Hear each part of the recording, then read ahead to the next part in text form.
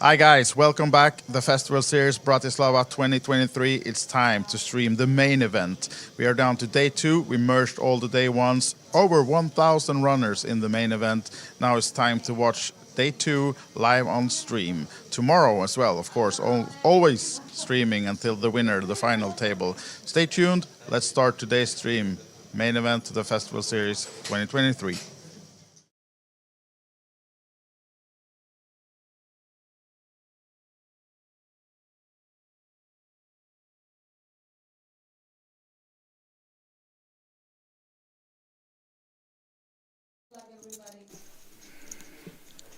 And yes, here we are, main event time on this stream. We've been doing some cash games during the week and we had some tournament the other day as well, but now the big one. George with me in the booth, this is the main event. Absolutely, and look at the new fancy graphics as Oh, well. wow. Rather spicy. Got a little bit of a nice overlay going on there for the main event coverage. A couple of familiar faces. It's Peder, isn't it, in seat 5, I think, from Sweden. Yep, Peder that's correct. Peder Bear, yep. The classic name.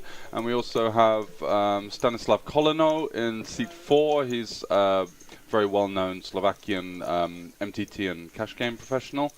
Apart from that, no one really jumps out at me as of yet. Who have we got here in the Cool Bet hoodie? That's Alan Arjut, yeah. Estonian legend. Yes, absolutely, and actually had his birthday yesterday, so he got delivered some cake in the tournament room and people were singing for him, all jolly fellows. So yeah, he's in the mix on this one. What a guy. And hiding in the Cool Bet hoodie. But we'll be sure to give you some more information about these guys. We just received the table, just sat down. This is actually the first hand they play on this table, so it's a new table for us, and we'll make sure to get on the mob as well, perhaps, and look a few of these players up. Yeah, so absolutely, and just to keep you updated with what exactly is going on, we are all in the money right now. Yes, we are. So these guys have just had a 30-minute break? Yep, they have. They just burst the bubble 30 minutes ago, and we are, I think it was 128 seats paid, right? Yeah. And these are all in the money now. 1,025 runners total in this big main event. So, yeah, it was a 500k guarantee and just surpassed the 1,000 players needed for that one. So no overlay, but a lot of money to be won in this one. 80k up top. Peter Bear puts in a race now. You can see the Queen Jack suited. Nice hand from him, and he's about 150k behind them from the 16 he's raced. And the average right now is 230k. So 233, I think it was. And you can see the top right corner, it's now 123 runners left. So we managed to lose a few more from the bubble 128 and then took a 30-minute dinner break. And now they're back in the action. And for the first time, the main event is now on the feature table. And George, do we have anyone with us in the chat as well? Yeah, who's joining today? Let us know where you're tuning in from, who you're rooting for, whether you've got any friends or you yourself are still in the main event. It's just really a great tournament that captures the sort of fun and the excitement around the room. I just went in to see how my friend Jacob was doing. Unfortunately, didn't manage to spin up his stack, but there was a really nice tense environment, you know, playing for big money. Yeah. Day 2, you got to try and retain your energy levels. This is kind of that part of the tournament where, right, you've got through the money bubble, you know, you've guaranteed some kind of return on the tournament, and now it's time to make sure that you just kind of saunter your way through the field, not over sort of exerting yourself. Very important to remain focused and not get complacent as you have hit the money. Still plenty of money to be played for, of course. 80,000 euros up top. Unfortunately, couldn't eclipse last year, but in terms of the outer tournaments and the cash game participation, we've seen massive increases. So I'm saying everyone would be quite happy with that. Absolutely, yeah, that's the case. And it's been totally fully packed in this Bangkok casino. We didn't have some tournaments yesterday starting on time due to lack of tables. And they were playing on 2 levels and 4 different poker rooms. And yeah, it's been crazy action and a lot of tournaments, a lot of mixed games as well. Yeah. But this is the main event of Texas Hold'em, the 550. We've got Josthan rooting for Mr. Kunz, nickname Mini or Bodoman. And he has just defended the big blind there with the King 8 offsuit, unfortunately getting out-flopped by Wirtz from Denmark. I think that would be Casper then, or someone else was rooting for Casper. Yeah, so might be Tommy Raven 1. A very Danish name, Casper, so Wirtz. Yeah, and a very Danish open as well with the 9-7 suited yeah. +1, loving it. And it's all red and white as well, keeping the colors of Denmark. Now then, betting 18k, expecting Mini to get out of that one then. Yeah, or Bodoman. Bodoman, I'll go Bodoman, you go Mini. How about that? Absolutely. All right then. Well, no big pots yet, but just a few hands into this TV table. I'm sure we're going to have some action. And as you can see, people are bursting out of the main event. 121 now is the count, and we're going to play it down to the final 2 tables tonight, and then we'll be back tomorrow at about 1:30 to stream you the full action until we crown the winner late tomorrow night. I'll assume that will be done. So yeah, plenty of main event action to be brought to you live here on Twitch from the festival in Bratislava, as Peter Beer first to act with the 10 deuce, folds the dolly. And Kaspar then next to act with the ace 7 off. Lets it go, as does the other players in late positions. Alan now, seat number 1. Jack 10 suited, cut-off position. And we are playing 4-8 blinds. I'm not sure we told you that. 4,000, 8,000 with an 8,000 big blind ante as well. So Alan min raises, makes it 16 to go then. Let's see if Bodoman defends the small. Does not. What about Koleno? Local player, Koleno perhaps. Slovak flag and 158 behind in his stack.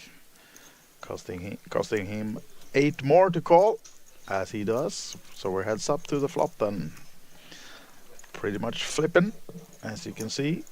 But the flop favors Alan with the 10, although 2 overcards. So let's see how he chooses to go with this one. Makes it 10 to go, as Koleno was checking the flop. What about the gut shot now? No backdoor draws, but he has the gut shot. King 9 comes along for a call, hoping for a jack then. Be a bad card for Alan, as he has one, but safe with the 8 of diamonds on the turn. No help for Koleno. It checks again. Alan now then.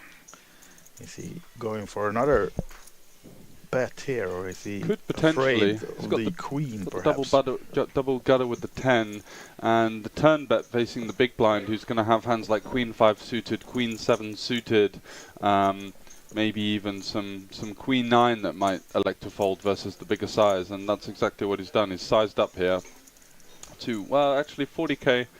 Could have gone a little bigger, but Koleno only has 140. Koleno just get out the way there just with the gut shot.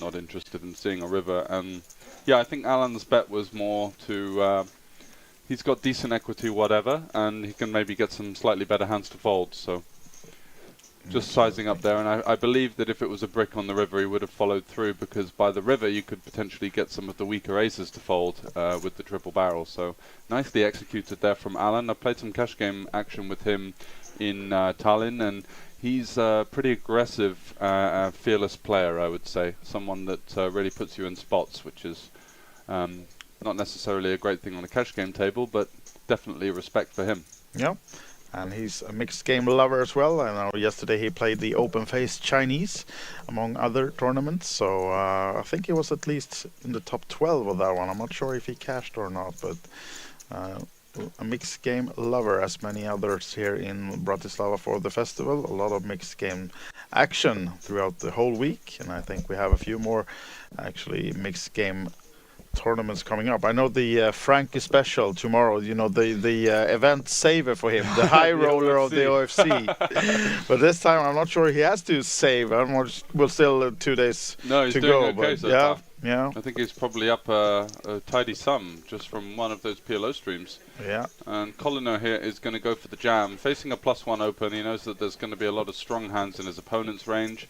Doesn't want to mess around, trying to flat, might allow the big blind in, can easily get out flopped in a three-way pot. And yeah, just kind of short and hoping to get called by some of the worst pairs, or maybe even have to dodge the ace versus the ace-queen raise calls. So gets that one through, unfortunately for him. No hand there, just the pocket fours. Gets out the way. So thanks for joining us. All of the action is over on, in real time, the Festival Live blog, which is being manned by Jason Glatzer upstairs, who's having an eagle eye across the floor to see of the eliminations and big double-ups. And so in real time that we do have a couple more eliminations to bring, but we're going to be staying here in 30 minutes into the past for the sake of the stream. Yeah, so let's see. We didn't have any real notable names there in the bust outs, maybe between 128 and 118 that we're at 116 we're on the stream. Not recognizing anyone there. Yeah, maybe one guy played. Yeah, Adam Thomasson, we do know. Yeah. Tison is out, Yeah. unfortunately. 120th place for those of you who know Adam. Yeah, I think he got in with the 30k, so he'd probably be quite happy with that €400 cash for about 3 hours work. That's €400 profit, sorry. That's a decent little run for him. Yeah, I should say that the lowest payouts here now starting at €950 for those players, ending up between about 110th up till 128th then. Yeah. So, and then we're stepping into 1,000 or more. And another nice storyline here is Poker Bros. Scott Kenyon, who's a mixed game lover, also a streamer on Twitch. He fell just short of winning the Player of the Series leaderboard. That was last time in Malta.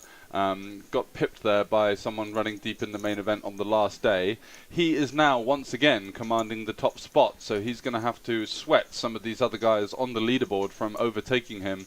I know 4th place just busted, so I think he's not going to make up the damage there. So yeah, Scott second and third are not either in the main event. They're not. No. So second place there from Lithuania. He busted 2 bullets in the main, then he gave up, but he said he was going to play some other side events to try to chase Poker Bros in the leaderboard. So he was well aware that he was in second and asked for how can I win as many points as possible.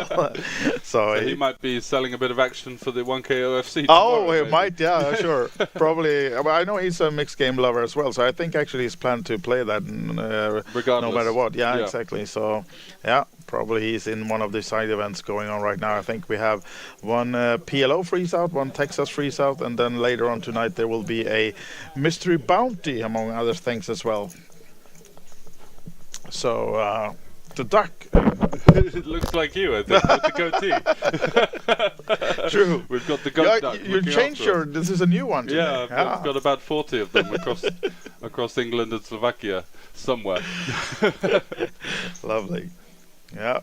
So when you see, we will see a pair of ducks in any players holding tonight. Expect George to go wild in the booth. Are we going to get the commentators nuts, the pocket deuces? And are they going to respect the nuts or not? Yeah, exactly. Do they know the fortune always favors the duck spray, right? It does, the duckery bravery.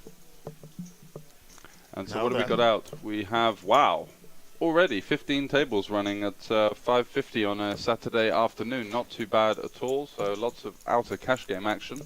As we get back here, Queen 9 off. Wow, opening off of with the gun as well. Yeah, it's been quiet though, so might get some respect. But he only has, as you can see, 121k total. So yeah, that's 15 committing. blinds. Yeah. It's rather unconventional. Interesting spot for Colino here. Yeah. Does he go for a call? Is possible.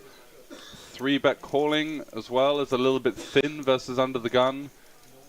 Yeah, you'd expect him to have Cherny on a higher range that he actually is holding now, since he hasn't played any hands and in opening this early with the 20k. So yeah, it's very 2.5x as well. I don't actually mind that. I think that if you have no information on the player, it's very easy to be completely dominated there by a short stack opening from under the gun.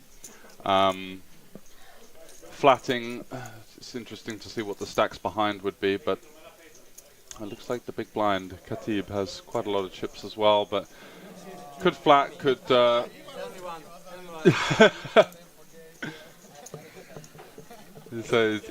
I think what he's saying is he didn't know any information about this guy, and he just tends to get out of the way. And I think folds like that can look a bit silly on the stream, but in actual case, you know, you're playing a marathon event here, and if you aren't particularly clued up on the tendencies of your opponent, I think it's totally fine to get out of the way there. Yeah. Very often it's not going to be queen nine off, it's going to be hands like pairs, ace king, ace queen, some king queen suited that you're not exactly crushing either. And yeah, it's very much a marathon, not a sprint in these, so you don't need to take all of those thin spots. The festival has a great structure on the main event, going to be well over 30 big blind average for most of the play, and yeah, versus under the gun, the tightest range on the table. Don't mind leaving that one. Now, George, you can practice your skills of languages in the chat as well here. I think he's asking who can he contact for some cooperation, but that's using the... Maybe. I'm not sure. But yeah, that's just seeing two words and putting the pieces together that are almost the same in English. True. Hello. Something cooperation. And who do I contact, maybe? Might be the case. Well, just the contacts for the festival are on thefestival.com, so I'm sure you'll find the email to contact and go through that to speak to Frankie and the others from the organization if you want to get involved. For sure. And why wouldn't you? This now being such a big stop, and already today announced 4 stops next year. Yep. Not the locations, but the dates are set. So are we going to get a location tomorrow? I think so. Okay. And Frankie was talking about that he would do it in reverse order, actually. And there's the stops announced next year is in February, I think May, September, and November. Yeah. So then he would start then with the November stop and go backwards to announce the actual locations of the stop. So yeah, it'll be it's interesting to see where the festival is going next year. This is an interesting hand. Alan opening really wide from under the gun with the 10-7 of hearts, electing to check back on the 8-4-3. I think when you wrap around the 8 there with the backdoor flush draw, backdoor straight draw, with essentially very limited showdown value with 10 high, I'd have gone for a c-bet had I been in this spot. And he's going to get check raised, yeah, right? now you get check raised as well. Now we just have to wave the white flag. Surely we have no hand or no equity essentially on this board. Dead versus an 8, and in rough shape versus this kind of hand as well. A flush draw with an overcard. And yeah, the Austrian taking it down, back-to-back pots there, getting a bit fruity with the Queen 9 under the gun. Got rewarded for his bravery, and then also check raising the flush draw on the turn versus quite a weak range, checking back the 8-4-3. You would imagine most of the overpairs to be continuing there with some kind of bet. So nicely executed there, and maybe one to keep an eye on there in C8, the Austrian. A couple of pretty fancy moves to get things kicked off on the feature table. Yeah.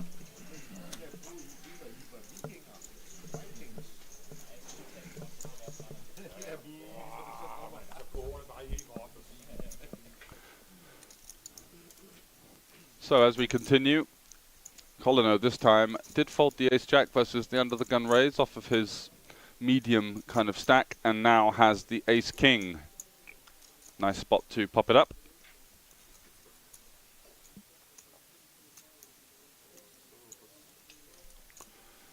Gets that one through to the button at least, who relinquishes those cards, and it's over to Alan in the big blind with 10-9 suited. Conventionally just going to be defending here. I think we're against a little too early of a position to consider jamming this kind of holding. Suited connector in the big blind, nice spot, getting a good price, and does flop 2 overs with a flush draw. Colino though, 2 overs with the backdoor nut flush draw. Quite a connected board, wouldn't be surprised to see Colino check this one back. The big blind is going to have some hands like 7-4 suited, 6-5 offsuit, 6-5 suited, 6-3 suited, 5-3 suited that put us in rough shape. So the nut advantage certainly in favour of the big blind as the queen rolls off on the turn, which is not a bad card for Colino to potentially represent now facing the double check. but he does knuckle it back with some decent showdown value. And it is the club on the river, which brings in a 4-liner to the straight as well. And Alan goes for the sneaky check here with the clubs. Wow, wasn't expecting that one. It's very rare that his opponent is going to reopen the action when the deuce arrives. Not exactly going to be having loads of 4x, and might have stabbed the flop with a hand like ace-4. So quite a perplexing check there from Alan, but does have some balance with that out-of-position check on the river and does take the pot down. Colino not falling for it there, just looking to take his ace-king to showdown, and unfortunately not the winner on this occasion.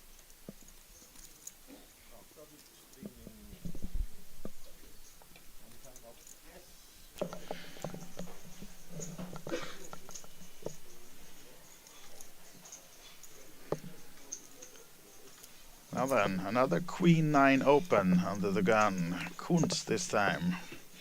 Makes it 16 to go, as we are down to 110 players here in the main event. If you just joined us, we're watching the live stream day 2 of the main event, and 80k up top. These guys just locked up about 1,000 for their efforts so far, as Cherny comes along calling with the 8s on the button. Alan now, an ace. Ace-5 lays it down in the small. Get out of the way, and Pedersen is folding as well. So it's Kunz up against Cherny here, under the gun versus the button, out of position with the ace, Queen-9 suited. Quite a tricky one to maneuver, as he does flop an open-ender, but it is a board that would be slightly favouring the button. He's going to be quite dense around this kind of board. Lots of hands like King-Jack suited, Queen-Jack suited, Jack-10 suited, maybe Ace-Jack off. I'm going to hit this one quite hard. Flop does go check-check. Cherny electing to not bet the 8s in position here.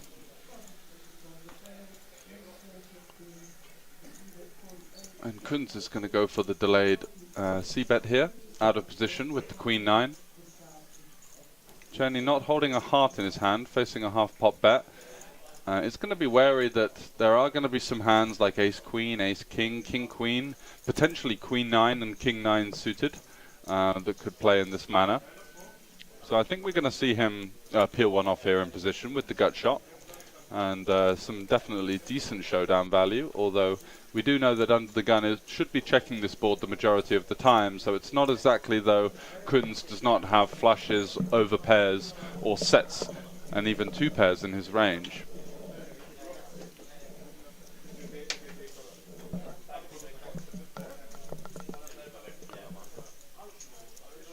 Kunz going for 27 into 52, just over half pot, and Cherny is going to stick around for the river at least. Yes.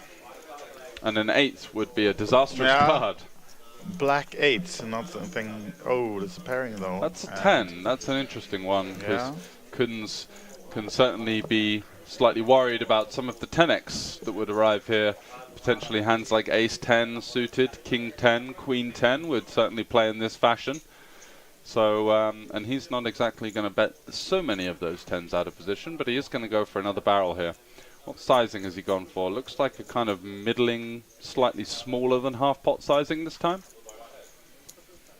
And he's saying, look, I know that the 10 has arrived, but I'm still going to bet my over pairs here. I'm going to have aces, kings, queens.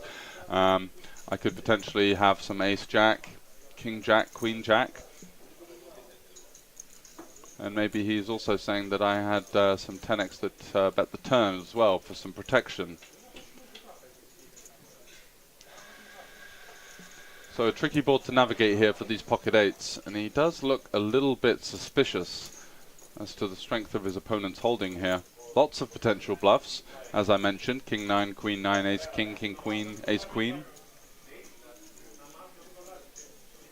Looking to potentially fold out hands exactly like this, pocket pairs, 8s, 6s, 5s, 4s that might have stuck around with one heart potentially.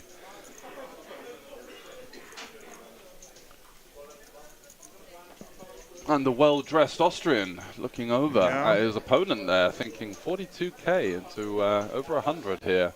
What are you representing there, sir? What exactly are you saying you've got? Certainly, as I mentioned, plenty of potential value hands, although they don't always play this way. Some might even go bigger, so around about 40% pot, mulling that one over. And it's a big spot, despite being what appears to be a medium kind of pot, just over 15 big blinds. Certainly not one to rush. Can he find the call here?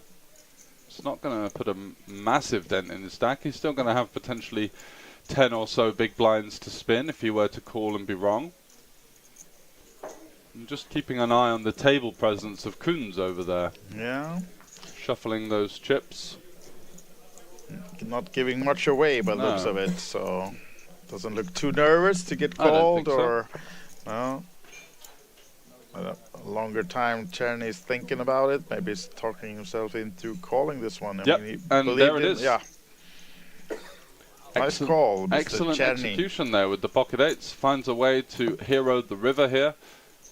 Just wasn't buying it in the end. You could see him really running through the mill of the what was my opponent representing here? Like, what do I think he's got? And I mean, he frankly pretty much made the decision on the turn already, calling that if no hearts comes, and I mean, no other real threats. He didn't put Kunz on any Jack 10 or something like that. So yeah. Nice call, and yeah, almost doubling up his stack, Mr. Czerny.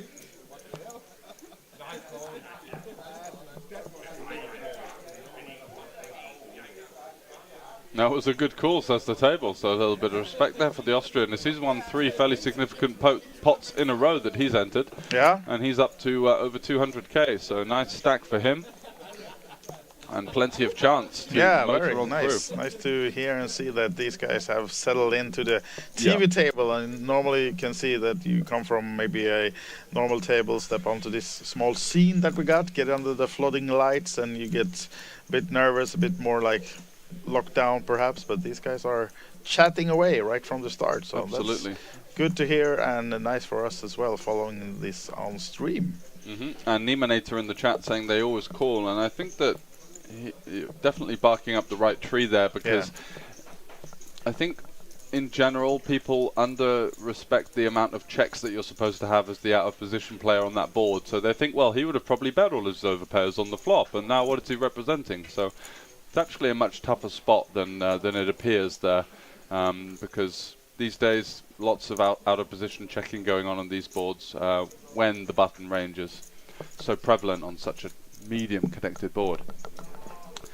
However, we do have Ace-Jack facing a King-9 suited peel from the hijack, and Alan comes along for the ride on the button with the Ace-10. So Colino in a rather favourable position here. Got the equity advantage heading to the flop. Let's see if that changes.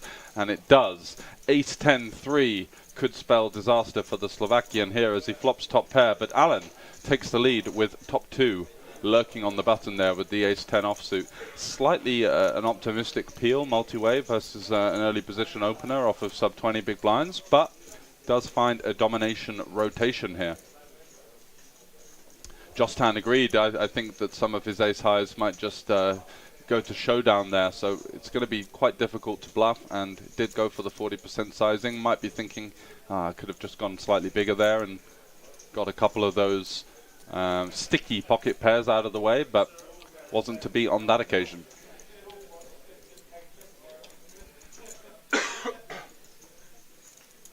Yeah, I think it was a well-played hand from the under-the-gun player, that's for sure. So Alan here, he's flopped really strong, and he is going to go for the raise, and this already is getting a bit smelly for the Slovakian, isn't it? You know, he's thinking, what on earth is going to raise me here?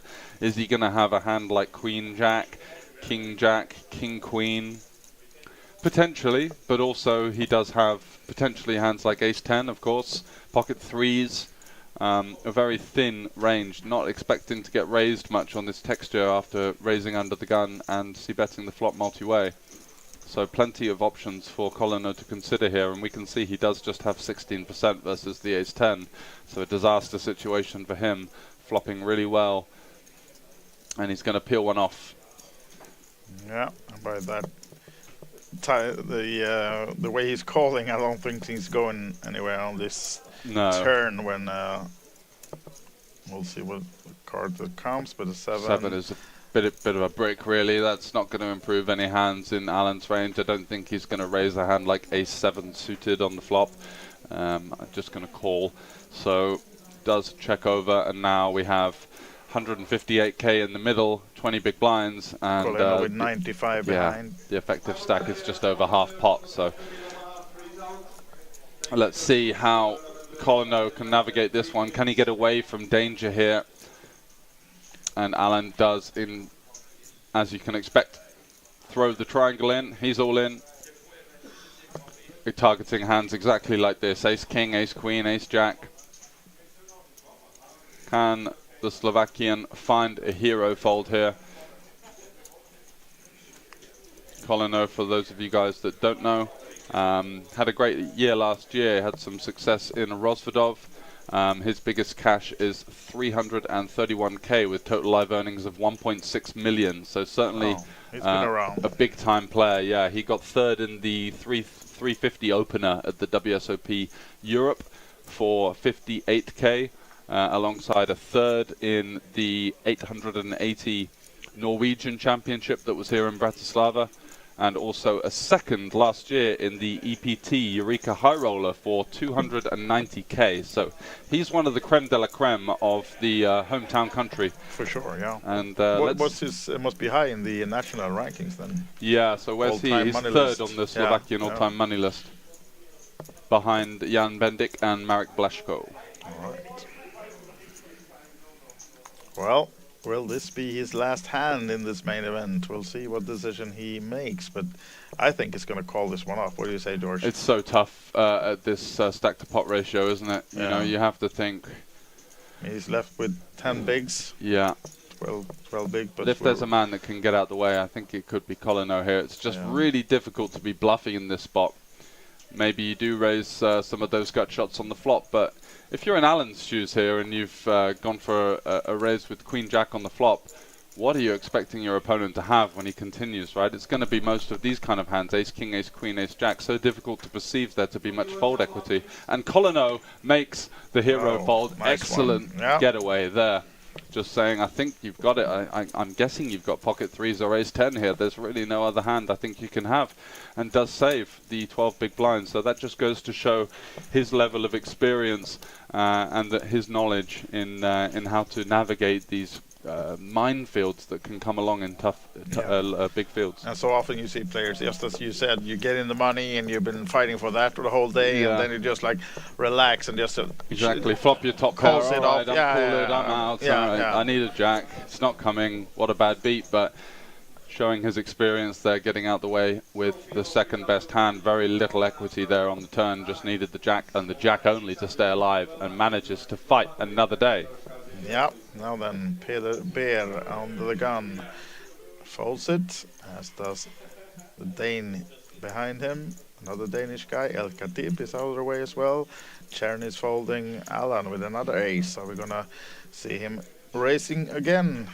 Slightly worse ace this time, and he's been quite active, so maybe he wanna fold this one, and he'll stay in and make it 16 to go again, or 20 actually this time.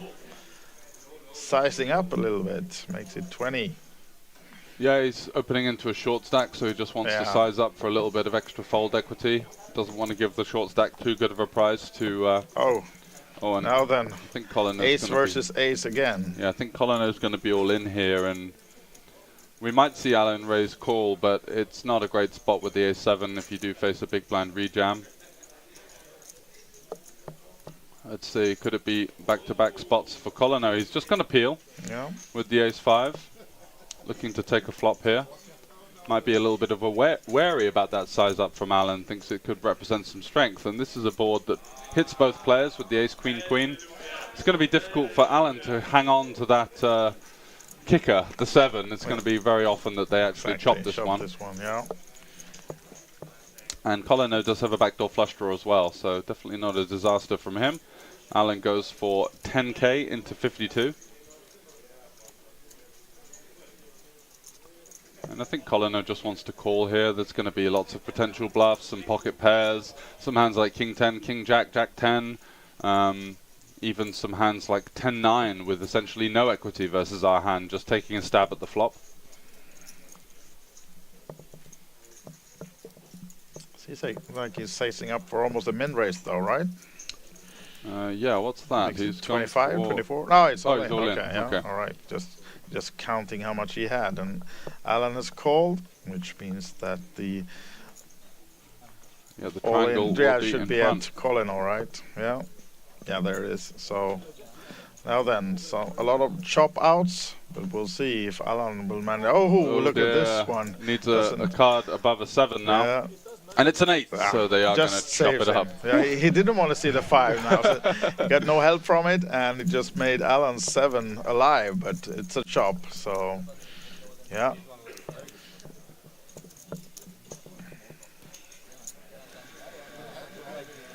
It could have hit the backdoor trip draw as well. For the that would have underfold. been a nice one. Absolutely. All smiles, they chop it up. And whilst our screen slightly go black, we're back now, and you can see in the top right corner 106 players still in this main event. So if you just joined us, this is day 2. We've had 6 starting flights during the week for this main event, and now we merged them all into day 2 today. They started out about 260 players started this day, and there was also 2 hours of late registration and to jump straight into day 2. So we just surpassed 1,000 player total, 1,025 as you can see, and now we're down to the final 106. So we certainly are there, getting out thick and fast, but Colino is a man that could have easily been out, and he's managed to still find a way to be on just over 10 big blinds. Let's see if he can spin it up. His experience coming through extremely well there, making that disciplined ace-jack fold, and does find a chop versus Alan in the next confrontation. So what have we got here? Wurtz, who we saw opening the 9-7 suited under the gun 1 earlier. Is he going to be in there with a similarly spicy holding this time from under the gun? Stay tuned for that one. Kunz, though, on the button. Looks like he's interested. He's going to peel. Colino out the way, and it's over to Petter Bear in the big blind now. The Swedish player mulling over his options, and he does fold.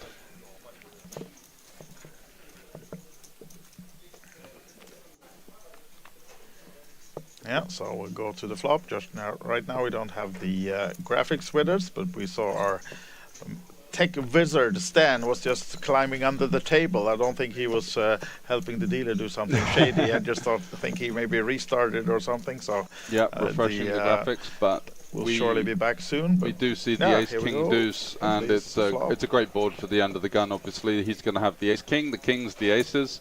Goes without saying. So often going to see a bet on this board, and Kunz is going to come along. So I imagine he's going to have some hands like potentially ace-jack, some king-queens, some flush draws, some gut shots with the backdoor flush draw potentially. So the 6 of hearts doesn't really change anything in terms of the advantage for the under-the-gun player. Let's see if he's going to follow that up with the second bet. And he does. He just jams it in for well over the pot. So that's going to be enough to take it down. I imagine he's going to have had something like ace-queen or ace-jack in that spot and didn't fancy tackling the double flush draw board out of position. So just sending it in with his hand. Would have been nice to see if he had something spicy like a low-suited connector with a flush draw or something, but not to know. Let's see. If we get the graphics back for us, then nice to see the hands, of course, but I'm sure we're going to be able to just shortly as we take another look at the live blog of Jason Glatze. Do we have any new information for us? Seeing if we've got any new updates. Notables. Nothing for the last 45 minutes or so, but Franke, the festival founder and owner and all-round man about town, is still in. He's still in, yeah. He's still in. So late trips today with a couple of minutes left of that 15 one. 15 blinds or something like that, maybe 12, 10? Yeah, 12. 10, 12 bigs, and managed to spin it up. Last time I saw him, just before he started this live stream, he had about almost average, so about 200k when the average was through 2:30. So we'll see. Maybe we'll have him on the final table tomorrow. That would be something. That right? would be quite something. Would love to be commentating and seeing how he does it. We did have him on the live stream cash game the other day, and boy, that was some action. That was some action.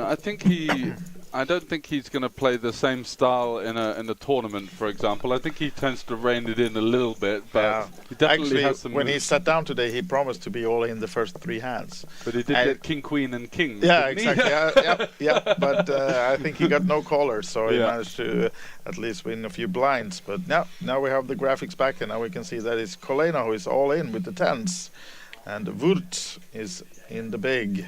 Yeah, it's mulling over one. his options, but lays the jack 8 off down. Conventionally, you usually want to go for the induced here with the 10s off of the short stack. Just go for the min raise and try and get your opponents to shove it in with a smaller pair. But he may feel like these players in the blinds are not going to rejam so aggressively on him, so he doesn't mind just going for the shove. And if they have a calling hand, they have a calling hand type of strategy. This time wasn't to be, as he does pick up the blinds and the antes, so a little 20k addition to his stack. Yeah, surely. And as we say, probably the most experienced player on the table then, seat number 4. I would imagine so. It's hard to surpass 1.6 million in live earnings. Yeah. That's quite something. Even though we know that Peter in seat number 5, Alan in seat number 1. They are frequent visitors to all these our festivals and other stops as well. Alan playing a lot in Tallinn, Estonia, of course. And we can have a little look at Alan's hand and mob, actually. It's probably also up in the, not maybe the top of the Estonian list, but at least on there, somewhere on the money list. 84th. Yeah. So rather more modest earnings of 56,000, but I know he plays a lot of cash games for the most part and plays the mixed games with smaller fields and smaller guarantees. What's he done this year then? So he had a second in the Tallinn event in March in a PLO / no limit hold'em round of each. Came second for 7.2k. But most of his cash is in Malta and Tallinn. In fact, the vast majority in Tallinn. Yeah. His biggest score is 7,600. So couldn't see any Slovakian flag on his mob just yet. No, so that might be time the for that one. Now first then. flag for him. Yeah. So far, he's cashed in the festival. He had a run in the main event in Nottingham this year, came in 20th for £2,000. The winner of that one was Ignacio Menendez, who won that for 37,600. And a good friend of mine, Mr. Endrit Getchi, the Albanian Englishman, came third. So I was watching that one with quite some interest, commentating at the same time. Oh, thinking, really? You know, trying to clench my teeth as he was all in. Yeah. Did you have a piece as well? No, I didn't. No. Wasn't that bad? No, he wouldn't sell.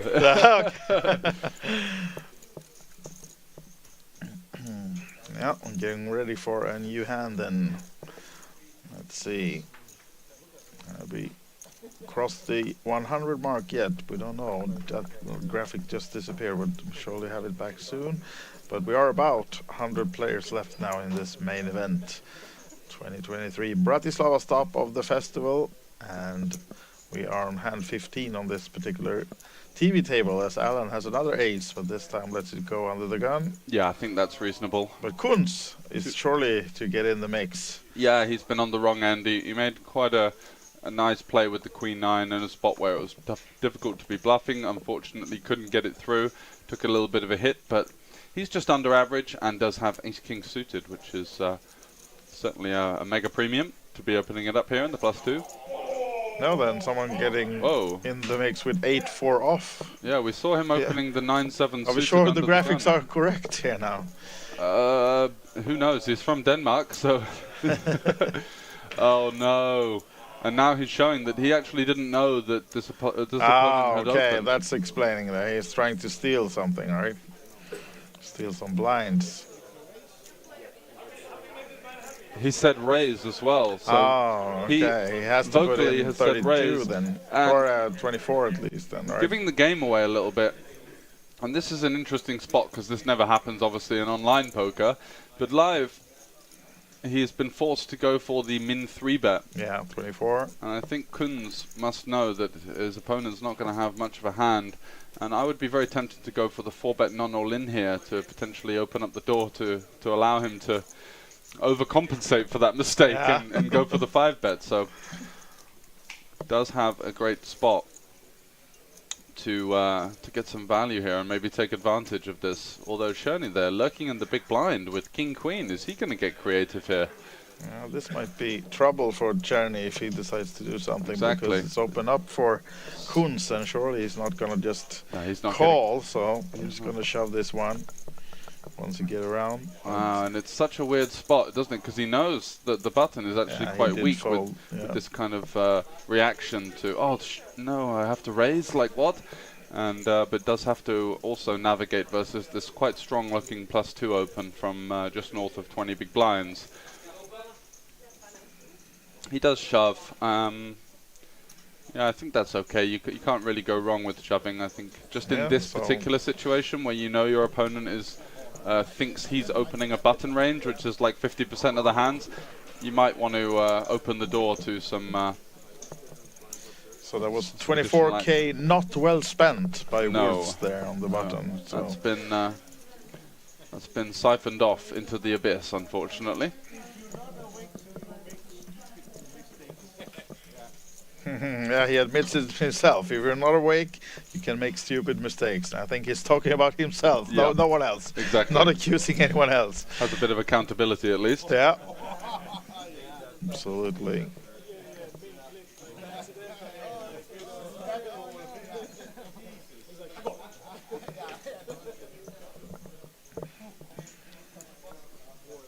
And here we have it. Exactly 100 players left, as you can see. 80k up top, and tournament clock in picture for us. This is the day 2 main event, and we're playing down to the final 16 then. They'll come back tomorrow, local time 1 o'clock, which means 1:30. We'll be streaming it, the last 2 tables, until we have a winner tomorrow night, I should say. And yeah. We'll see if we get any one of these guys on the final table. Surely they are still in with a chance, and a few of them have healthy stacks, and average now then around 300.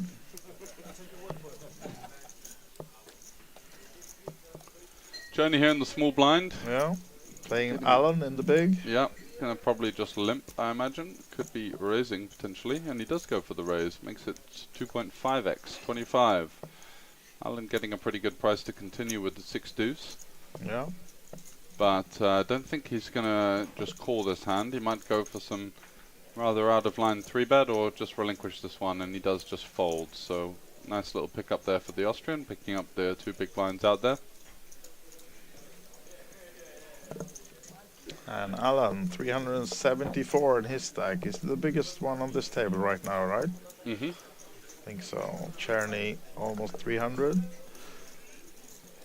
And a few smaller stacks. Yeah, relatively short stack table considering that the average is about 300 to 350k at this stage. Somewhere, yeah. We've got around about 100 players left here. Starting stack was 30k and a field of, I believe, over 1,000. So average stack should be around 300 at this point. Yeah. While Kunz now waking up again with the ace-king, this time not suited, but still, of course, racing under the gun. We're just up in the blinds as well. We're up to 510 now, so making it min 20. Yeah, makes it a little bit hairier for these people hanging around on the short stack. You can see Colino, Pedibert, sat there with around about 10 big blinds or over. And Kunz looks to be getting this one through to the blinds. Alan surely not going to offer any response, and it's a fold from Pedersen in the big blind, who just has the Jack-3 offsuit, not wanting to tangle with that strong-looking under-the-gun open. Yeah, so Kunz now up to 250 then. Bit of a roller coaster so far, lost a few pots early, and now he's gaining some back. As we just down to the 98 final players now then. They're ticking away pretty fast, so we might see. But it's going to take us, of course, a few more hours to get down to the final 16 as we approach some pay jumps and stuff happening later tonight as well. It's only gonna slow the game down a little bit. So right now there's quite a fast pace that these guys are ticking off. Let's see now. Coleno, is he gonna get tricky with the ace-9 under the gun here now? He's got an ace off of a short stack. It's a decent blocker. He's going to block running into hands like ace, jack, ace, queen. Trouble right ace behind king. him. Blockers aren't real, guys. Peter He's still got Beer, it. just been waiting for this one. Come on, the Bodo man, says Justin.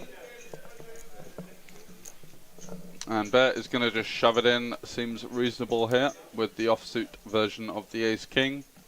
Versus a short stack open, looking to get into an all-in confrontation, and Colino is just going to relinquish this one for sure. Yeah. Unfortunate, because this table was rather... It's not been great card distribution for anyone, but as Colino would see it, lots of raises getting through, not really much fighting going on. We haven't seen much 3-betting. No, we have not at all. I don't think we've seen one that wasn't an all-in, you know. No, we haven't. No. So it's been a rather tepid table, as you can imagine. We are kind of deep in a main event field here. People not wanting to just simply hand over their stack. It's like this typical situation. If Colino were to have a big stack here, he could pretty much be a table captain and bully other people around here. But right now he's just having 9 blinds in front of him, so needing to spin it up before he can get active again. Now then has to wait for some cards, and it's also committing 2 of those 9 blinds in the big blind now. So we'll see. So let's see if he can find something. Peter Bear not going to be getting back in the mix here with the ace deuce off.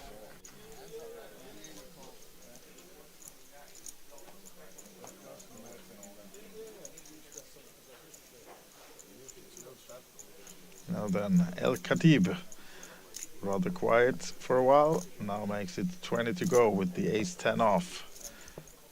And is Czerny still holding his cards? Yes, he is. Queen-10. Folding that one. Alan now with the small pair, 5s. In the cutoff position. Coming for the call, by the looks of it. He does. Button gives it up. Peterson. Kuntz 6-4 suited, costing him 15 more, and Coleno has to lay down from the big blind, although almost committed. But the 7-3 offsuit is not worth another 10k, and hopefully he'll think the same when the flop comes as well. Does not favored by hand, and Allen then with the underpair, Khatib with the gut shot. Ace-10, will he go for a lead here, or is he slowing down? No, comes with his bet. Is it 15 or 20? 25. 25 is the bet from El Khatib. Alan not getting away from this one that easy, stays in.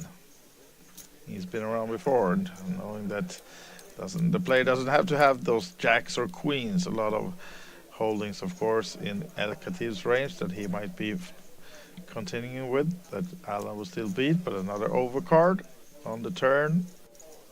And we'll see whether El Khatib has the bravery to put in another bet. Otherwise, if he gives this up, I think Alan might be interested in actually betting this one, because he feels El Khatib might be not that strong. No, he comes with another one, barrels another one, and probably gonna get away with it this time, maybe.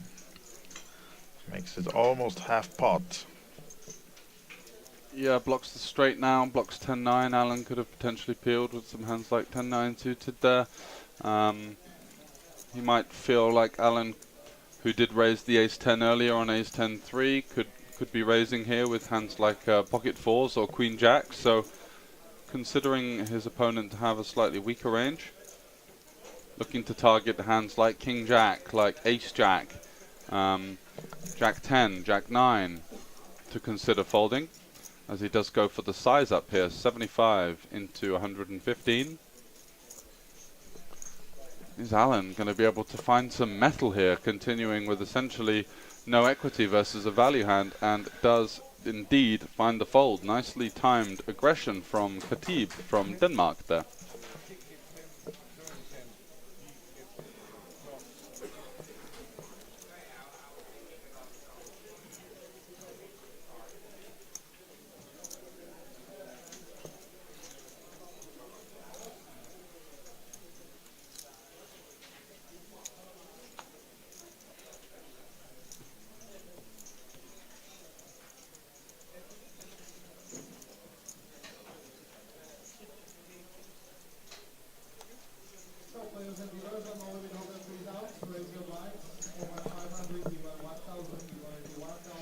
Now then, new hand on the table. Woods with the 4-2 suited.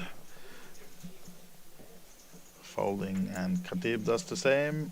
Cherny 6-3 goes in the muck. Alan, seat number 1. Alan Arjut of Estonia lets the king 6 go. Peterson releases the queen 6. What about Kunz then? Nice hand on the button against the blinds. Yeah, and it's not a bad spot because he can quite comfortably raise call Colino, who's getting really short there on the small blind, 68k. Don't think Colino is going to take the queen 9 though. Hopefully not for him. No. This would be a bad spot, but thinking about it still. King 9, yes. See, only Queen 9. 7 bigs behind. Getting a bit murky. You're just dominated by so many of the button opens. Yeah. And Peter Bear with the 9-5 off is just going to relinquish that one. Yep. So, button moving over to Colino then. And yeah, he's going to look for probably until his next blind for a spot to get it in. Yeah. But I think he's made potentially a couple of pay jumps actually in the time where at least one, he's been fighting on that short stack. Let's see if we can get the payouts for you. We can. So he's just made the top 95, which is a pay jump of up to 1.175k. So cashing for over a 2x cash now. And it's rather slow until we get to the last 55, where everyone will be guaranteed 2,000 euros. And then once you look at the last 16, it jumps up to near the 5k range, 4.5. And everyone that makes the final table here at the festival main event will be guaranteed 7.3k, of course, going all the way up to the dizzy heights of the top prize of 80,000 euros.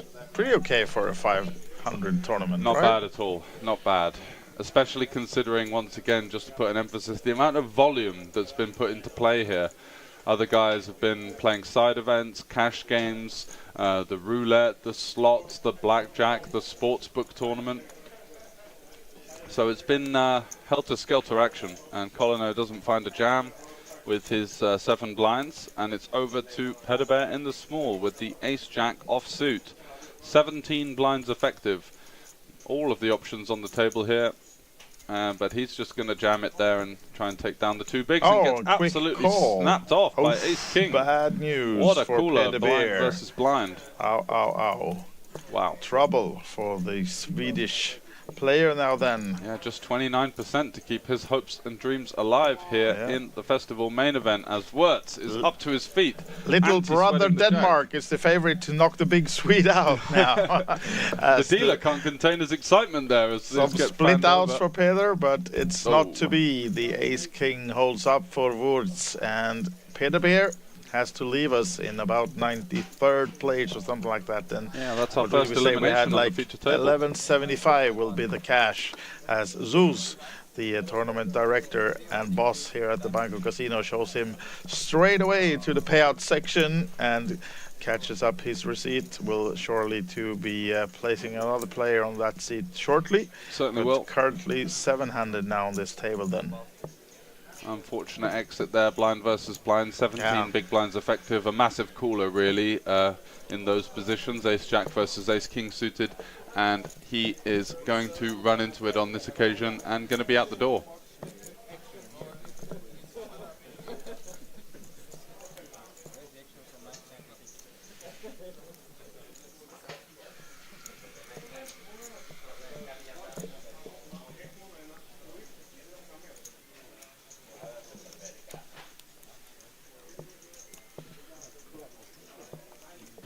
Now then, Cherny already folding the next hand. The 7-6 is in the muck. Alan's hand goes in there as well.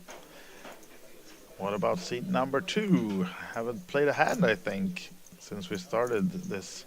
Peterson of Denmark lets the 10 deuce go as well. Kunz will let the 8-2 go as we get over to Colino. Is this the hand? No, 9-5 off. 9-5 off, no good. Wirtz is going to limp in blind versus blind with the king 6. Yeah, dominating El Khatib. So the allow fellow countrymen go to a flop then. So we have 3 Danes on this table. That's a lot, I think. Not bad showing. Yeah. Nice to see you all here. Denmark as they all get a little piece of the board with El Khatib with the gut shot, but Wirtz has the king. Probably betting it. Yes, he has by the looks of it. One big blind stab here with his king.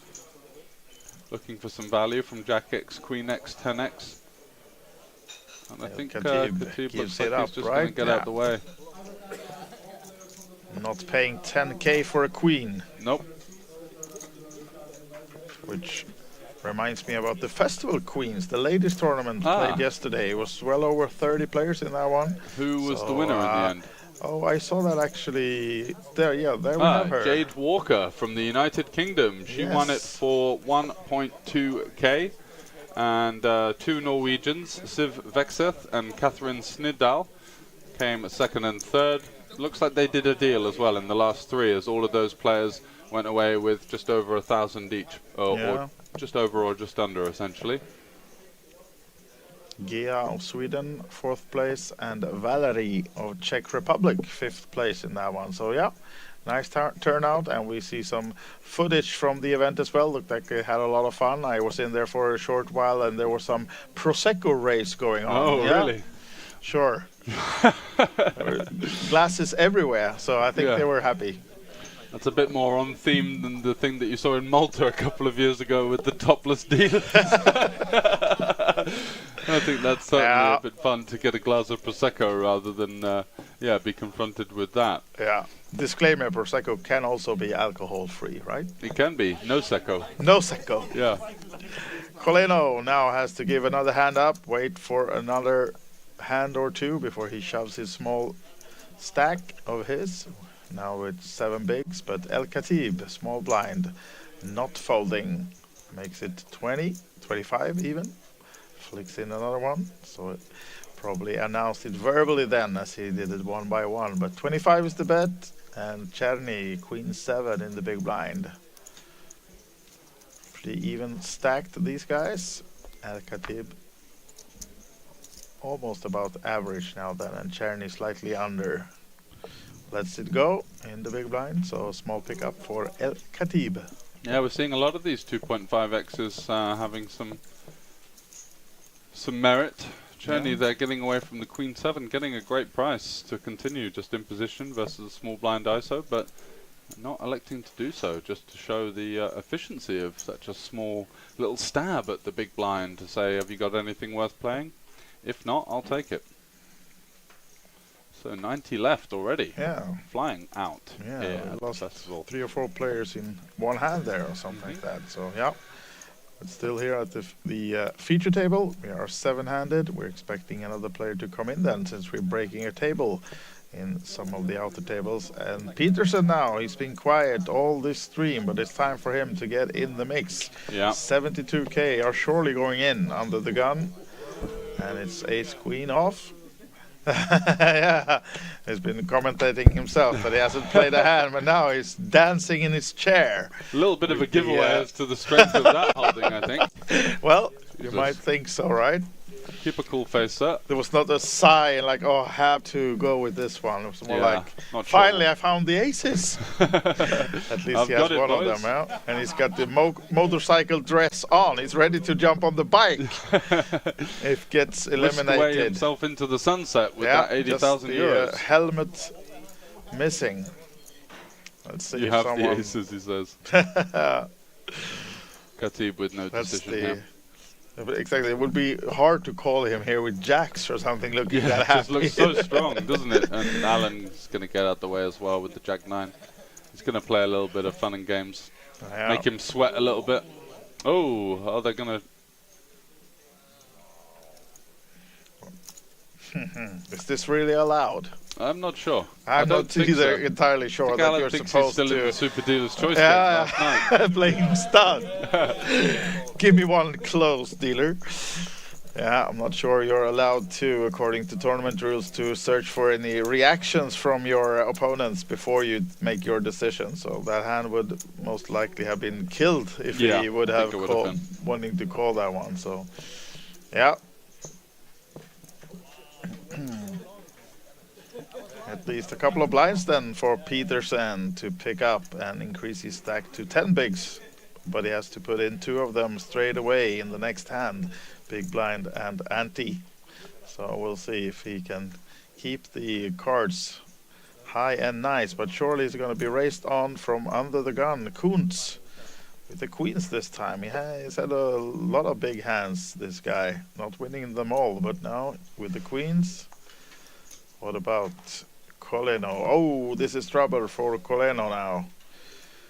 Actually, Kuntz playing a lot of hands. I mean, this is hardly. He has 7 bigs. Cannot fold this one. No, he cannot. He pushes it in, and he will be in trouble then against Kuntz. Bad news for Coleno here. At least no aces folded yet. No, and Czerny's over there with the 8s, but I think a little bit too much action to him.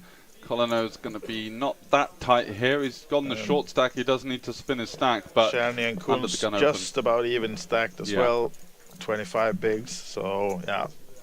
Most likely gonna find the fold here, even though of course Kuntz has played a lot of hands, but he hasn't showed any bluffs or bad hands. He's had big holdings all the time, and we've seen a few of them exposed as well, so not likely seeing Czerny to call this one or make anything else,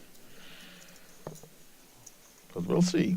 Yeah, he's mulling it over. He took his time with the 8s and made the right decision last time. This time he has unfortunately run into it now. Going to be shoving those 25 bigs. Oh, he does. Isolating the Coleno rejam. A jack and an 8 is folded as well, so even more bad news for Czerny. And Kuntz now calling it off, of course. Really. Yeah, almost, right? And, well, these guys are now in trouble because we'll see no aces folded, so Coleno has some outs. But 1-8, at least one, is in the mark, so Czerny, the guy in real trouble here now, and it's a big pot. Decent spot for Coleno here with the live ace. Yeah. And does have a backdoor flush draw as well with a backdoor straight draw. No so it's help just from an Czerny at all. Oh, there it is. Oh, the there's ace. the ace for Coleno. Is he going to get a triple up? Yes, he is. That's how you do it. But we lose one player, I think, or you will be left with 4K if the graphics are correct. Now Czerny. Wow, poor Czerny. He's been playing well, and he did a great call earlier and great got call with the 8s, and then maybe a potential bit of a misstep there versus the end of the gun open. Yeah, deep in a tournament there. But now, as we can see, Coleno up to 229 all of a sudden, and all of a sudden he is back from the death. As we said, once he gets some chips, he needs maybe some more to get really active, since he's still below average. But would he double up again? For example, he would surely be a guy to certainly a player to watch out for now. He's deep in this one. North of 20 big blinds, absolutely right. Finds the ace from space, and it's Czerny as they're just doing a little bit of calculations with the stacks, but if they are correct for us, we know that he's still in there with a less than fighting chance, but still in the tournament nonetheless. 89, so in terms of the payouts, he might be able to jump up 1 or 2. Let's have a little look. We're just about the next jump. Yeah, we're getting close. Check that for you soon as we get the chips counted now and paid from Czerny, and most part of it will go over to Kuntz then, winning the side pot between these guys. But Coleno with the main pot and tripling up. Nice ace finding for him. Ah, no. Our friend Karev has unfortunately just busted. He was the 96th to go, as well as Dan Stacey, who's the UK reg, who plays the circuit over on the United Kingdom. But still Frankie is in. No, he's also out. Look, no, Martin von Zweigberg. Because I got a text that someone just busted Frankie from the PLO, the Mystery Bounty just now. So I was thinking he couldn't be in the main still, and he's not. It says he bust here, and then the next update is that he bust the main. So is he multi-tabling these events? Yes, he was, apparently. Crazy, crazy man. Yeah. So JJ Hazan, Sasha Mans, some of the notables that are entering that Mystery Bounty tournament. We'll keep you updated with all of the goings-on from that. And just looking at the pay jumps, looks like that there's going to be a jump on the 87th elimination up to 1.3k. So I'm sure the Austrian there in seat 8 will be interested to see whether he can snag an extra 125 euros Might be for enough his efforts. but it seems like he has more than the 4k that was announced. Absolutely. So looking like about 30k there at least. Yeah, so might have been some 40k now according to the update. So probably were a little bit off with the exact numbers, but now it's been counted by the dealer just to be sure. So yeah, no, at least 4 blinds in front of him, so he has the time to wait until he's in the big blind, worst case, and that might be enough to earn him the pay jump at least. As we now have Peterson standing up. Is he off to the bar? Or what's happening? Happy with his double? No, he didn't double. He won. That's enough for him. Yeah, he's out. Yeah, now it's sit dancing again, or what is he doing? Another couple of orbits. Yeah, no action. Previous hand, so we go on to the next one then. Still 7-handed on this feature table, and just shortly we will have another player joining as well.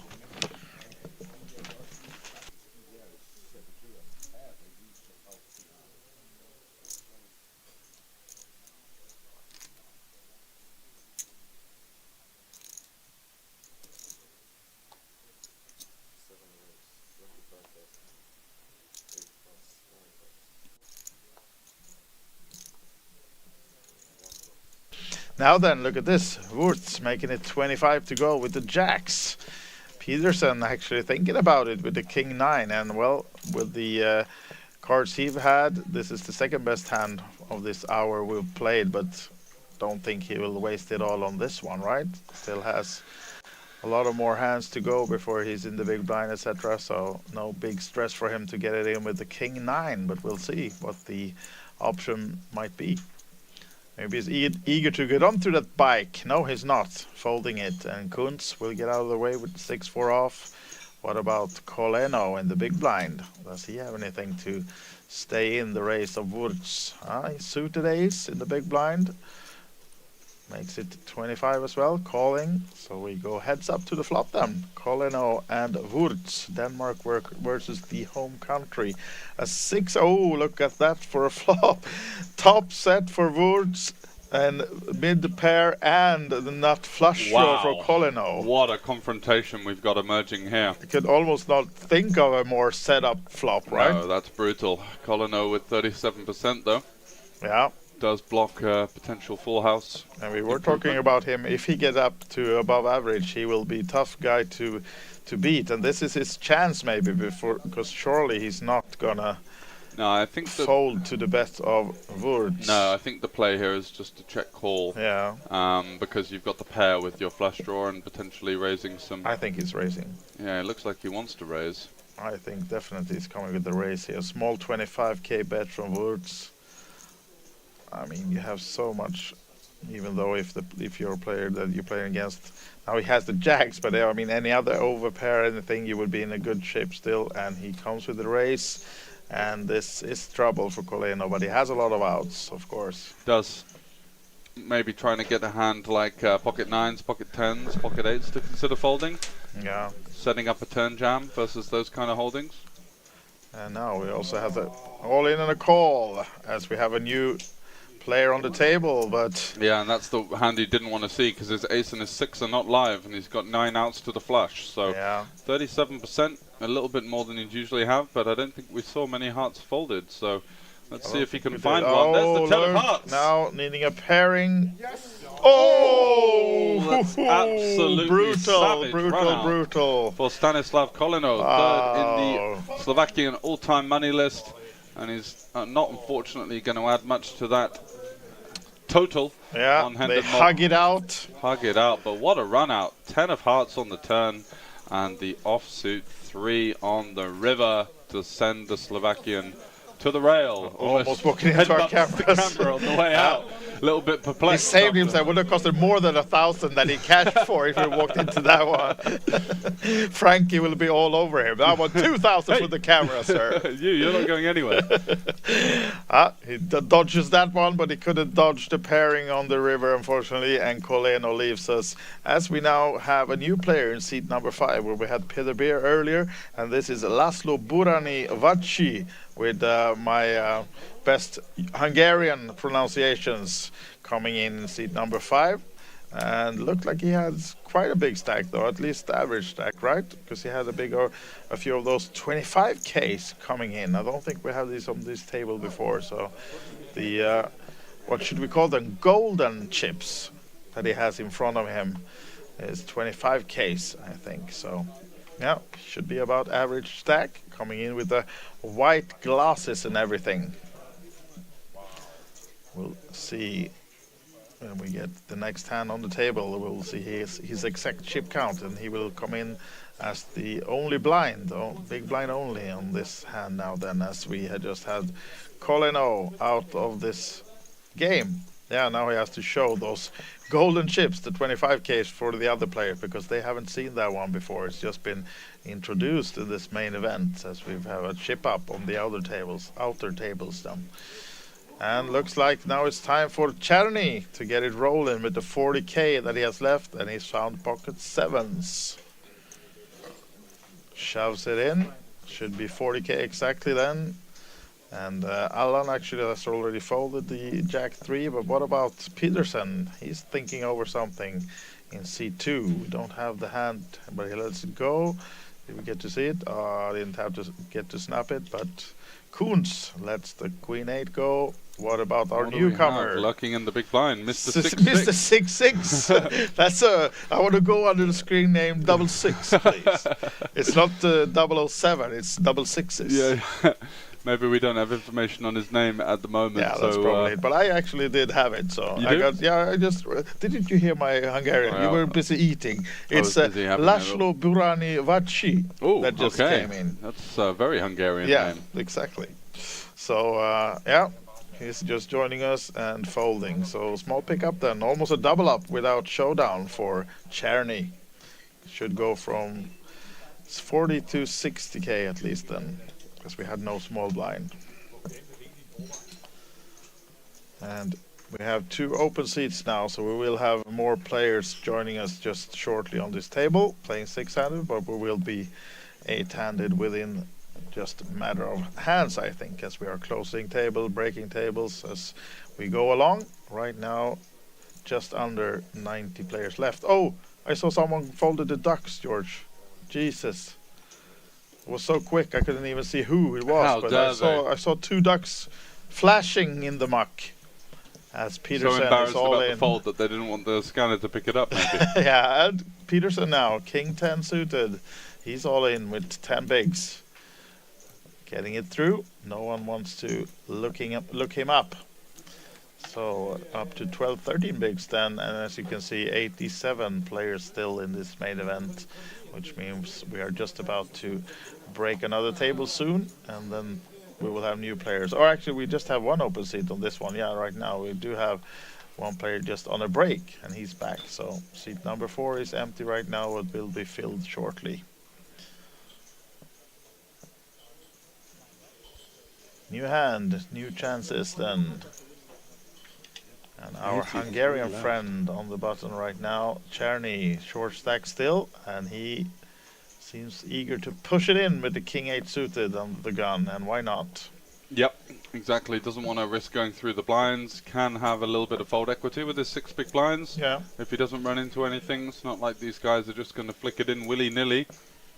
Looks like the Dutch player there in seat 3 is going to have a decision here. Yeah, we don't see the hand just yet. Peterson has folded the 6-2. But Come on the Bodo man, says Just Han, who will be sweating this one. Yeah. And it's not Peterson thinking, it's Koons. And here we have the hand. It's going to look him up here. All right. You can see 2 hearts folded from our new Hungarian friend. And the Woods, 7-4. What about Khatib? Does he want to get himself in as well? It's going to cost him 50 more to see a flop. And he's got ace-9 suited. Yeah. Interesting spot emerging here as he sees a 6 big blind all in and a call. And almost even in stacks, Koons and El Khatib, and he lets it go. So they're all in and call then. Cherny risking his seat in this main event with the King 8 just flipping, as you can see, 50-50. He'll be delighted to see that he's got a decent chunk of equity versus the Queen Jack. Yeah. Can he fade a Queen or a Jack though? Cannot. No. And no backdoor And flush no draw either. flush So draw the either, king no. only. Oh, Needs king a king. and a king only. It's No. not to be. Not to be. Unfortunately, we do lose one more player from this feature table.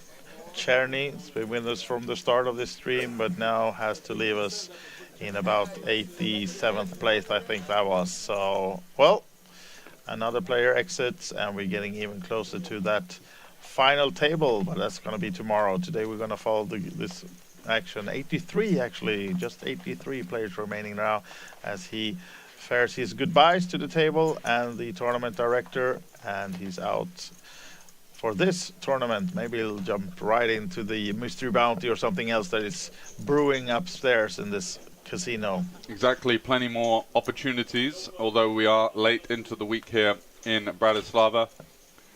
Have a little look at the schedule, and I believe there is the 250 mystery bounty alongside some other smaller side events. Yeah, should be. I think we have a Midnight Madness coming up. It's not starting at midnight though. I think it's starting 10 or 11, despite the name. But it's if you're close by and you feel like getting in the action yourself, there are plenty of tournaments and cash games, of course, still going on. The PLO freeze out, the late registration on that has finished. 4 levels of late reg. There was a Texas freeze out as well. Those are out of late reg now. But also a 5-card PLO Turbo Midnight Madness, absolutely, as you mentioned. But that starts at 10, and then so another Midnight Madness at midnight. That's actually advised. So this is confusing, right? Yeah. So much Midnight Madness here at the festival. But if you want to see the full schedule yourself, just go to thefestivalseries.com and you can see for yourself. Make sure you don't miss anything. And you can also see all the cash games running at bancocasino.sk. Currently 13 tables running. That's a lot. Not too bad for a Saturday afternoon. Mixed action as well, right? Yeah, Sweden game and Super Dealers. Yeah, I think that's maybe the table that hasn't been closed since we came here. I think that one table has been open since the start of the festival last Sunday. So 24-hour action. It's real in the Banco Casino. It's not just something they advertise about. Absolutely not. Plenty on offer here. Yeah, so with that, I'm going to leave it over to Jacob to take my position with you, George, and you guys are going to lead us through this night. I might be back later, but right now, Jacob, and you will be glad, Jacob, to see that you have fellow countrymen on this table. At least, I think we lost one Danish guy. Two Danes left on the feature table here. All right, guys, so stay tuned. George and Jacob lead you through this night, and then we'll be back also tomorrow, of course, with the 2 final tables. But we are live until we reach those 16 players tonight. So bye for me for now, but the stream goes on. Thank you very much to Wise Guy there, coming in and going off for some of his other commitments with presenting and media work across all of the action here at the festival. You'll be seeing him broadcast across our social media channels, and if you want to see some of the updates on what's going on, just not only on the tables but off the tables, check out the Festival OG on Facebook and Instagram. Plenty of stuff there to sweat, and some of the coverage from not just the poker, but we had a gaming tournament, a pool tournament, as well as some welcome drinks and a dinner as well running throughout the week. Wirtz coming in with a rather unconventional King 10 offsuit peel in the cutoff. And Khatib, who's been a little bit on the tighter side, electing not to set mine there with the pocket 7s. As Peterson here lurks in the big blind with the ace-9, as we're joined by Jacob, who did get a nice little spin for your day 2 stack. Hello, George. Happy to be here. Yeah, I did play the tournament that I'm now commentating, which of course is not optimal, but yeah, did a max late reg and cash for 1k, so a nice little payday there. Not too bad. You're welcome. So we have 3 Danish players on this table, I see? Yeah. Peterson is in the big blind here with middle pair. Wirtz, who's got the King 10, is also from Denmark. Everyone's got a little piece here on the King 9-6 flop. Let's see what Pedersen here does with the ace-9. He is going to shove his middle pair. And Vachi elected to not 3-bet pre, I assume? He's opened and... Oh yeah, of course, sorry.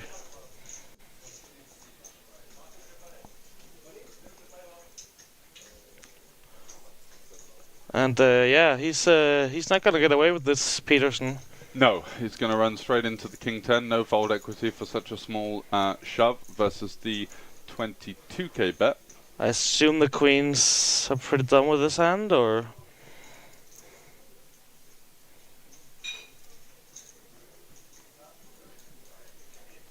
Let's see what Vachi elects to do in this Danish sandwich.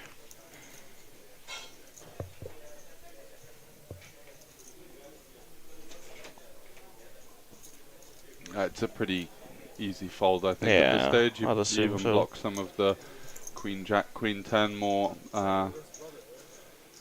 optimistic bluffs.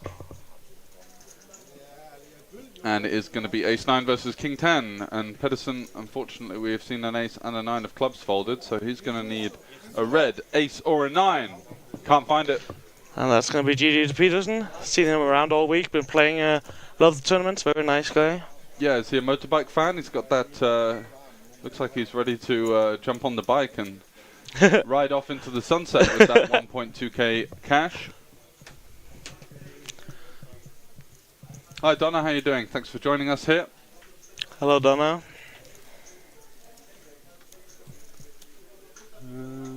We can add a Nightbot, I think, for a command. Donna is a very experienced mod, right? Yep. Maybe we should see if we can hire her. The fairy godmother of poker. Yeah.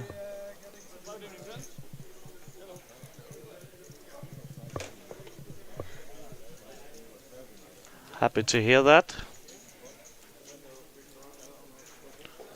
And happy to see so many of you out here. Let us know who you're rooting for, if you know any of the players at the table, if you have any insider information on them and their play. It would be super nice to hear. It's always interesting to learn more about the players.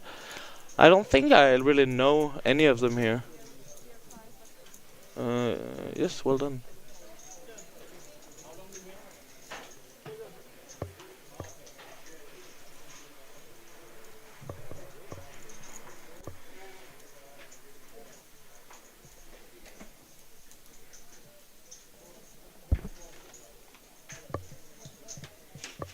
I don't know what we're waiting for right now.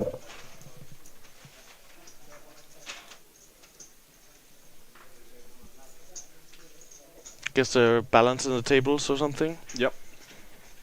Yeah, I saw this in real time. It looks like we just got down to 5 players and obviously can't continue the action with 5 players as we are playing an 8 max tournament, so would be a little bit of an advantage potentially for the bigger stacks, as we are going to be joined by 3 new players. Information on those will be coming shortly.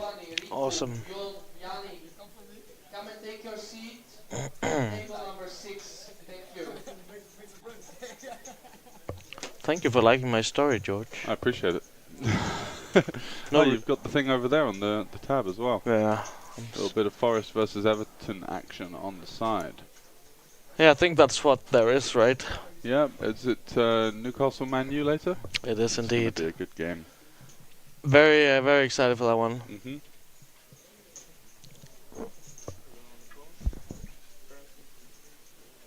Looks like we're having a short little break, so Yep. stay tuned and we'll be back shortly for the continuation of the main event here. 79 left, playing for 80,000 euros up top. And for a couple of minutes from us here at the festival, it's goodbye.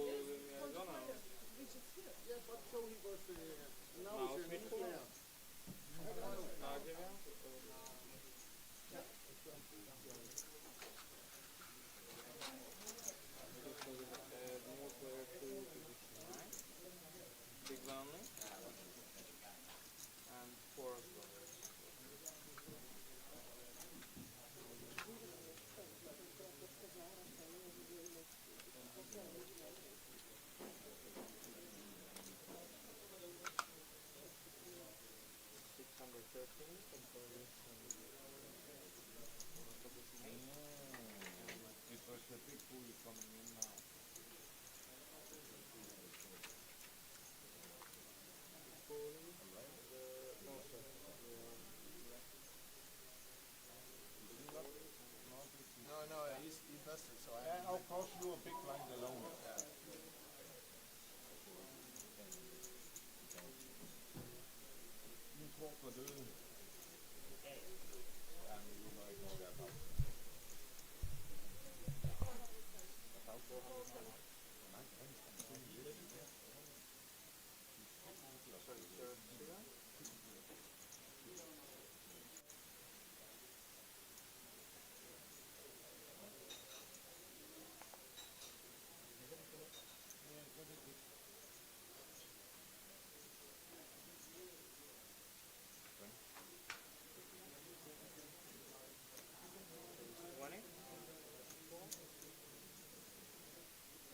So back with the action after a short break to balance up the tables.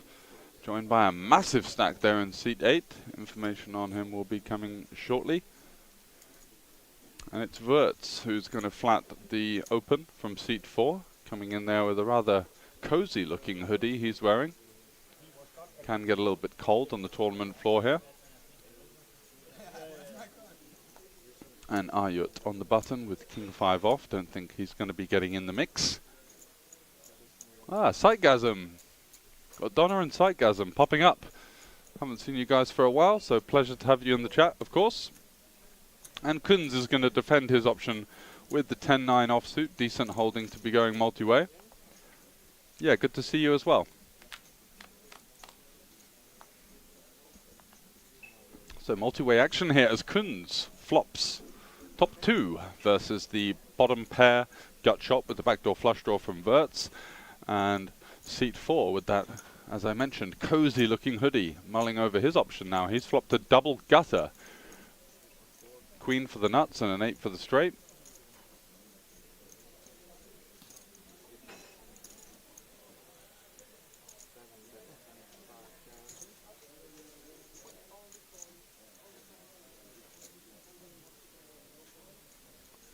But it's Wirtz who's going to stab with the least equity of the 3. Gets the continue from Kunz. Just going to call the 2 pair. He is rather deep stack versus both of these players and wants to have some strong hands in his check calling range. So that's exactly what he's going to do. Just comes in for the call, and that does allow seat 4 to come along for the ride as well. So spicy turn cards could be a queen. Oh, there it is, a queen. What a chain. Just as I was about to say, the queen, the 8 or the 7. Incoming, the lady. Even the queen of clubs that gets Wirtz the flush draw. And seat 4 is going to check again. Wow. And it's a 7 on the river. Wow. Multi-way confrontation here as Wirtz improves to trips. Seat 4 has the nut straight, and Kunz is not going to like this run out as his 10-9 can be easily behind a queen or a straight, maybe an overpair in the under the gun range. So yeah, very good run out for him with get the away actual from the straight, yeah. But in general, he probably wanted a deuce there. And so what's going to happen here? The nut straight now, not facing any action on the turn. Going to surely be going for a bet. Looks like he's carving out 50, 75. About half pottish, looking to get called by a queen. Maybe a 7 if you're lucky, although it's quite difficult for either of these guys to have a 7 without a boat, although Wirtz exactly does have that. And I think he's going to be calling quite quickly here. It's quite easy for seat 4 to be going for some value with worse hands here. So when you beat value hands, very comfortable decision. And Kunz now gets out the way, and that's going to be a winner for seat 4, coming in with that comfy looking hoodie and winning a decent sized pot straight off the bat. He's up to 595k. That's a very good one for him, Mr. 4-4. Yeah, I don't think he's identifying as 4. I think it's more just because he's in seat 4 and we don't have the information on his identity as of yet, but we will get that to you as things develop here. 76 left. Wow, they are absolutely flying out on day 2. And 76th is going to be worth, I think, around about 1.3k. Let me just check the payouts over on the Festival Live blog that's being manned by Jason Glatzer upstairs. Eagle-eyed look across the room. And yeah, 76th will get you 1.45k. So we've had another small pay jump. A couple of the recent bust outs include local player Pavel Chapulka,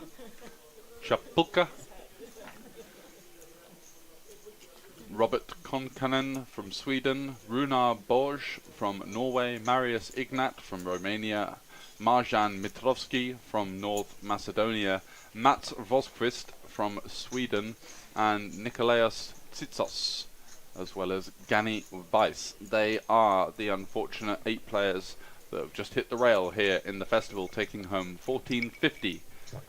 So just under a 3x cash for those guys, as we do play up to the lofty heights of €80,000. Not today, of course, just going to be the day 2 action here at the festival. How much are we playing down to today, George? I think it's usually final 3 tables, but I'll get confirmation on that as we develop. And seat 4 is in fact the Frenchman, Mr.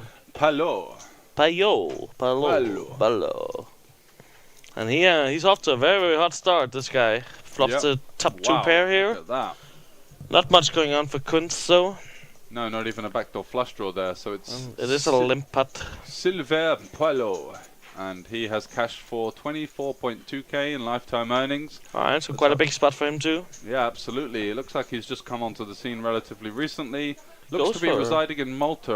I'm going to guess that he might be playing some online maybe over in Malta or within some kind of poker or gaming industry over there. He did go for a very chunky bet on the flop there of 20k. Ooh. Bit interesting. Yeah. Not conventionally the kind of hand that wants to size up on that board, not really needing much protection.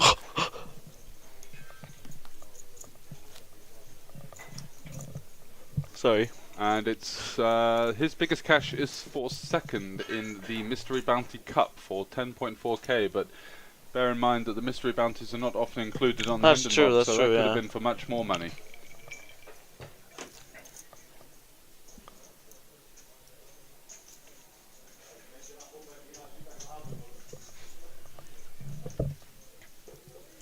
Wirtz here under the gun with the Jack 10 suited. Definitely a hand good enough to raise it up here, which he does. 28,000.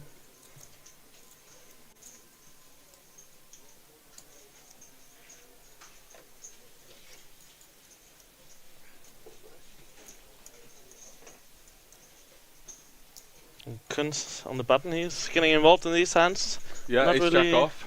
finding much luck so far, but has another chance here. 25 effective, you can peel, you can 3-bet fold, would be the 2 options that spring to mind.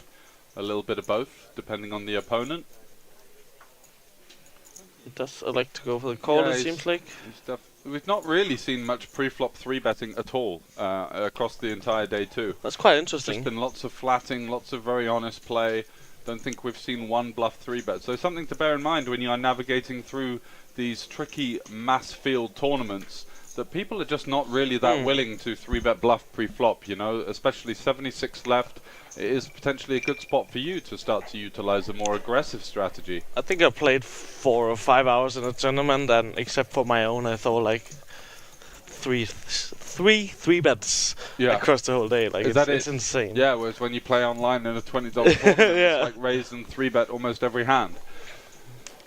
Wow! Wow, what a flop, and what a cooler situation that action could be flop if I've ever emerging seen one. here as Wirtz just absolutely smashing the deck into smithereens, and he's even got 2 of the hearts locked, as the Queen and the 7 would give him the straight flush. Yeah, and Kunz is not going anywhere with the 2 overs on the nut flush draw here.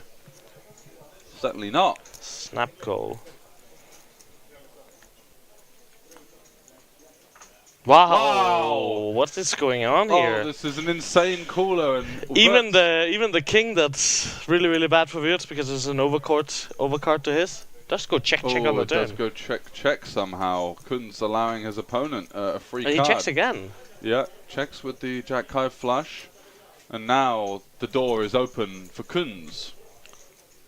Who Yeah, and surely... he's probably not allowed to go for a very big bet here, is he? Oh, sorry. So with the nut flush? Yeah. On a 4 flush? Oh no.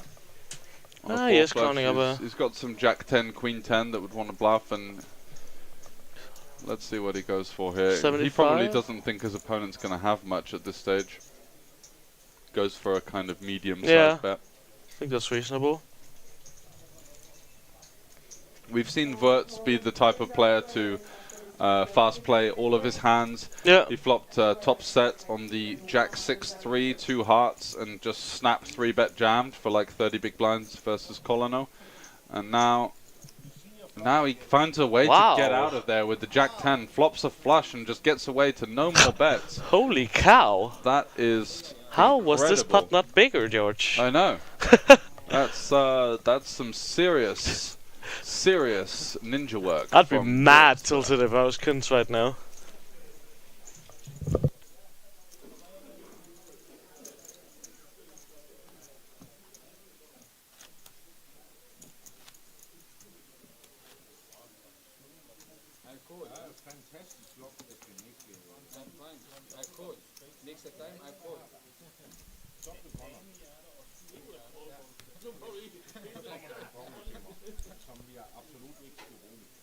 So George just had to pop out for a quick break here. Will we be joined by Wise Guy? We will indeed. Yeah, sure. I'll join you for a little while while we send George away too. That's a short break you got there. Ah, yeah. Well, I'm sure George will be coming back shortly, I think. Well, while just still being here, why don't I join you? Any action since I left 10 minutes ago? I just saw, there was one big hand right now, right? Yeah, we had our new player here in seed 4, Payet, come in directly and win a couple of chunky pots. Especially against Kunz, who now got a bit of redemption, but not any riverbed in against the Danish Würz, which was quite wild that he found the fold with the Jack 10 there. Yeah. And now he's got fives. Based on in the big blind. Yeah, most definitely gonna see a flop here. Another Danish pot then. They played actually before you joined just a few more pots together, these guys. So Denmark versus Denmark, and it's El Khatib then getting away with the best of it. It's quite insane. We're in Bratislava, and it looks like I'm not even in top 10 of the Danish players, even though I cashed. Like, what's going on? Yeah, there's a lot of Danes here. Yeah, there really is. Yeah. It's awesome to see. Have quite a lot of personal friends here too, so it's always nice. So you're taking the credit then for having all these Danish. These guys, I have no idea who are, so I'm not taking credit for them. I see. Well. Yeah, El Khatib comes in with the C-bet here. With the top pair and pocket fives, no set, no bet. Just gonna get out of there, and we're on to the next one. Yeah, and I see in the chat here, Sightgasm saying, "Hello George, good to hear your voice, and surely he will be back shortly. You will not have to listen to just me and Jacob, just not the not our shitty voices. The proper English will be back shortly, ladies and gents." He's just left us for a little while, and well, he left his little rubber duck in the commentary booth. So this guy has been promising me a rubber duck for 3 years, and he still hasn't given me one. But he can't. He can't give them away. He promised me one 3 years ago. Yeah, but then he has to buy a double from something. Yeah, he true. Not give one of his own, I guess. I think he told me he has like 100 of these different ones. That's a hobby, I guess. Yeah, I guess it is. Never got any rubber ducks as a child, maybe. So now he's collecting them on his own. It's just it's like there's stamps. That's the most nerdy one, but then rubber ducks is the next one, I think. I think so, right?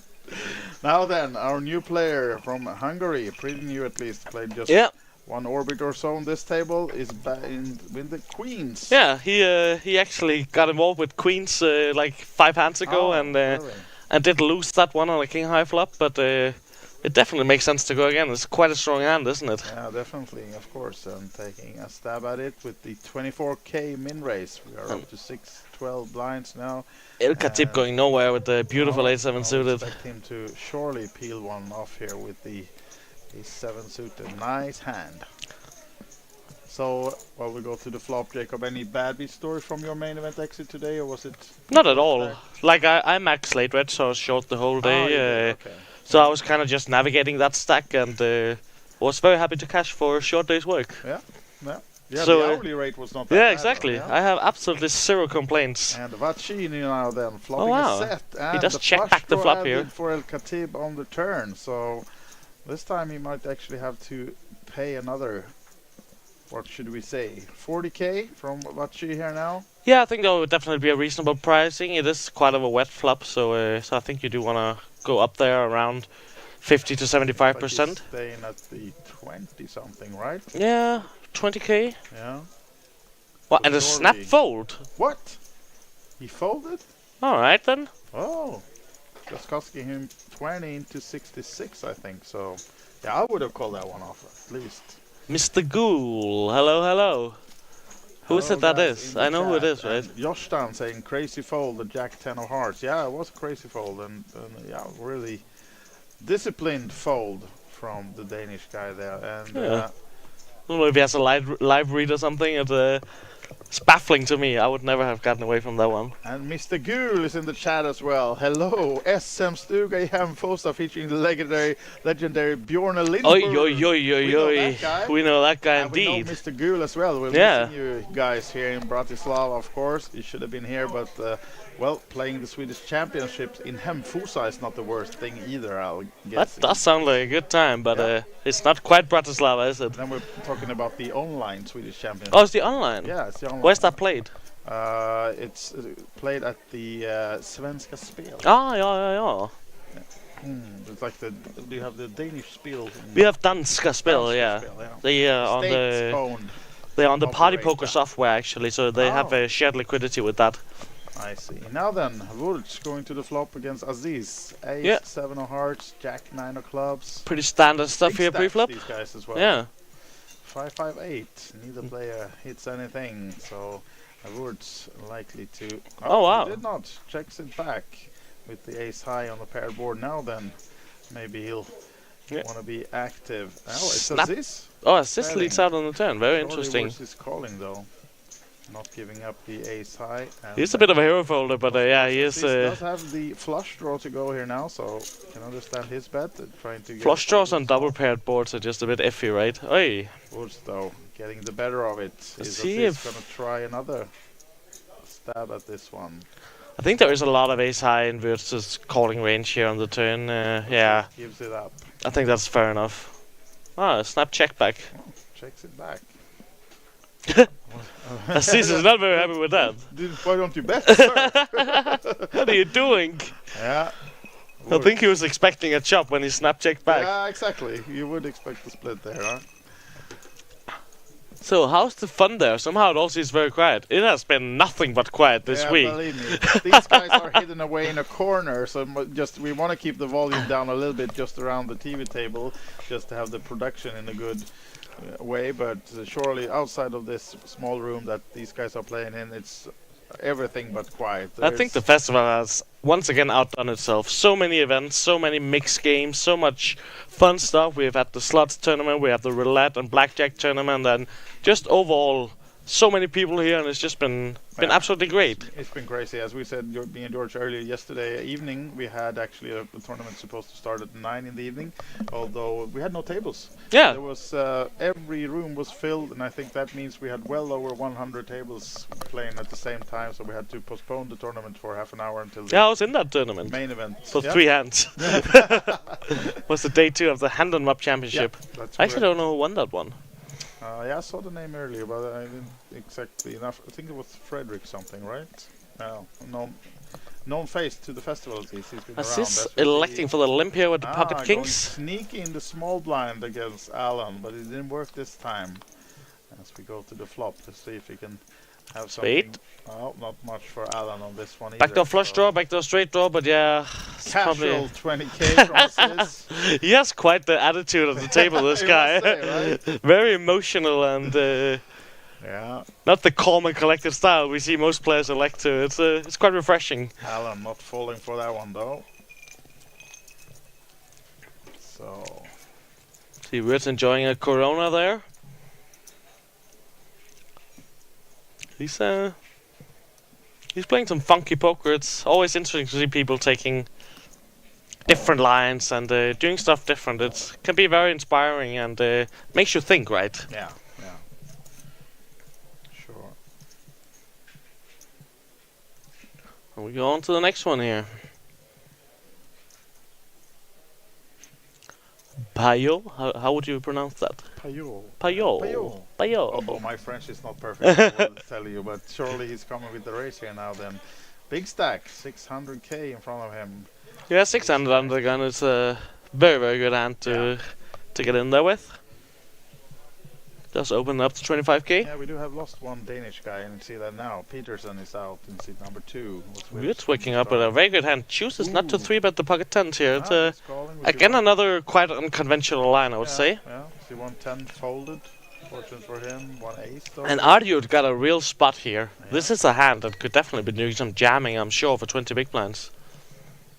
Let's see if he is considering it and chooses to go with the fold, which for him is very lucky with the exact holdings of his opponent, but it's definitely a hand that gets in there sometimes, I'm sure. Yeah. And Payo then looking like he's freezing. It's not Yeah. very cold in this room, I can tell you. So, but he's dressed up. Maybe he's from the south of France. Yeah. Yeah, it looks for very him, comfy, that hoodie. Absolutely. Queen, queen, 8 flop. two spades, both with a backdoor flush draw. See if Payot likes to go for the c-bet. It seems like a pretty good board for his range. Yeah, should do. And assuming he will come for the continuation. No, goes for the check. What about Wurst now? Everything we assume is just wrong today. Yeah. They're just playing the unconventional style, and he's betting 30, is he? Yeah, surely we're continuing here with a 1 over and the backdoor flush draw. It's way too good of a hand to be folding on this flop. Yeah. But yeah, if he checks it, then maybe he can also fold it. Looks suspiciously over two boards. He has just been moved to the table, so it's pretty likely that... wow. Lays it down. Alrighty then. Yeah. Well, he's the one with 600k in the main. Yeah, exactly. It's not you and me. We're sitting here commentating, so joke's on us, I'm sure.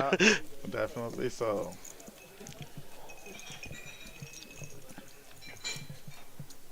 Yes, we move on to the next one. I don't know. Oh, we're 700 now, yeah. Yeah.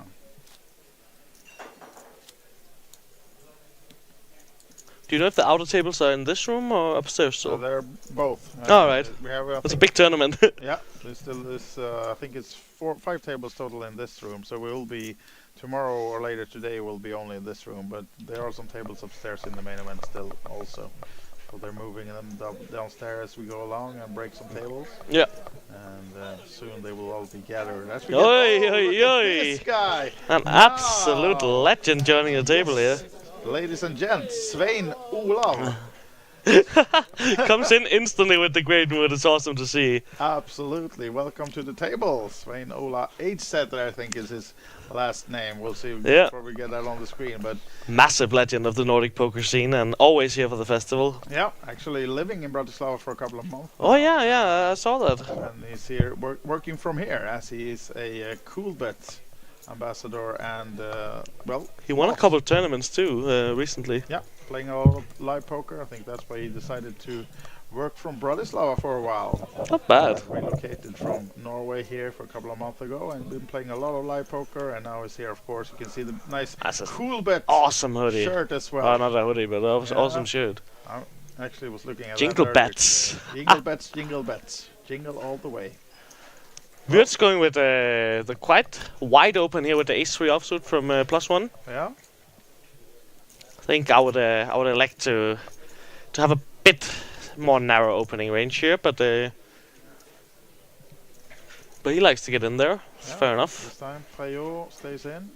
King 9 off. Seems very reasonable. From the big blind. And again, 2 big stacks up against each other. 7-10, not much for anyone. Bit better flop for Payot with the gut shot with the backdoor flush draw, and Wiertz just absolutely breaking out. But he is gonna choose aggression here. He does this time. This guy's playing some wild poker.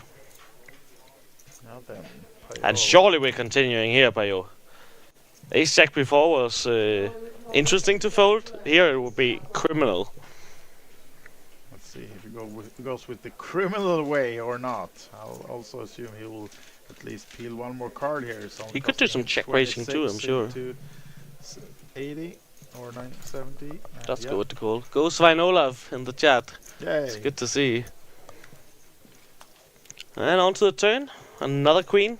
Yeah, board pairing. And it's Papa Vede that's in the chat. Is it the father of both Oscar and Jonathan then? Both of them playing, and actually they were seated at the same table this morning. Wow. Still in the main, and they got seated just next to each other at the same table. Wow, that's so fun. Snapped a picture of that before we got started today, and it's in our blog, I think, or at least on our socials. Wiertz is going with a very small bet here on the turn. Yeah. On the board pairing queen. Interesting to see him go with this sizing. I think usually you want to size up a little bit here. Yeah. Payot then not adding any flush draw on the turn, but king high on a paired queen board. Yeah, and the price is just so good now, right? But yeah, it's gonna be interesting to see what he likes to do. You see some of his outs being folded. Ooh, Top of his I screens. like it if he's going for the check raise. Yeah, he is. Up to Oh. 150k, I like it. Nice one. And Good to see some most moves. Likely getting away with that one. Hard for words now. Yeah, it would require some insanity for this hand not to be over. Definitely, but we misjudged Woods Yeah. before just in the last 10 minutes, so we'll see. You never know. Why not? Push Yeah, it you all could in say here that now. that some of Payot's queens would check raise the flop, of course. But yeah, he just has a terrible hand to start doing shenanigans with here, and surely he is gonna go ahead with a fold. Nice play from Payot here. Absolutely, showing some strength and some guts. And he's now at 670,000, which is well over the average right now, and nice stack for him, as we are 71 players left in the main event. It's gone quite fast today. Yeah, it has. Yeah, absolutely. But expecting it to maybe slow down a little now. The structure is pretty flat, and there will be some pay jumps. People will hold on to their chips, and well, when we are to play down to 16 today, so we do want to lose a lot more player before we're done. Yeah, only 2 tables coming back tomorrow. So at least that's the plan. It might be that we end it earlier if it's going to take too long time. I think it's gonna be a long day if they play down to 16 today. Yeah. It might be that they stop it at 3 tables, but at least not stopping before the 3 tables. We have plenty of poker action Definitely. here at the festival. Definitely. That is the case. But yeah, as you said, as people bust faster today than you maybe usually see, the average, of course, is bigger, and there's more poker to be played, which is also more fun for us to see. It's not just a lot of push folding, right? Yeah.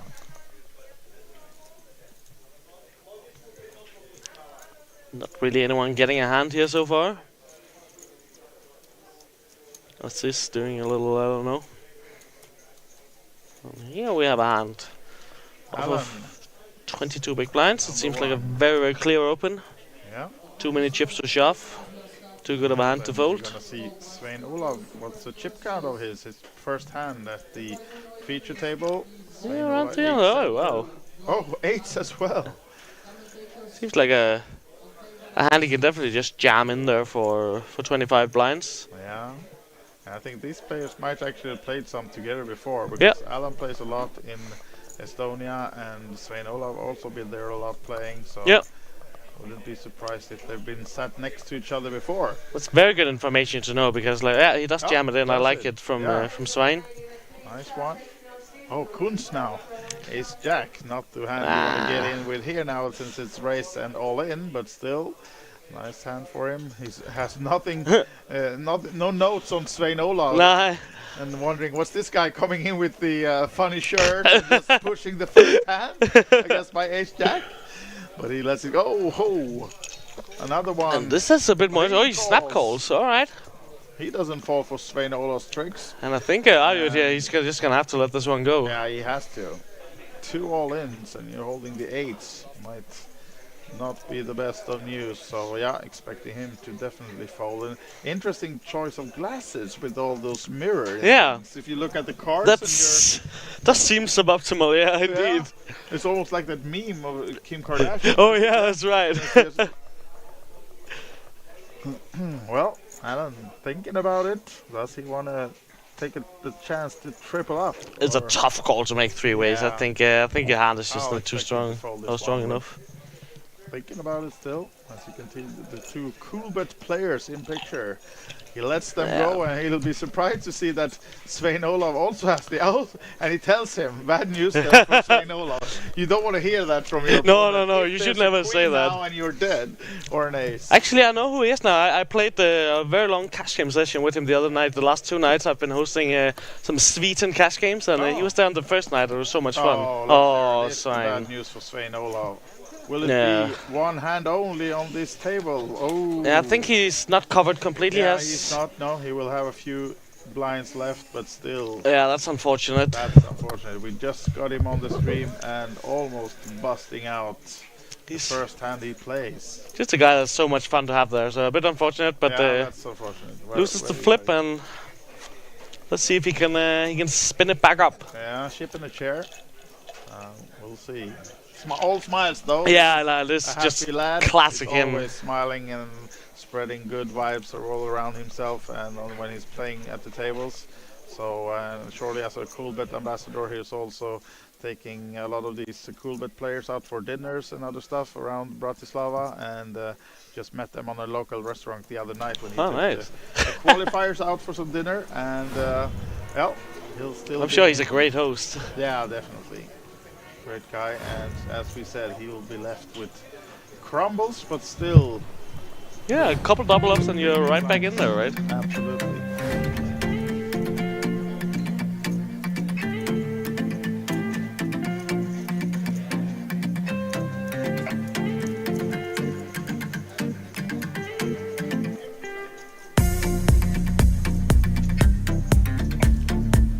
And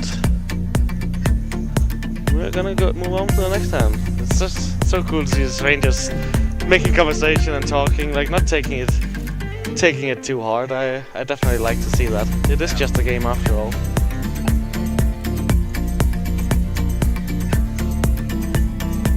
Oh, my thumbs and fingers are crossed for Svein Olav. He's been back. It will be fun to have him still on this final. Oh, sorry, this feature table. I should say, not the final. Yes, there's still 70 players remaining in the main event. So one way to the final table. This is the feature table, and this is the next hand. And Aziz now with a mystery hand at the moment, raising it up. That's a limp, isn't it? Oh, he limped it. Yeah. Actually. Yeah, he did. First Very limp interesting. I've seen on this table With so king far. queen off. And Alan folding the 9-8. Now then, is it time Oh, to Svein Olav right Svein. away? Unlucky again. Oh, yeah. Unfortunate if it's Oh, and folded Kunz back has a to- jack too. Yeah. But all bad news for Svein Olav, as now if it's folded back to Aziz, surely he will call it off. But will he get help from anyone else? Maybe to isolate here would be perfect for Svein Olav if it would have been Kunz, but he folds. Need some better hands than this. Yeah. What? Oops. Uh-huh. Wow. Are you aware about the limp? No, he done this before. God. He's done this before. He missed. It's right in front of him. Yeah. Oh, and now Aziz isolates. Yeah, That's he does. so cool. Yeah, he does. And this is the second time Wurz misses the action and put himself in a funny position. But yeah, this time he'll How have can to he? How fold can as he not well. see it? Maybe he thought that Aziz would just call as well, but Yeah, but oh no. yeah. Why? All right. So Svein Olav, all Needs kinds a of jack trouble. here. Yeah, we know one is folded, so a jack or other help. Maybe. But it's a nice premium he got here. He's up to 130k if he wins this one. Oh yeah, and that's a jack. Oh no! Look Wow. at that. Jack in the window. Oh. Could we There's find two the queens queen? left in the deck. Let's get the jump pot here. No. We do not. It's gonna be a short visit from Svein here at the Unfortunate. feature table, but It's 8 set of Norway and Coolbet is out. I'm sure we'll see him again. He, Makes a top 70 in this one at least. yeah, not bad. And hugging the tournament director Zeus. They've seen a lot of each other, and he plays a lot, as we said, in the Banco Casino, and surely he'll be sweeping right over to some other events. Yeah, we have the mystery bounty going on right now. Since Really, we're really on a cool event. 30-minute delay. I think Svein Olav is already in that. Yeah, one. most definitely. 28 minutes ago, he On his second bullet. Yeah. Yeah, I just met Frankie when I was on a break here now, and he was on his second bullet in the mystery bounty. He Yeah. busted the main event. I have a an bit of hour action ago, in the one and who now busted his first played- bullet, so that's nice. Yeah. So now then, a new hand. Yes, Will be played. Like, of course, very unconventional of assist to limp there before, but nice that he got the ISO in pre. I think it was very good. Yeah. Kunz with the now. queens. Queens again. He's had them at least 2 times. Oh, it was before this Balash feature who had table. them the other 2 times. Yeah, was it? Oh, might have been, yeah. Correct. And Kunz now coming with the race. Makes it 25. Oh, Bachi, not Valas, sorry. Yeah, we saw him insta called an all in with the ace queen earlier, and now he's got the ace jack, and he calls it off. So are we heads up, or do our Danish friend El Katin Yeah, I don't stay in think- for 13 more? I don't think you can fold here. It's a very good price. It's not really like you would much rather have a too low card hand here because Yeah. often you can get in some reverse equity spots. But Stays in though. Calls to 25, so we're 3 ways. To post flop. human, how many inches remain? You see on the top right corner we have 65 out of the 1,025 starters left. But he's asking how many Estonians. Oh, sorry. That we're not sure of, though. We don't have the full list of entrants in the booth right here, but I know there were a lot of Estonian entries. But for all the information about players remaining, if you check the blog on festivals. Maybe we should have Estonians left in the top left corner then. Yeah, perhaps all the different countries, but yeah. Great flop for Kunz here. Of course, going with the small c-bet, it seems like very, very good. Yeah, inducing someone else to go check raising, but I doubt that will happen. El Khatib looking over his options. Surely coming with the fold, I assume, here. Or will he stay in for another street? Not believing Kunz, the original racer. Yeah, I think it's just pretty trivial fold here, right? You got not much going on. Actually goes for the check raise, or? Yeah, by the looks of it.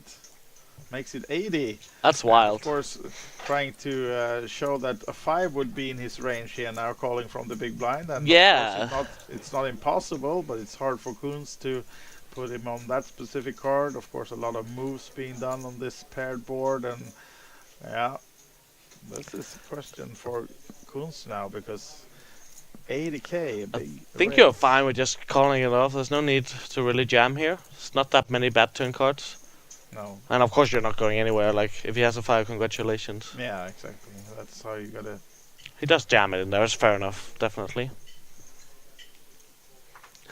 Post-human lap. Oh, is that call? Sorry. I think yeah. Very good. So, turn now then. And if we're Kunz, we don't want to see a king here now. Oh, wow. That's good news for him. That locks it up. Oh, this is trouble for El Khatib, though.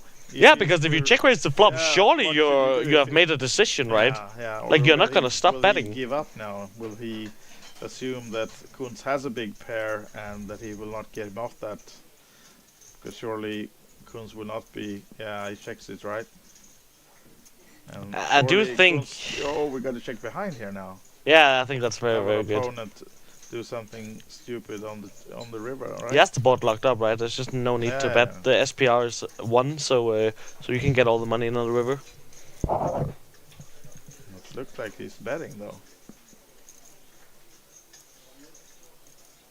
Maybe he wants to go small, but I think check and... Or is he just Hollywooding? No, it seems like the bet is coming. Yeah, let's go 55k. Wants another check raise from El Khatib. That would be insane if he induces that. Yeah, it would be.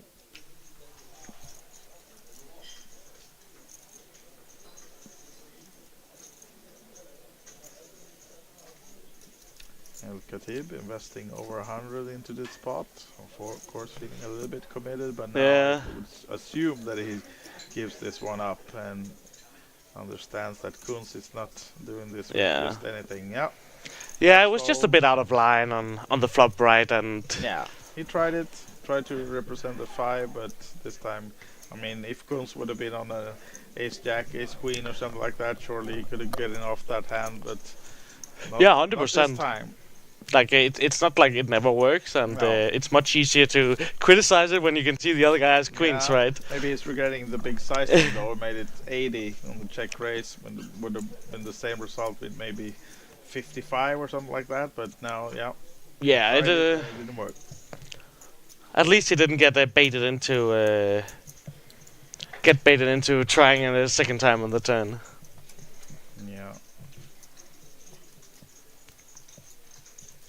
So Alan now then first to act, but the queen 7 is not gonna do it.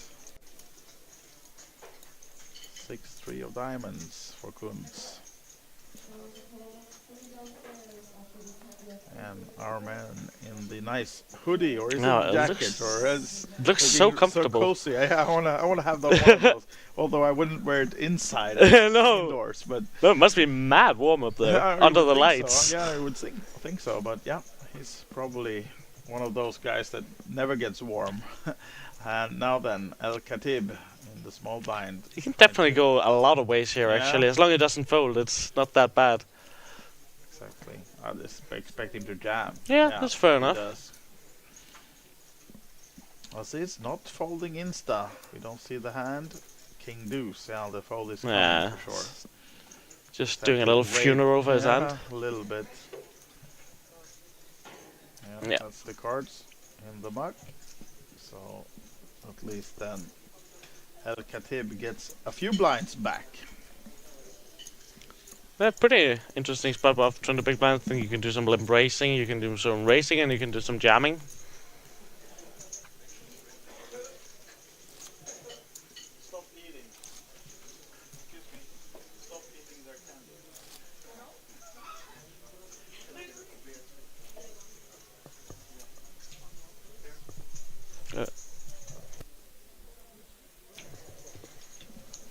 And on to the next one here. Yeah.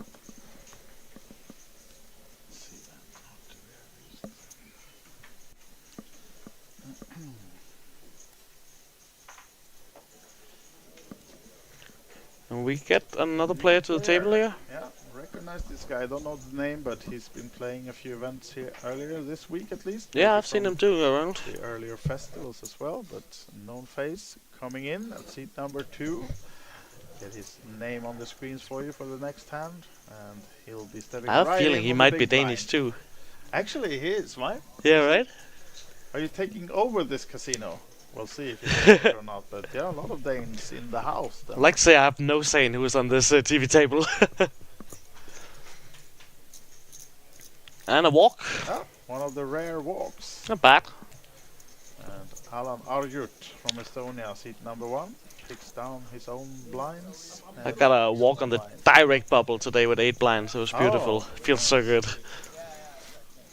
Yeah, that's also always thankful when you're just nearing a bubble short stacked. For sure. It's rarely happening though. That you get a walk in that position. But now, let's see then who we just got.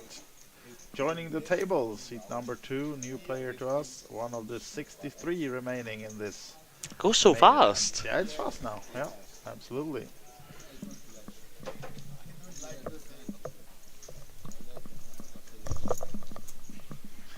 Now then, getting some apple juices delivered to our booth as It well is here. needed to stay hydrated. Absolutely, as Payot, our French friend, finds the 5s in early position. Surely raising it up. One of the biggest stack, if not the biggest stack on this table right now.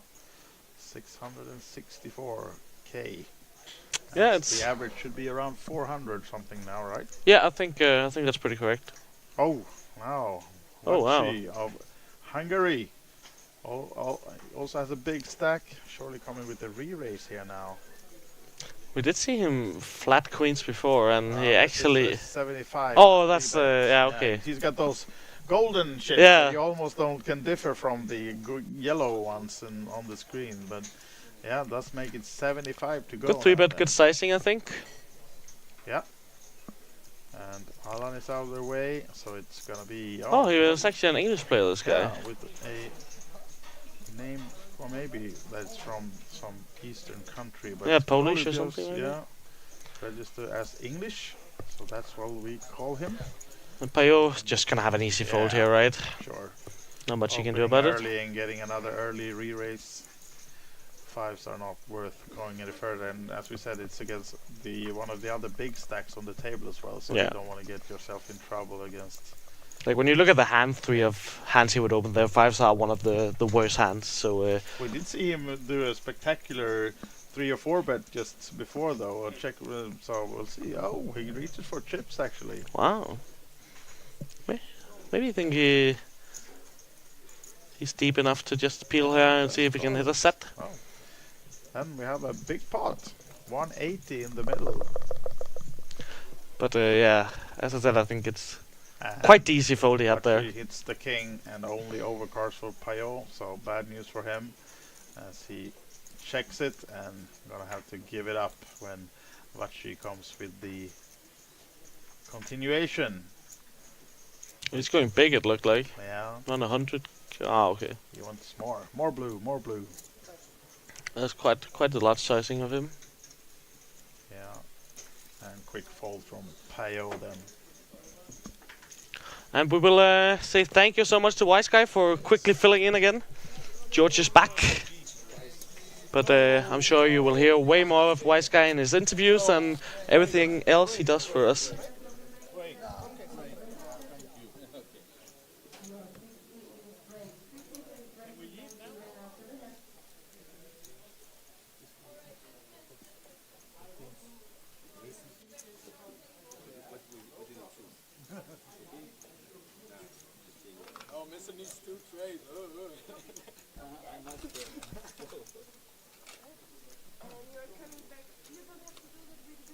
And we will be going on a break here. Once we are back, it's a 15-minute break, I'm quite sure. Once we are back, it will be with a new feature table, and we will of course have the names ready once we're back here.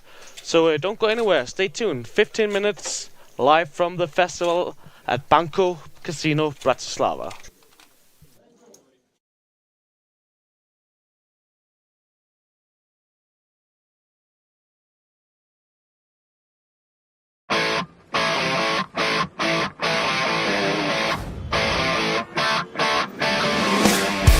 Hi everyone, Anastasia here from the festival series. As you can see, it's a lot of poker action behind me. Let's have a look at some highlights from yesterday, day 6 here at the festival series Banco Casino in Bratislava. I took our beautiful hospitality players to play bowling, and as you can see, it was both and strikes and smiles for all of them. The action was in the full swing, and some of the players managed to show their extraordinary skills. Going back to Banco Casino, we had the last 2 flights of the main event, the final of Hand and Mob Championship, and the most beautiful tournament in the entire festival, the Queen's event. We had a lot of fun and girly chats at the tables. Fantastic to see so many gorgeous women entering this tournament. Today is day 2 of the main event. Follow us to catch up the news on thefestivalseries.com and on the social media.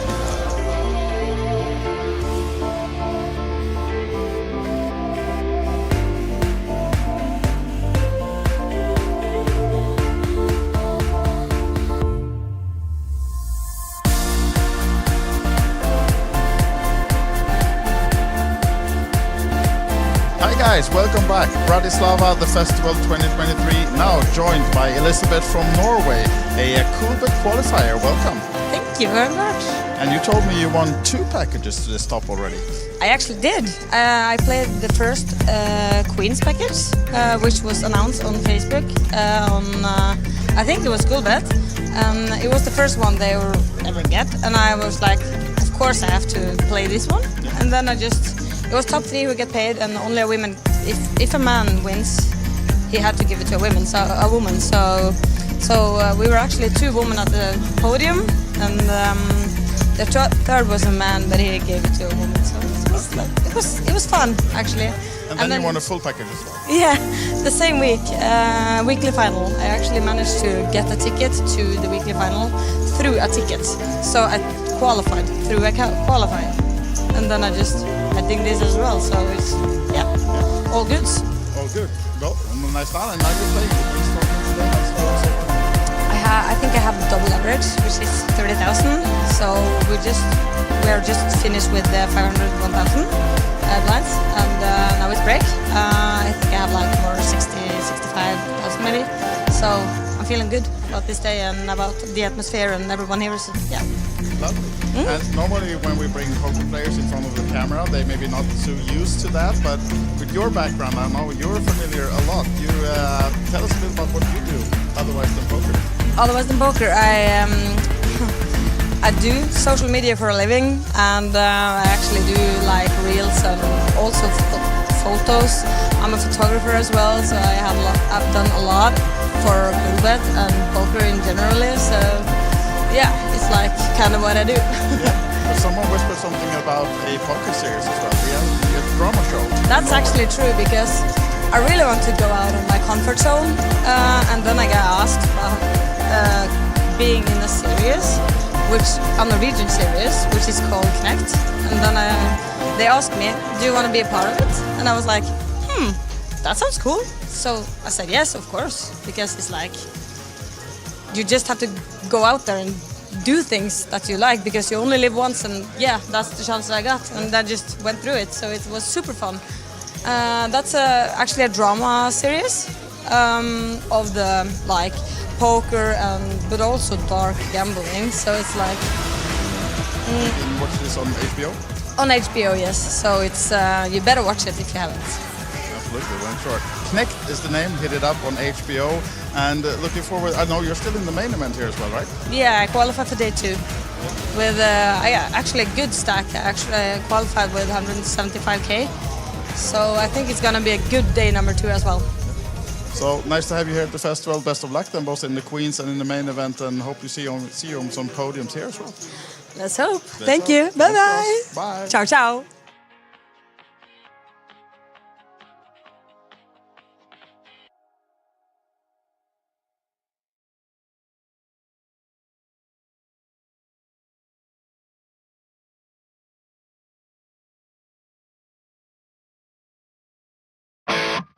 Welcome back to the coverage of the festival series in Bratislava 2023. My name is Anastasia and I'm joined by Roland. Hi everyone, Anastasia here from the festival series. As you can see, it's a lot of poker action behind me. Let's have a look at some highlights from yesterday, day 6 here I'm Ronan at the Boothby, Head festival of Partnerships series for Banco Casino in THM Bratislava. and I GPI. took our beautiful We, as of hospitality this year, players had to play a bowling, event and as you can partnership see, with Franke it was and the both and festival. strikes and We've had a smiles for Hennemob all of them. championship side That event actually every was in the full festival that's swing, run this and year, some and of they've the all been players managed to extremely show their enjoyable. The Hennemob extraordinary championship skills. is a Going back to concept Banco that we Casino, started, we had the about 5 last years 2 ago, flights of the main to event, add a kind the of final of Hand and fun Mob element Championship, to existing and the festivals, and most also beautiful run some tournament cool in the kind of, entire festival, championship festivals the all around Queens Europe, event. whoever, We wants had to a lot partner of with us. fun and girly chats at the tables. Fantastic to see so many gorgeous women entering this tournament. And when we talk about poker, Today is they say, day check 2 me of on the main Hennemob, event. check me there. Look Follow how well us I'm playing. to catch up You the know, news so on the it is an important festivalseries.com part for and on the players. social media. They always like, look how cool I am. Well, the Hennemob database has become a sort of powerhouse within live poker in terms of bragging rights for players and their friends, in terms of having one sort of go-to place for everything in live poker: player results, upcoming events, schedules, rankings, and we feel like. Hi guys, welcome we back. sort of cornered Bratislava, that, the festival 2023, area of now poker joined extremely by well. Elizabeth from And that gets Norway, an incredibly a cool but positive qualifier. response from Welcome. players. Thank you very much. Everywhere we go, And you told me you people won love to tell 2 us how much they love what we do, and I we're actually very did. flattered by played that. the It's first, a testament to our Queen's team, package, which works which was extremely announced hard. We're a on very small Facebook, team, only 7 people. I think it was with good bet. a million It was the first players on one they there, ever get, getting and I was results like, and festivals of from course I have to play over this one. 2,000 And then I just, venues around the it was world top in 3 over who get 50 paid, and countries. only women.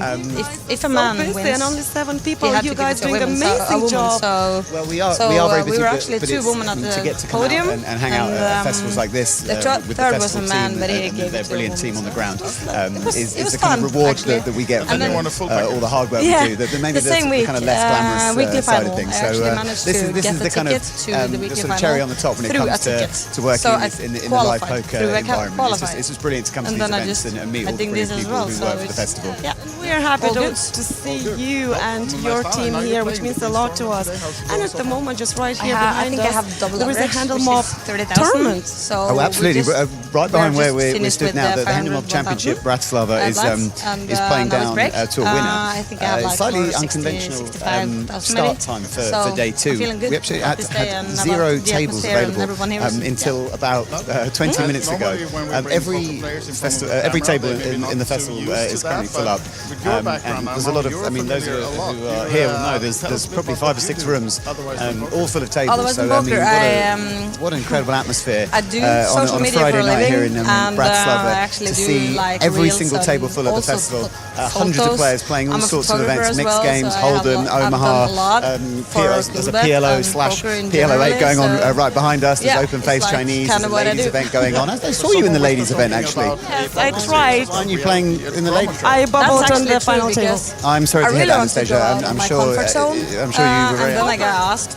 We had a great time. So being let's in a try to series, forget that you're which here a working. Norwegian series, which is called Connect. And then, Let's try. They asked So me, do you want to be say a part of it? as And I a was player. like, So you're here. that sounds cool. Tell us So how do I you said feel yes, the of course. atmosphere, the Yes, players it's like- itself, because you're meeting you new just people have at every to go stop. out there and Well, do the things festival that you like, is because you made only live once. for and someone yeah, that's the chance like I me, got. And I Anastasia. just went through it. So You may have seen. I often that's go around with, actually with a a beer in my drama hand. series. This festival of fits the, well like, if you like to poker, socialise, if you like that but side of also poker. dark It's not gambling, too so it's serious.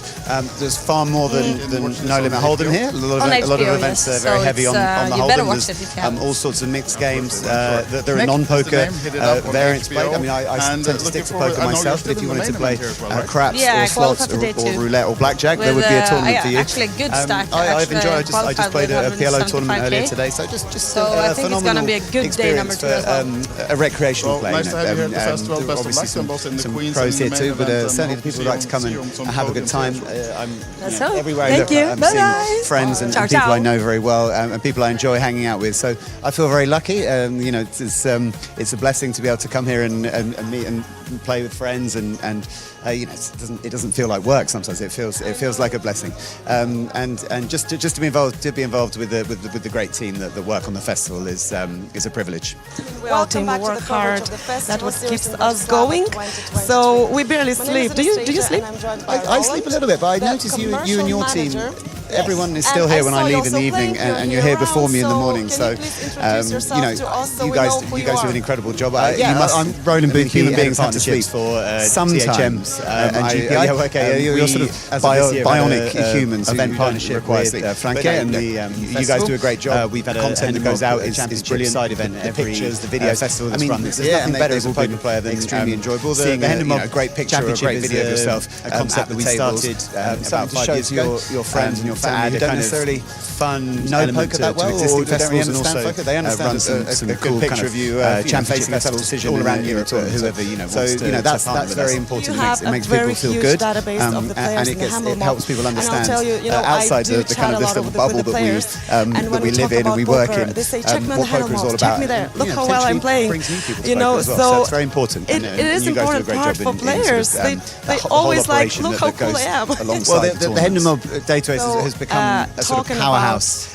within live poker with the festival in terms series. of So you are with us. bragging rights for Not the players first and their time, friends. so you are in terms of following having us all the time. one You sort just of said go-to how place for great and everything amazing in atmosphere live here. poker, player results, So we did upcoming not events, release schedules, yet rankings, where will be the next stop. and we feel like we sort of cornered that. So my question is, area of you can poker choose extremely well, one country and that gets anywhere an in incredibly the world where positive you would response like from to see the players. festival series. Everywhere we go, people love to tell us how much they love what we do, and we're very anywhere in the world flattered by that. It's a testament to our team, which works extremely hard. We're a very small team, only 7 people, with off the coast of Africa. 1 million players on there. They have a casino. It's one of the lesser acquired flags venues around the world in over 50 countries. So it's a paradise island, and it's one of the best looking flags. Extremely colourful. Amazing job. And we are very busy palm trees. Anna has a casino, so and hang out. If you see Franke around, the festival team, say the festival in Mauritius has got to be the kind of rewards that we get for 2025. Because I believe he knows where he's going in 2024. Less glamorous. And we've always got to look 1 year ahead. So this is the kind of would be my choice. Cherry on the top when it comes to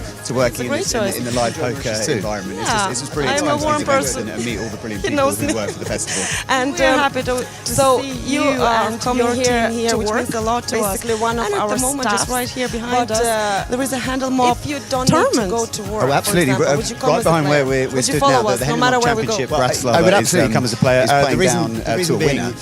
Slightly go to destinations that I really like going to. For day 2, Nottingham is at the start of the year we were in Dust Till Dawn, Nottingham, which is less than a 2-hour drive from where I live. One of of the best every poker rooms in the UK. every I'd always table go there, in give them the the chance. festival, is currently full You've up. also been to Malta, There's a lot of former friendly home of mine. I lived in Malta 5 years. There's probably 5 or 6 sort of, rooms, 2014 all for to the tables. 2018. So, I mean, I've what lots a- of good friends there. what Some an of them incredible are, atmosphere. scattered around on a Friday night here in Bratislava. Well, to not see Maltese, but every people single who ta- lives in Malta. and a lot of them are behind us playing tournaments around this room. So that's somewhere I always look to go at every opportunity. And Bratislava, well, just a phenomenal casino, incredible staff. They look after the players so well. It's a beautiful. We're right on the doorstep of the old town. You can, in between events, you wander into town and you can go and try a restaurant or have a drink in a bar, and then wander back to the casino. And everything's very close together. Not all casinos have that sort of on your doorstep, entertainment, wining and dining. So the locations that the festival picks are places where are just incredibly good to play poker, and where they look after players. You just have a good experience when you go there. Cheap beer, incredible service, and just a great and well-run events as well. That's very important too. So before finishing, we would like to say definitely hat off to all people who are working really hard behind the scene, yourself and your team, casino managers, dealers. Yes. Can I name drop some people in my team? Well, I do. Yeah, shout out to the whole Hendemob team. Hans Kleinsman somewhere behind us. Our big boss Eric Danis, president of GPI THM over in Vegas. Of course, Wesley McKenzie, Anthony Charter, Fiobia Manicolo, and Hamid Kasani. That's the crew. And much more people around us behind the scene. Exactly. So. Yes, thank you so much for doing that. Thank you so much for making this happen, and great job really regarding Hendemob. People do love that and they do need that. You're too kind. Thank you very much. Thank you so much for joining us, and see you around. See you around. It's been my pleasure. Thank you.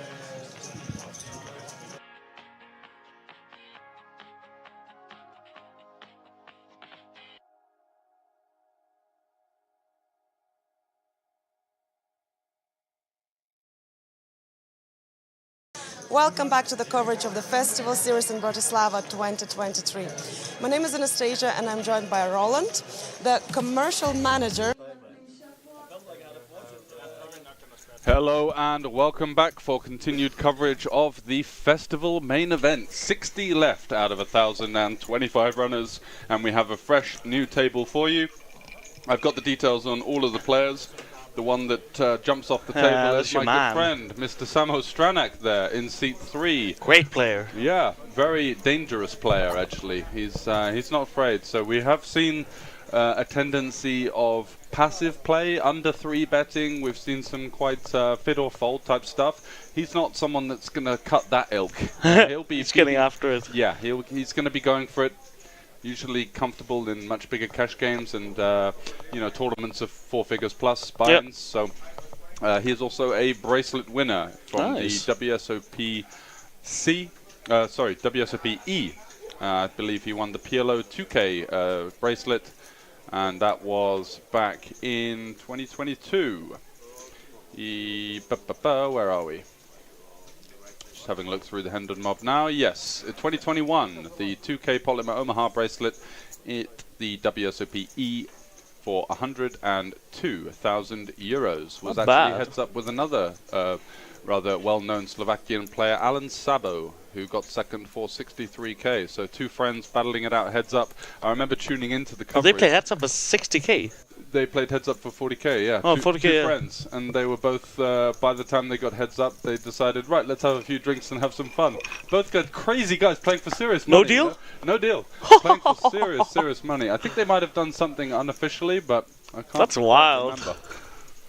But yeah, it's going to be awesome. We have, of course, seen him before here at the festival live stream, and extremely capable player, not afraid to get after it. Yeah, so high stakes cash. Was actually in the big game last night, the 10-10 that was running 10-10-25 with some big raises, big 3 bets, and huge stacks. Yep. One guy actually, who's a local player, lost 20k in that game. Holy cow. Yeah, so that goes to show you that it's not just the 10-10 as advertised. A little bit of extra meat on the bone. However, Mr. Lowe's from Denmark folds ace-7 suited there in the under the gun seat. Okie dokie. And Kanaka, Jack 9 suited now. This is Martin, who we had on the feature table for the PLO. Didn't really get a great card distribution there. Wasn't able to get in the mix all that often, but does open it up with the Jack 9 suited here in the +1, and that's going to fold around to the cutoff. Koppel from Estonia with Queen Jack suited. What's he going to do? Yeah, seems very reasonable. It's just going to peel. This guy Kanaka has all the badges, or what are they called? Yeah, he's really padded out, isn't he? He's representing. Yeah, back here, pretty easy fold.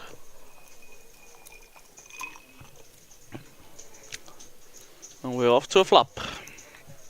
Two quite very big stacks here, actually. Ooh. Kanaka with the flush draw on the middle pair. Couple. Some backdoor straight, some backdoor flush, but not much going on for him. Yeah, he's got a bit of potential. Might stab this one in position if he does get checked too. It's good to have. I don't reckon he will, though, will he? I think Kanaka's just going to bet, but yeah. It's going to be hard to continue here, I'd reckon. I think so, yeah. How is the dynamics in heads-up pots like this with backdoor draws and such when you are that deep? Yeah, I think we might just have like seen that. you just peel because you got so many great turn cards. Yeah. And it puts a lot of pressure on your opponent to react somewhat honestly on the turn. You do see some of their weaker hands start to be fearful, especially on ace-high boards that are kind of one of the most, I would say, lockdown boards. Yeah. Where there's no overcards present. You do see some very honest play. So at this depth, like strong draws are more playable than at 25 or 30 big blinds, right? Definitely, and he does improve to a queen on the river, which could give him some... I'm quite surprised to see Kanaka not continuing on the turn here. It seems like a fine board. Getting raised gets very awkward, but facing just a small bet on the flop, wanting to follow it up there. I guess the efficiency of the bet doesn't really achieve much because an ace wouldn't fold, and then you don't really get any better hands to fold. So and I guess some draws complete on the 6th turn too. Yeah, maybe a 10-8 suited in there could flat from time to time, but for the most part, I think the check is nice. It gives your checking range a little bit of strength. Couple does find the value bet on the river. I think that's it's very good that he finds it. Like, I think some people, especially the ones we have seen earlier today, would have tendencies to just check it back here. But they wouldn't have continued the flop. No, they exactly. Wouldn't have let the river. So you do see now, if we thinned out the field a little bit of a higher level play being put into place. Koppel now knows that his opponent can have some hands like 10-9, Jack 9, King 9, maybe some pocket 8s. King 7 suited, possible. Yeah. Yeah, he's just doesn't really have any aces in his range when he checks it twice, right? Not really, and he's going to defend his 9 and be shown the bad news there. Queen improving his opponent on the river. Very well navigated from Koppel here. Yep.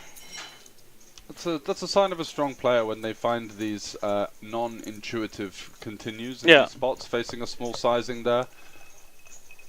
No need to shit the bed, let's say, and get out of there. Just peel one off in position, put a lot of pressure on your opponent, who, like I said, is going to have a tendency to be a little too honest maybe on that turn card.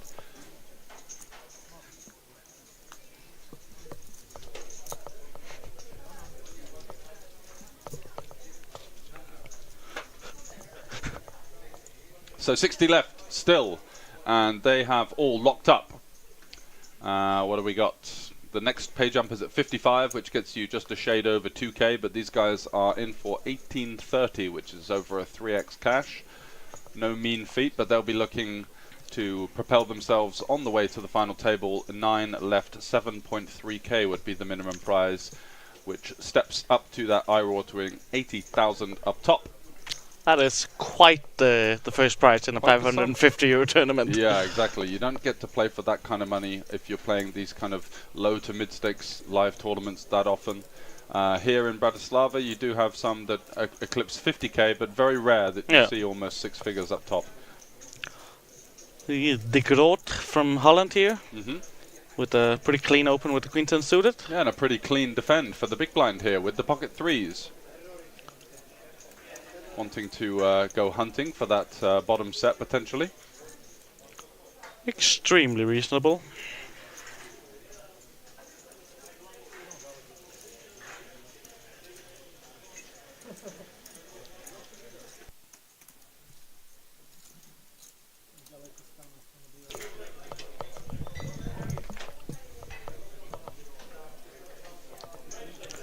Ace-6 deuce flop. This would typically be a flop that's better for the big blind than the cutoff. Do we have any leads here, George? If it were a bit more connected, I think if the deuce was a 4 or something like that, then there are straights possible, and it would be a little bit, because it's not like he's going to have hands like 8 deuce and 6 deuce offsuit. But when you have the offsuit 2 pairs in there, that's all of a sudden a ton more combinations that give you that nut advantage versus your opponent. So yeah, I feel like the cutoff would obviously have all the over pairs, and that's great. But for the most part, it's going to be a board that you do see a c-bet quite frequently on. He's going to go for the delayed bet on the ace. I think that makes a lot of sense. Trying to get rid of some hands like king deuce suited, pocket 3s exactly. Maybe clear out some equity in the form of a gut shot or something like that. Obviously some king highs that arrive here as well. Yeah, seems pretty good.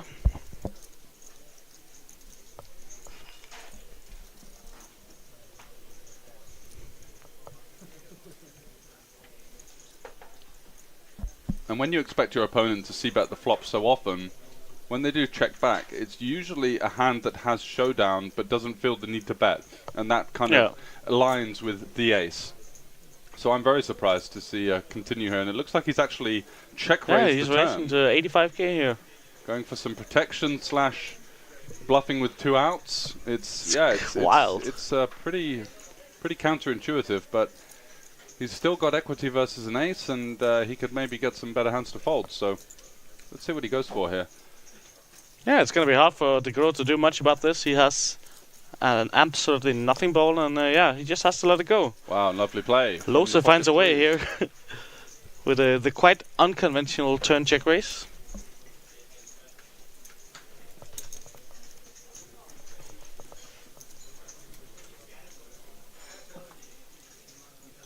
And Max Lohse there, who just found that rather aggressive check raise on the turn with the 3, is 9,000 in total live earnings. So, wow. Quite the unexperienced player, it looks like. Yeah, from Denmark maybe. Some of those events maybe going under the radar over there. Yeah, it seems like he's a Copenhagen resident. So I personally don't know him. I mostly play at the other casino in Denmark when I am back home.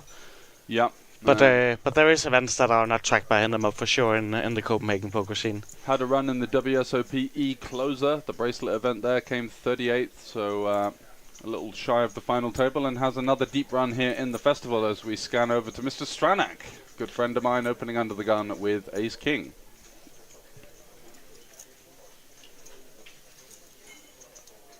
Let's see if he gets any action.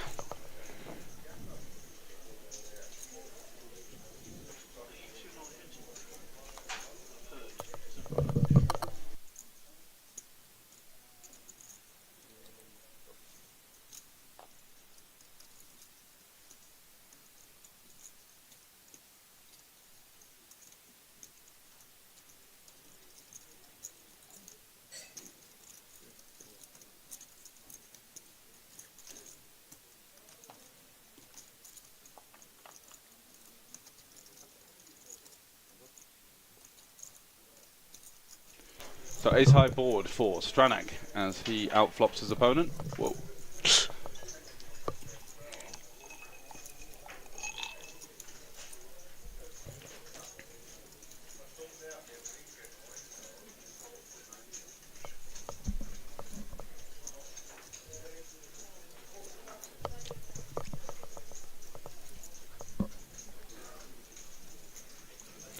Yeah, taking a little while here, but it does carve out a bit of a third pot. Just looking to gain value from some 7x, some flush draws, some hands like 4-5, 3-4, 5-3, worse ace-x of course. And Kanika there with the king-queen. Looks like he's actually going to peel one off here, defending the nut-no pair. Which is definitely a thing, but I would be less inclined to do so versus an under-the-gun range, which is naturally going to have a little bit more condensed around the ace. If you're against the cutoff, I think this is a pretty reasonable continue, but... At least you would want to have a spade too, yeah, right? exactly. Some kind of additional equity here. So yeah, not my favorite hand selection versus this particular range, but his opponent is capable, and the issue is as well is that you're just going to get double barreled a lot on the turn as well. So it's not like we have the cleanest equity realization.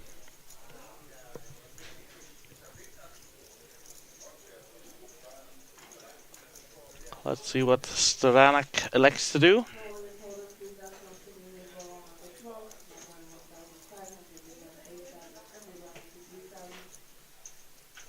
I assume there's no checking back here when you're that deep, right? You wanna...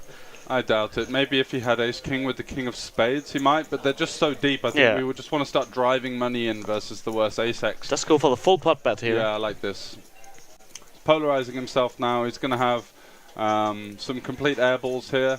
And where he wants to choose those from, I think a hand like Jack-10 of hearts that blocks some of the strongest ace-x in your opponent's range and unblocks the backdoor clubs as well, which is nice because if his opponent had 2 clubs, he surely wouldn't be able to have improved on the turn.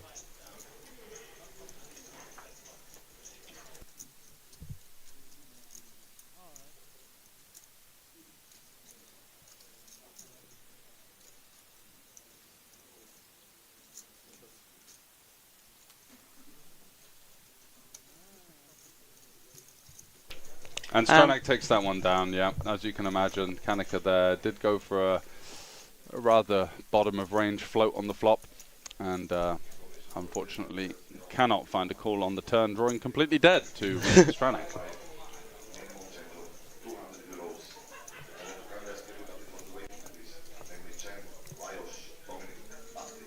There's plenty of other tournaments going on at the Banco right now. We have PLO tournament, 2 Hold'em tournaments, and then all of the cash games on top of that. So it's very much alive here.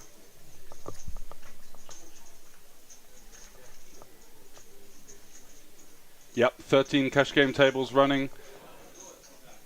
And did we get any information about the cash game challenge? Has Franke claimed that one, or is he going to get back to second place? I actually don't know how he does that, but he's won it before, right? So probably it's just I don't know. So I don't want to. Yeah.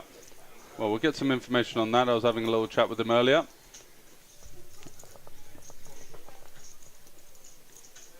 He didn't mention. He did mention that the dates for the festival upcoming stops have been announced. So get yourself over to the website over at thefestival.com for full info. 4 stops in 24, right? Yeah, and no layover. We had a little bit of a 6-month drop-off before. Yeah, it's awesome to see, and can't wait. I've heard. I don't know where they are. I think you might have an idea. I think but you're saving some face here, just in case you get a little slapped. I've heard of new locations. It's going to be very, very interesting. Definitely were some teasers on Franke's socials.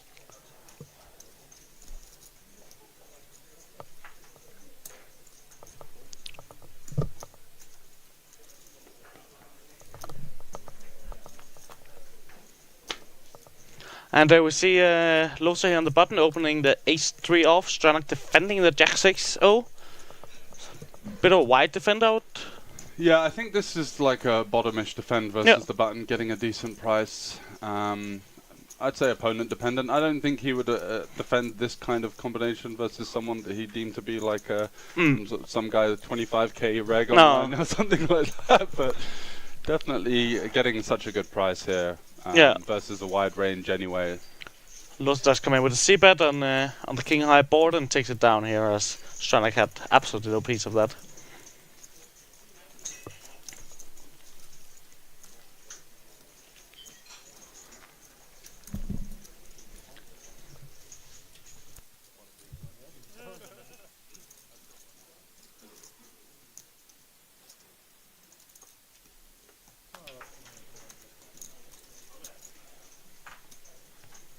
And we're on to the next one.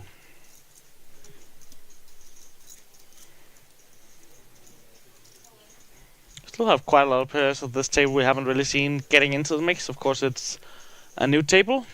It's gonna be fun to see what they have to offer.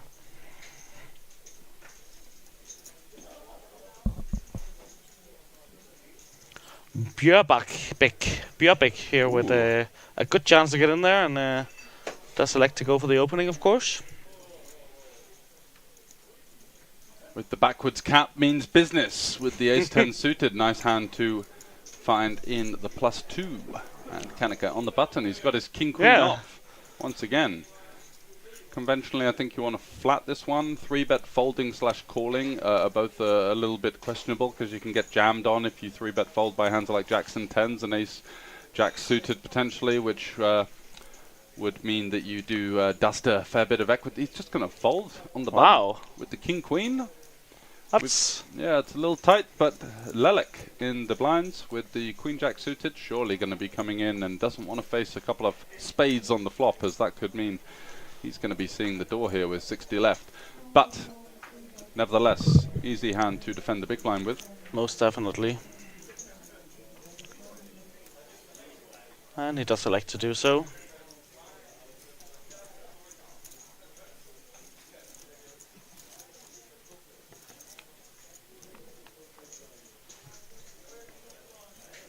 And he does flop the toughest of pair here, and really, really bad flop for Bjørbæk's hand.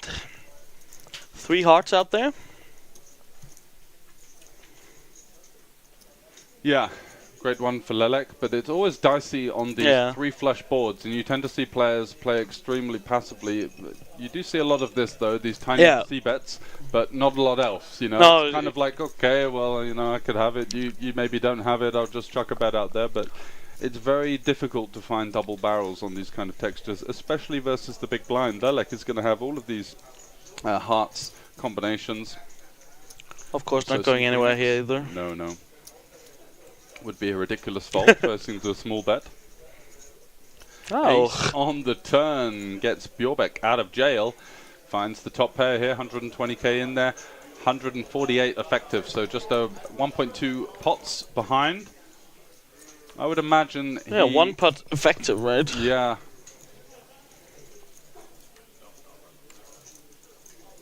I think less experienced players have a tough job in terms of when they check call this flop. A lot of them with their weaker flushes are looking for some protection versus the potential large hearts in their opponent's range. And you do tend to see them getting to the turn here in such a big spot, 60 left in a big field with a slightly weaker range, which is essentially going to be Queen X at best.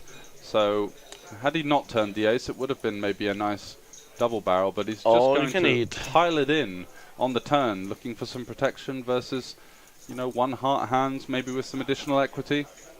Puts Lelek in a tough spot here. I don't think he's going to be calling off for his tournament life. It's basically, apart from a heart, the worst possible turn card for him, facing a +2 open. Yeah, and the 1 heart hands Bjørbæk would have a lot of aces in it too, right? An ace, yeah, ace jack off, ace 10 off, ace king off. Can still have king queen with the king of hearts maybe. So we're pretty dead versus a lot of these kind of holdings.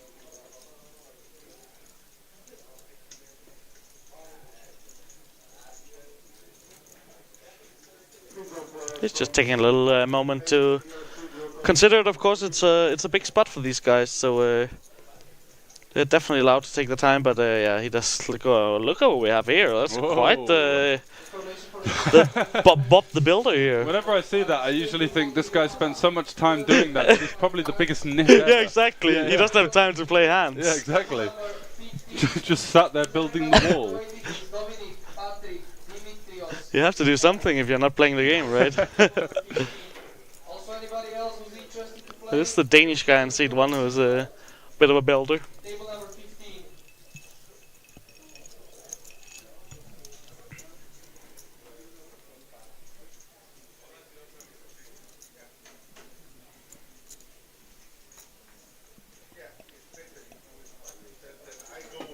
The grot here is to suited under the gun. Off of a bit over 20 blinds. Yep.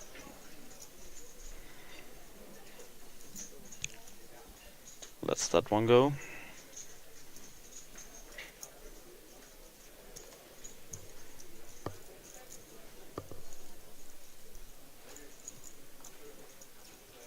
And Kanaka is not going to let this one go, is he? Whoa. Kanaka, who was getting called out in the chat for being rather tight, finds a playable hand here. The Pocket Rockets, American Airlines, #1. Call them whatever you want. That is the pre-flop nuts for the Swede in the cutoff.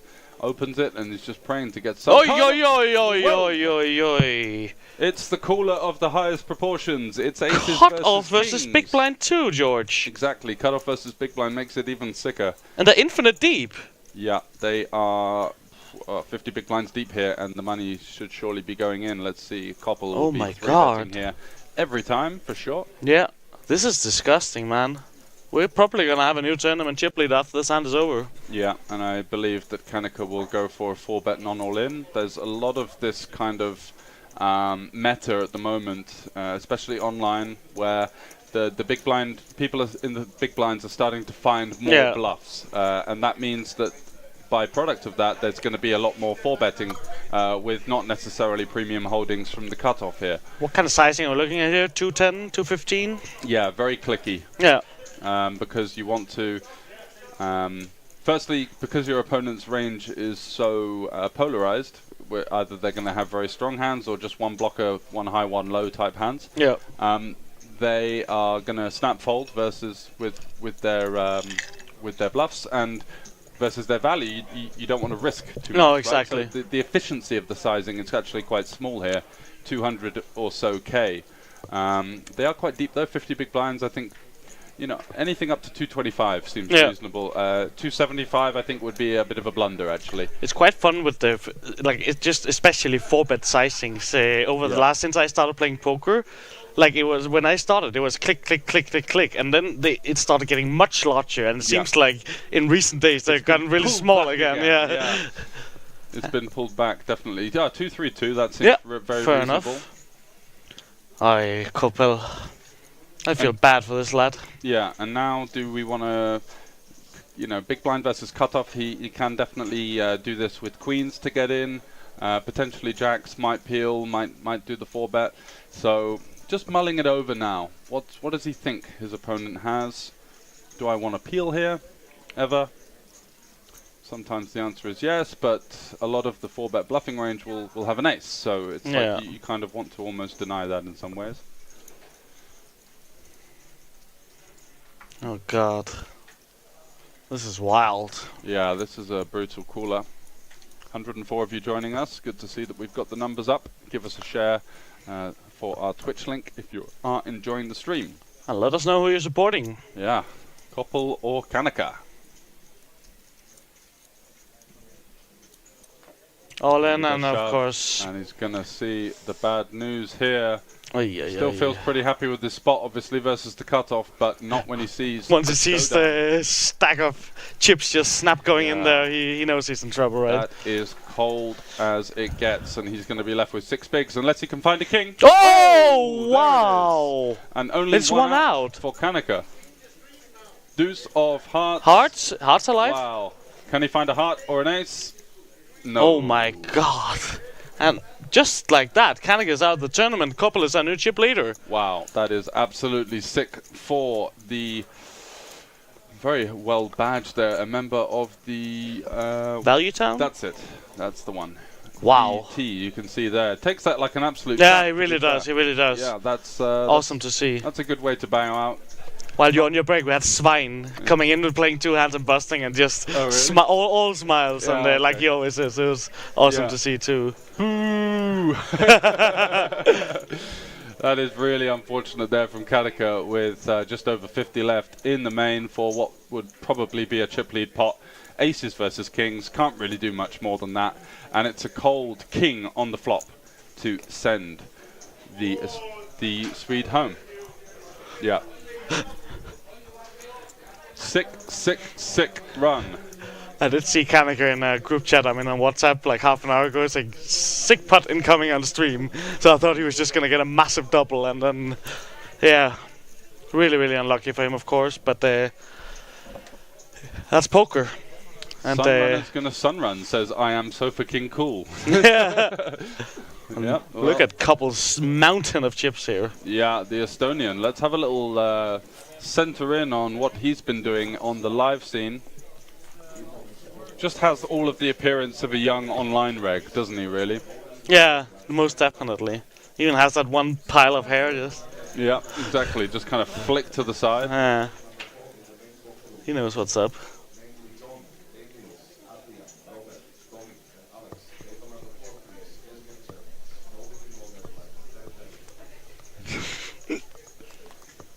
Where are we? Let's have a look. Richard Koppel. Richard Koppel. Only cashes of 11,000. Wow. What? 11.8k. Imagine how he's felt. And Wow, only in that is Estonia. a huge spot for him. Insane. So third in the Poker Listings Deep Stack at the festival in Tallinn in 2022 for 6.6k. That's his career biggest score live. It looks like he's a pretty competent player.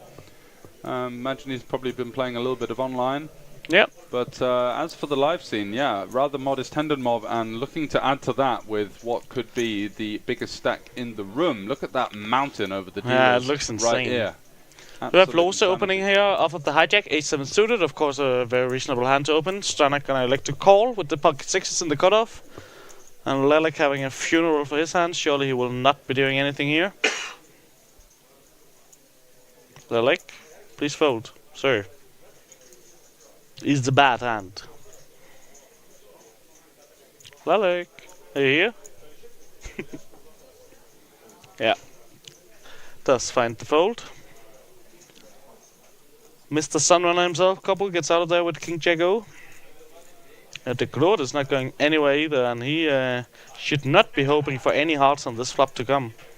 Look at Couple on the phone. Ma, I made it. With a little wry smile now. Yeah. Mum, tune in. We just flopped the king. We've got the lot. We did it, fam. So Stranak peeling with the sixes. What a top lad. And the Groot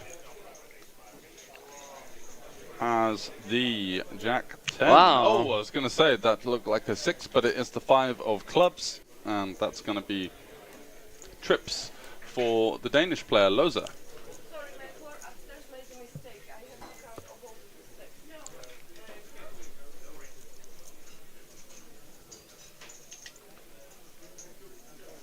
And I think you're going to see him check this one over here. He's not really going to have much 7x up against the big blind and the cutoff. Samo could potentially flat some hands like 7-6 suited, ace-7 suited, king-7 suited from time to time. And I think the hijack is going to have quite poor coverage on here. Relatively deep stacked with Stranak out of position. Wanting to navigate even some of the over pairs here are not 3-street hands, of course, with the big blind in there with the overcall. But he does go for the bet, and I really don't like this. No, I mean neither. To be honest, I don't think we want to have many bets at all. Stranak, of course, not really going anywhere here. Yeah. Quite a decent hand to continue with. Yeah, he's got 3 to a straight flush, and by the product of that, backdoor straight draws, backdoor flush draws, and does turn a gut shot to the straight flush. The 4 of clubs for the monster nuts. Very, very interesting turn. Certainly is. And it's interesting now because what does he deem his opponent to have here, betting the flop?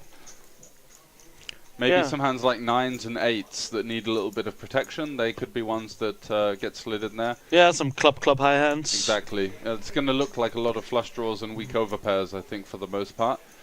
And he does now elect to check, sneaky. So potentially some deception, potentially a little bit worried about the arrival of that third club on the board, and Stranak now has the kind of hand that he might actually turn into a big bet and a jam on the river to maybe target some hands like queens no club, something like that is just going to struggle to defend. We know that Loza has got the 7 and he's going absolutely nowhere. This goes 75k, so more like the 35% sizing here. Yeah. I think he thinks he's just got the best hand here. He's looking to get a small street and then check back to river. That's the way he's going to approach it. Yeah, very reasonable.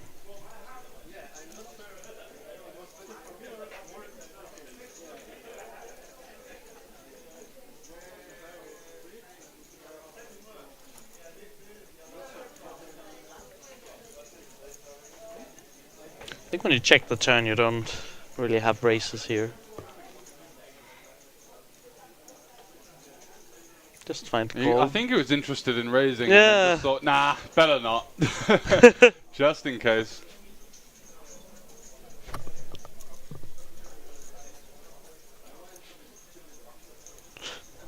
And a club Wow, on the river. what a river. For Samo. Very dangerous player, and especially when he's running like this. I'm sure he'll find a way to moan to me later on. He'll have to find something to moan about, but in all seriousness, does get there with the backdoor clubs. And shows it down, and that's going to be a winner. He doesn't know how lucky he got. Look at that smirk. Look at that. Woof. Woof. Very lucky Mr. Stranak, as he does find the runner with his pocket sixes. And he's up to a 7-digit chip stack here, Stranak. Yep, 1 million. That's the second player to hit the 1 million mark. We saw the Estonian there, Richard Koppel, in seat 5. On the fortunate side of the super cooler that you get in No Limit Hold'em tournaments, aces versus kings. He had the kings versus the Value Town member with the aces. Martin from Sweden goes home, unfortunately. This is a dangerous guy to give a million. Yeah, I'm interested to see how he navigates through the field, that's for sure. It's going to be very interesting. I'll just jump off for a quick break. No problem.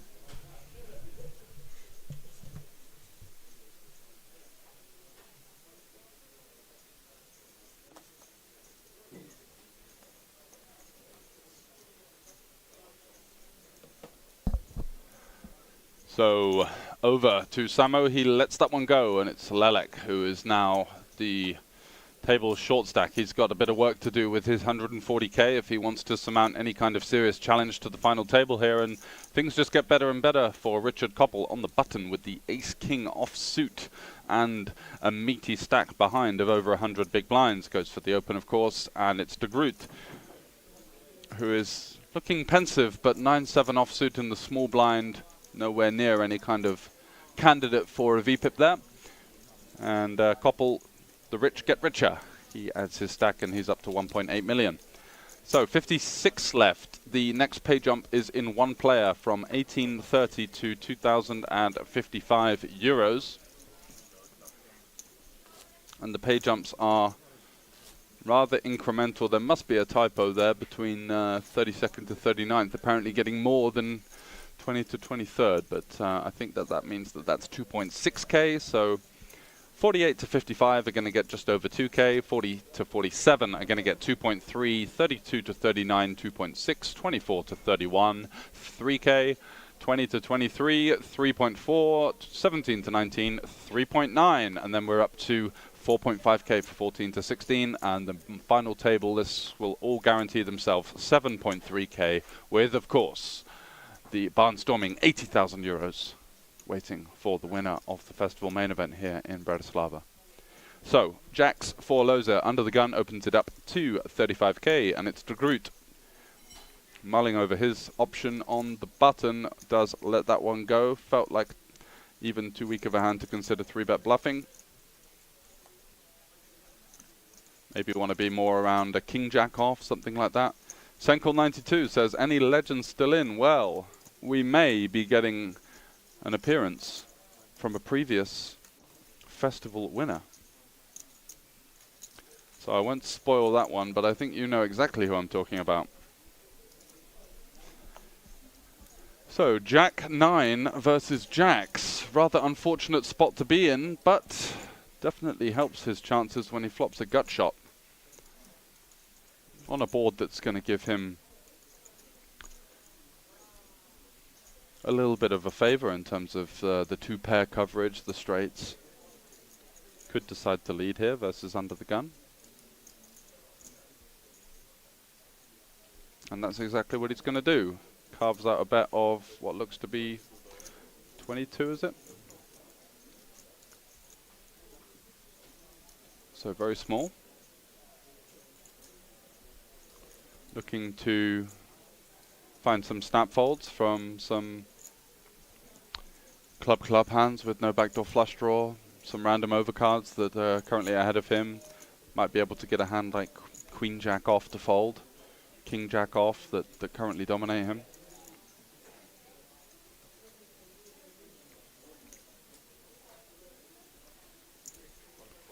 But lows are of course not going anywhere and not really wanting to raise this texture under the gun versus button, big blind in position.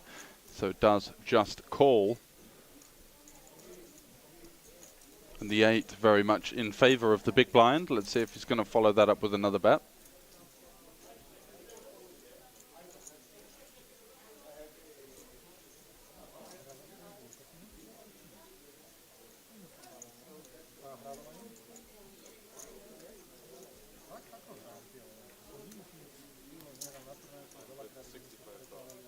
They are, what, 25 effective?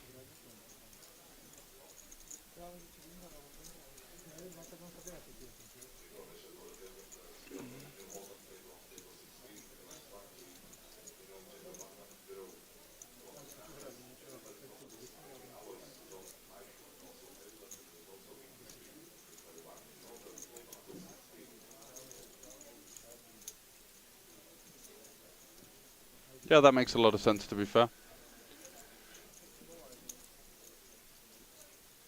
Doesn't look like he's thrilled with his spot on the turn, though, facing the 8. His opponent just betting half pot.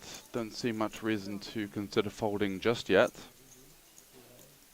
Yeah, aces and kings not needing much protection, so maybe raise those overpairs that need a bit more.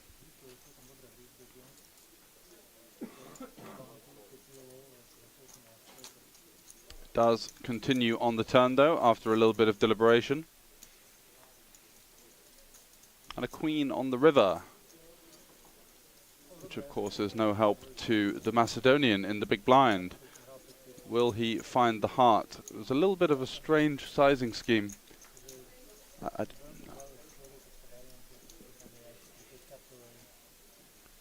Little bit of a strange sizing scheme because he didn't really set up anything for a sub one pot river jam.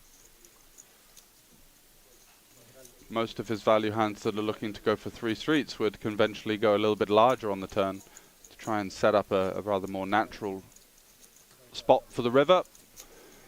So now he's faced with sort of a 1.1 to 1.2 SPR now. Is he going to find a way to maneuver his opponent off of the overpair here?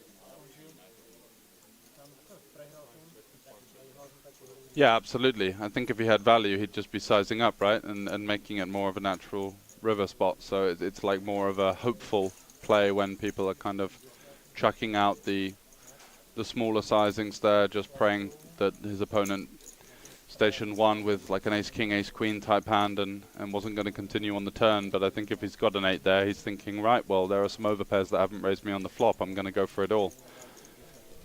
I think that's a very reasonable assumption. But based on what we've seen as well, the theme, Jacob just joining me in the booth again, is that we have seen players favor the passive route in almost every decision so far. And this is a 550 main event with 80k up top, you know, whereas we were saying $20, $30 tournaments full of Brazilians, that it's a completely different skill level almost. So the gap between live and online just seems to be really big right now. Yeah, and it is just something that happens when you have that cheap of a tournament with so many players joining that creates such a large first prize. Like a lot of these people are just playing for money they have never ever played for before. Yeah, like Richard, even couple you saw here. He's got less than 10k in cashes on handed mob and finds a 2-outer, and all of a sudden he's the chip leader playing for 80k, 54 left. You know, this is a big spot.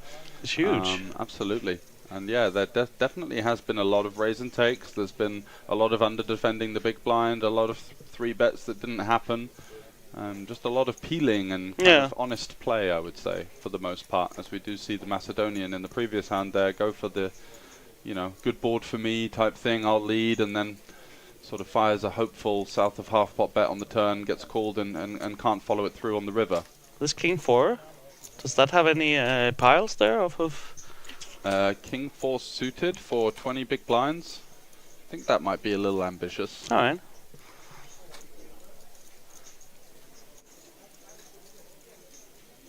Losa, of course, gonna defend here.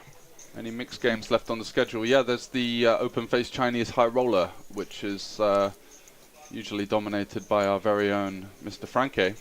And every night there's a 2-2 Sweden in the cash game area that makes me go to bed way too late. And this is a rather unconventional hand selection for the 3-bet here. Queen Jack at the sort of 20-23 big blind kind of range effective stack. Yeah, I assume like you want more the high-low. Versus hands like 9s, 10s, 8s, ace 10. So OFC poker, yeah, that's open-faced Chinese poker. Oh, okay, it was more of a philosophical question. Is OFC poker?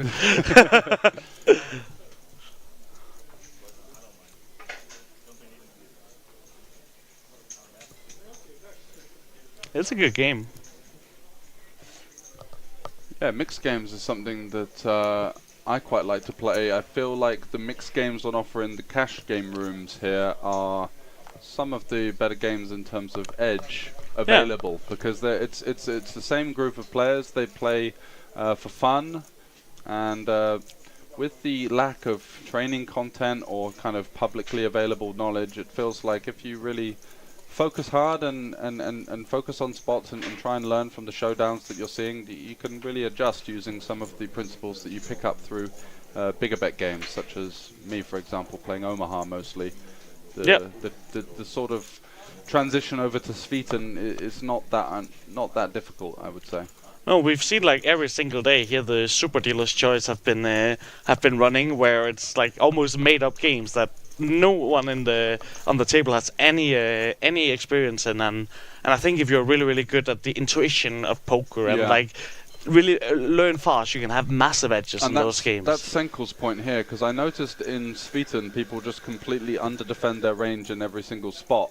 Don't really defend wide, struggle to find the bottom calls, struggle to face just aggression in general, and when they just check call, they often don't have a strong enough hand for both of the boards when the PLO texture doesn't change. So exactly. So that would mean that bluffing is creating a massive skill edge there for the people that are actually using it, because most people don't. They're very face up. And Senkel makes the point that in OFC it's kind of a little bit more maths orientated, and there's not any. It's more mechanical, right? There's not bluffing. There's just kind of gambling, I think, right? So in an OFC tournament, maybe the advantage comes from the players that know when the time is to take a thin spot for Fantasyland or something. Like a bit like we see even in the blackjack and roulette tournaments, where like those are of course 100% games of chance, but when it becomes in a tournament format, you suddenly add a strategy aspect into it, right? Yeah. If only there was a coaching site with a mixed games course at an affordable price. Maybe you know of one. It's okay. We're all friends here. Go ahead, Senkel. Feel free to put the info there in the chat box for the Go guys ahead. that may not be aware. Love it. Under the gun with the King 6. Just going to relinquish that one, I think. I think he's taken a little bit of time to kind of cement himself into the position that he's in, Had a little wry smile and was clicking through his phone, probably updating the WhatsApp group or something like that on his fortune to hit the king versus aces in the 5-bet all-in. Trying my best not to make an ad. Bullshit. That was a very clean maneuver.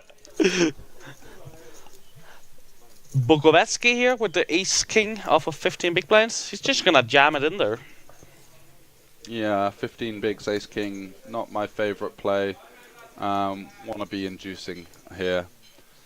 When you jam for this kind of 15 big blind stack depth, a hand like ace ace 8 suited, for example, Yeah. becomes a really easy fold. I think but that would have jammed on you. with know. big blind having 100k too, we're gonna see small blind here having a lot of pairs that's just gonna jam over too. Oh, the link.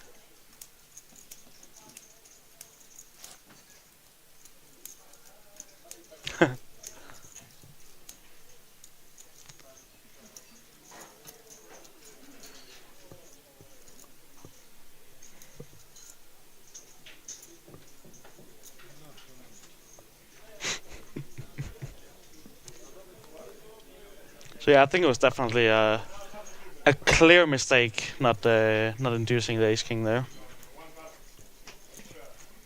Even more so with the stack depths of the players in the blinds.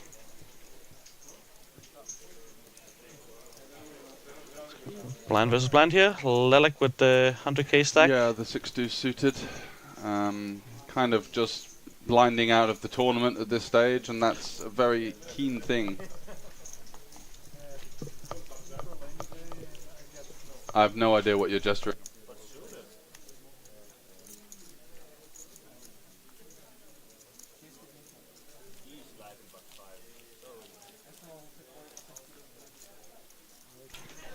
And he does like to go with the fold here. Seems to be an extreme variation. There's a variation in countries represented. Yeah, we have touched on that throughout the week, and which is just one of the things that makes this festival so awesome and unique. Like, and also the location, Slovakia, Central Europe, very easy to get through under a couple of hours for most countries. So we just see people from everywhere, which creates this awesome vibe. There was one guy flying in from Australia for the full week. Yeah, we have Americans coming over regularly. We have 2 American guys that's been here for 3 out of the for 3 or 4 festivals. It's people are coming from everywhere.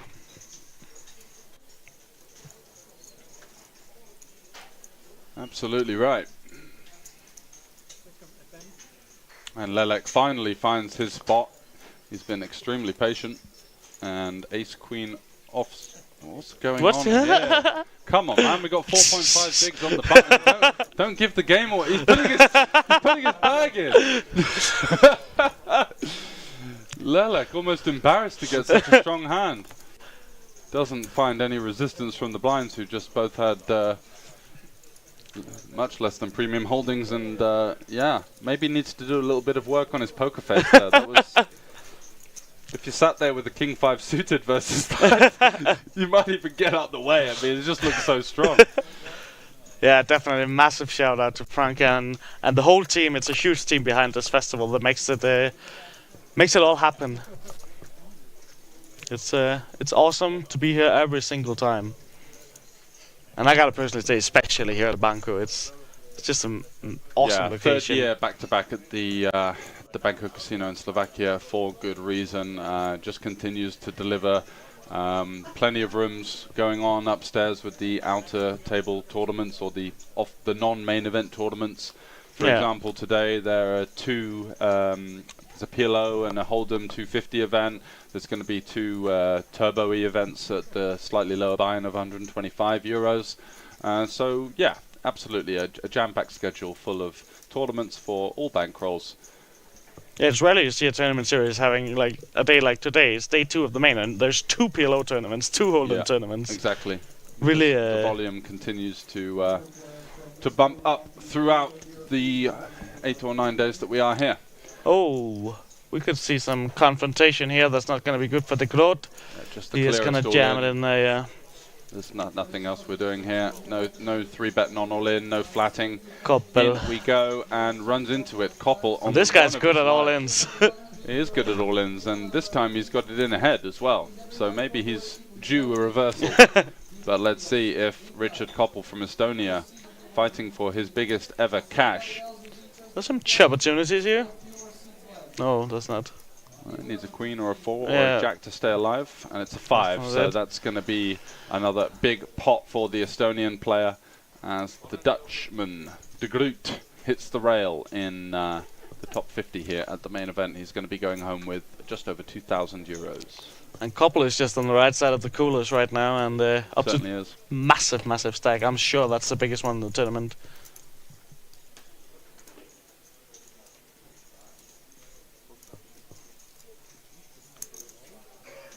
TD.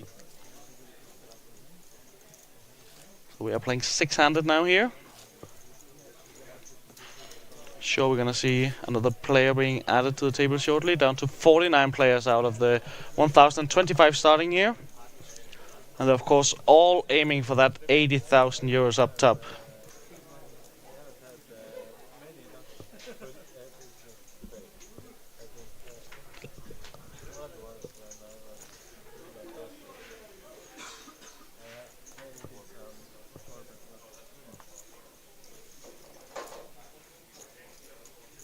Stranek here, +1. It's not gonna elect to open the queen 10 now. It's probably just a pip or two too wide. Would they have queen 10? Yeah, queen 10 Yeah. now. Seems pretty reasonable. Yeah. I don't know. I'm surprised. There's one short stack, which is a guy that just basically fell out of his chair with ace queen off for 4 bigs. I might have gone for a jam here. Might have gone for a steal there. For 14 blind seems good. Yeah, suited Takes it king, down. and they are somewhat short-handed now, right? So Yeah, they're the six-handed. The big blind ante is rather juicier than it would usually be. Yeah, six-handed, so playing for a sixth of a big blind ante each definitely means that we want to be a little bit wider, but king 4 suited, no decision either way. Definitely not. Rate the 3 strongest nations in terms of players playing at the festival. That's a great question, actually. Let's take a little moment to mull over that, because... Yeah, because there's countries that's very represented. Norway are quite strong. You've got Jon Kite, you've got people like Ilva coming over as well. You have Kahan for this one. Kahan Mokri, wow. Yeah, exactly. They're absolutely number one. Yeah, just a top-level player. Sweden, there's a lot of them, so of course they're strong players. Well, Molinar, Netherlands is... They just don't really seem to have many recreations. No, there's no bad players from Netherlands. Yeah. They always send 10 to 20 really, really good guys over, and they always fight hard for it. Like the last time we had Banco, we had Netherlands 1-2. Yeah, exactly. So yeah, I'm gonna go... He does. It's a big name to get, and my friend was playing an event in the other casino last week. It was like some small, not small, but like a nightly tournament at €200, and he just had Mockery on his direct left, and he's like, "What the hell's going on here? Like, does this guy have nothing better to do, or what?" I also had a friend playing on Monday. He was playing a 125 here at the festival and just got put in for 6 times pot. It's like, why is this guy in this tournament? What's going on here? Get him out. I need a ruling. He's too good. Not fair. We've got a confrontation between Stranek and Bjorbek. 2 pretty reasonable holdings, and Stranek once again finding a way with the ace queen. Bjorbek have any jamming here off of 15.5 with the 7s? Oh yeah, I didn't see the. We're up to the 20k big blind already, aren't we? It's just rushing by, isn't it? 7s, 6-handed. Yeah, you could definitely jam there. Actually, surprised you didn't. Yeah. The other casino. Yeah, got to be conservative with the words. Yeah, the Netherlands are particularly strong, and usually most of their players are some kind of version of pro or regular player, you know. They are, yeah, I would say that they're well represented across the board. So I would say number 1, the Netherlands, number 2, Norway, and number 3, either Hungary or Austria. Yeah, I think that's reasonable. Like, there's just too many Swedish fish here to give it to them. Yeah. No, the Swedes. I think you guys are doing pretty well too. The UK? Yeah. Really? Yeah. I don't know. I don't think we get any of our top players coming over for this. Oh, that's true. Because there's just so much UKPT action and other stuff going on. Yeah, fair enough. Yeah, so Weather's still in and over average. Thanks for the information on that. Awesome. We don't have the exact stack sizes of all of the players as there's still so many tables left. Jason only has 1 pair of hands, unfortunately, so he's just doing as much as he can. None of the top Swedish players are there, says Noise86, so that's also fair. Although if C. Darwin and Lena turned up there, you might be thinking I'm in the wrong job. Yeah.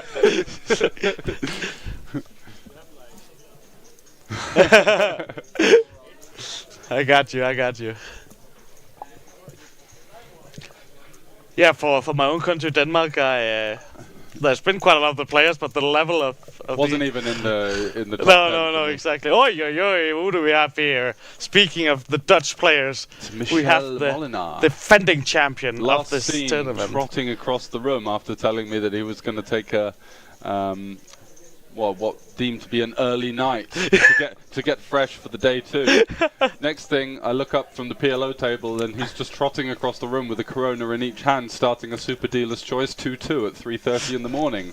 Not Street Team we were playing, and he won like 69 euros playing with us for 5 hours, and we all got smashed. It was a great time. Yeah, it was. Just an awesome dude, like Yeah, so much fun to be around. happy to sit there and pay some rake. Yeah.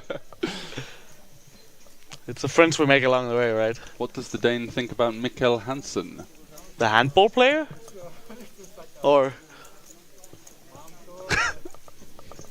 I'm not sure. The handball player, indeed. What? Any thoughts? Handsome guy?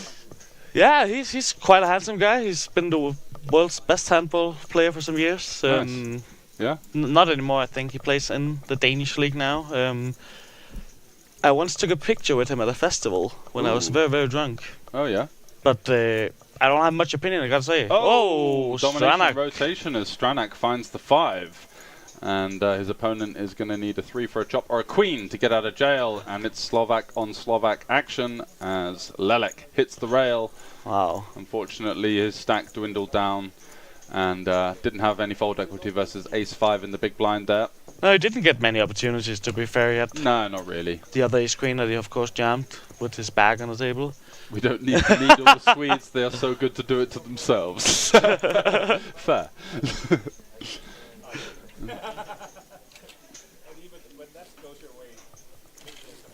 Nice to see that there's a good mood at the table. Yeah, nice to hear some laughs and a little bit of table talk on the audio. So yeah, power rankings for me, I would go with Netherlands, Norway, and Hungary. What about you? What's your top 3? Yeah, I think for this actual festival here, I think I'll have to go Norway first. Okay. But it's obviously close.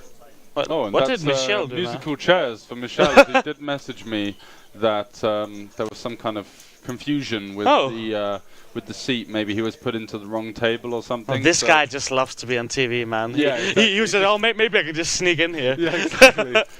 Table 8 is the TV table, and I've got table 18. So I'll just take the 1 off and stroll over there, and there's a seat for me. Maybe he's coming in on the 2, or is that another player? Yeah, so there was some kind of computing error because That's I got not told Michel. by Wise Guy as well, our other commentator, that he was going to be playing. So interesting. Like with the way Michel runs and plays, I'm sure we're gonna see him at the TV table at some point. Yeah, I think he was just coming for that TV time. Look at all these stacks of blue towels right here, guys. See not my George table. and Jacob. Yeah. See what I've done. Psychological mind games, as we were talking about how strong the Dutch players was. I'm gonna maybe give that top spot to Norway now after those shenanigans. But yeah, for the third, yeah, he definitely. He just likes to be in the spotlight, this lad. My third place, I think there's quite the gap between the first 2 and the third. Yeah. I think we definitely have some very strong local players. I think they should be in the contention. So yeah. The issue is there are lots of local recreationals that are just nowhere near the sort of middling standard of European poker, I think. No, that's very true, and that's kind of what hurts these countries that are very represented. Yeah, exactly. Well, the smaller and the weaker economies as well, there's less chance to rise up the ranks. You have to look to go to other countries for some bigger action potentially. I played versus a couple of good French guys throughout the week. Yeah. Yeah, if you haven't 3-bet them 3 times in a row, they play quite well. Actually. But, until they lose their fucking ladders. Once they think that you're after them, their head's just gone. They're very much an eco country. Happens when you have the fragile ego of a Frenchman. And if you're going to Prague, I will unfortunately not be going to Prague. No, not for me. I'm going to be streaming online. PLO tournaments for the most part. Yeah. The Bankroll Challenge. Yeah. I've so been keep the stream going. I've been traveling the last few weeks, but definitely gonna check in on the stream. Yeah, there's a ACR. Well, I think I'm allowed to say ACR. Frankly, Yeah, didn't go seem on. to care. ACR PLO series just getting started called the Mo, so I'm going to be playing a lot of that. Can I be a subscriber on your channel? You can. How I do I don't think I find see you? any of that money. Like, I Yeah, remember- you do. You do. Yeah, but That's- where? I looked at my thing. I had like 5 subscribers or something bowl and Read your emails. read my emails. Oh, that's probably why I haven't looked at my emails in years. So where can we find this this mystery channel? It's twitch.tv/pokeathlete. What's up with that poke athlete? Like, why did you choose that name? I think ACR was Frankie approved, so I'm going to get away with that one. But the other casino is definitely not Frankie approved. No, it's definitely in no way, that's shape, out or of the form. question. Yeah, ACR's Yeah. been a partner at the festival previously. Yeah, we were talking about some, doing some streams on there as well, and said it wasn't a problem. So anyway, we do have a 3-bet finally with a non-premium hand. It's the first of the day, Ace Jack. Yeah, with the Queen Jack. It Oh, is with a button bit versus weird. small Yeah. blind, though, all right. Oh, So I can get essentially a a premium. discount if I subscribe to you for a longer time. I'll give you 3 months here, brother. Good man. He came in full disguise. Wow. Spoilers.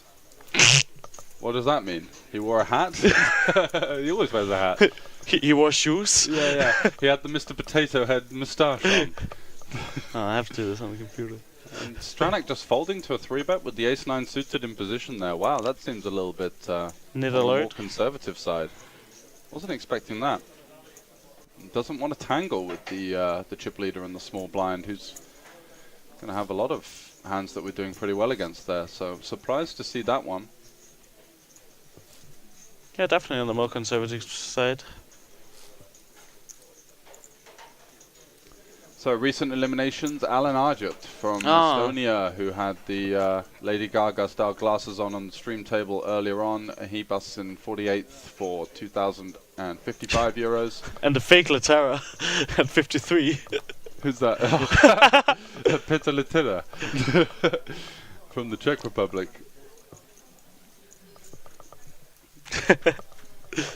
And Michel Havavavavka from Slovakia, he's out. Nick Thompson and Ronnie Minderland from Denmark, proving why that nation sucks. And Raymond de Groot we saw bust on the feature table. All of those guys going home with 2,055 euros. Not too bad, just under a 4x cash. However, we're going to be kicking things on here on the feature table. And Koppel is peeling with the King 10 offsuit versus under the gun plus Seems 1. very wide, doesn't it? I would prefer just 3-betting or folding personally, but Yeah. he must know something we don't because he's got his opponent Yeah. dominated going to the flop. Loser Loser. does Yeah, he's flop got the 10 backdoor half. flush draw, backdoor straight draw.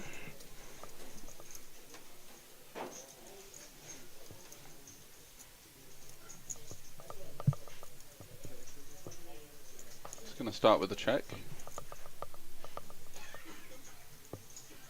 Quite a condensed middling board with a straight possible. Yeah. It's going to potentially favour the button, especially the chip leader here. It does get to be put pretty wide.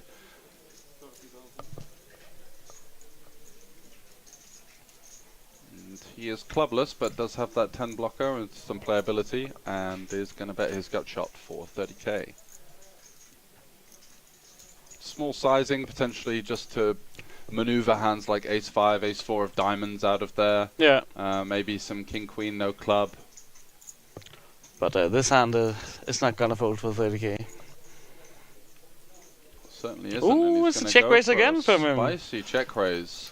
He has a We bit of saw him. moves, this lad. Yeah, we did. We saw him going for the check raise bluff with the pocket 3s on the turned ace, big blind versus cutoff earlier. Now, This one is a bit more yeah, reasonable, right? this is great. Yeah, exactly.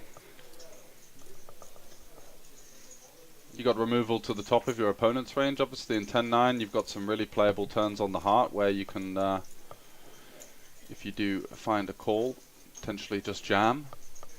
and put some of the one pair hands in a really tough spot. And Koppel is... What's he going to do? Looked like he was getting out the way there with the table demeanor, but he's actually going to find appeal here with the king 10. He's found some courage with the... It's a queen on the turn, which is an interesting card. It gives Loza the top pair and front Koppel door an flush show comes in open-ender now. Yeah, very, very interesting turn card here. Yeah, nice barrel on an ace and a king. So definitely lots of Yes. turn cards that are favourable, and this Yeah, one definitely has flush draws in his check raising range, I'm sure. So seems like a decent turn to continue on.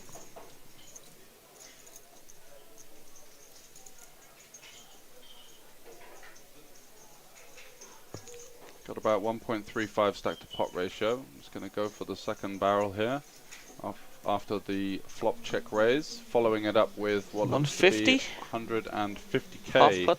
into 344, targeting hands like King Jack, Jack 10, Jack 9, Jack. Gets out the way. Yeah. So gets the job done there. Improving to the queen on the turn, and Koppel not going to continue there with possible flush out there. Man's got moves. Yeah, very small or check would have been the way to go as well, just to keep the Jack X in. I think he went for about 40%, didn't he? Yeah, So yeah, almost yeah. half. But I think maybe B25 or 30 could have been a little bit cleaner. Makes sense.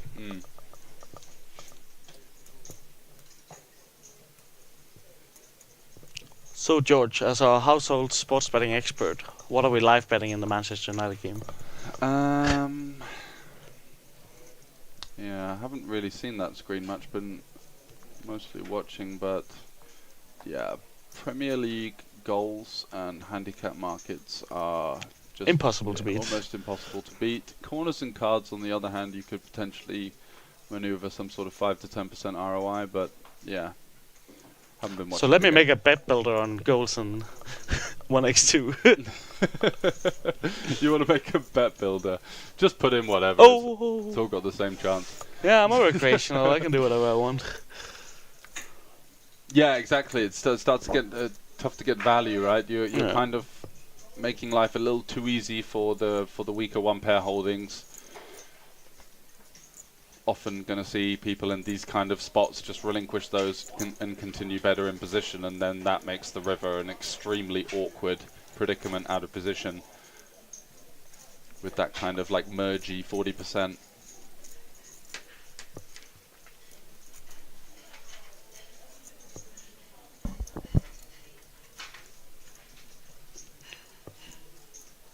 Stranak here is considering whether to elect for the c-bet.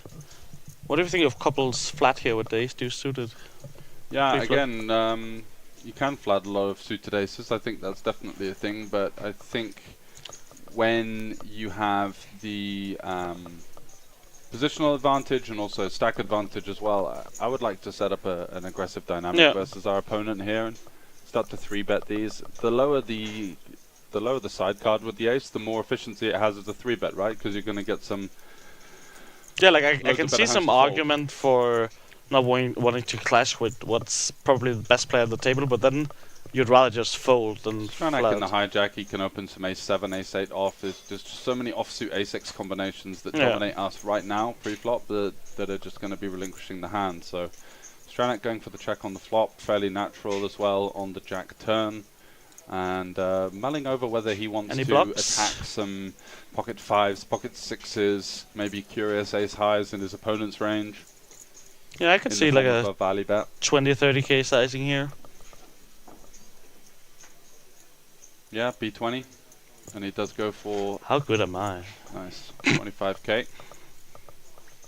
And Koppel not interested with the suited ace.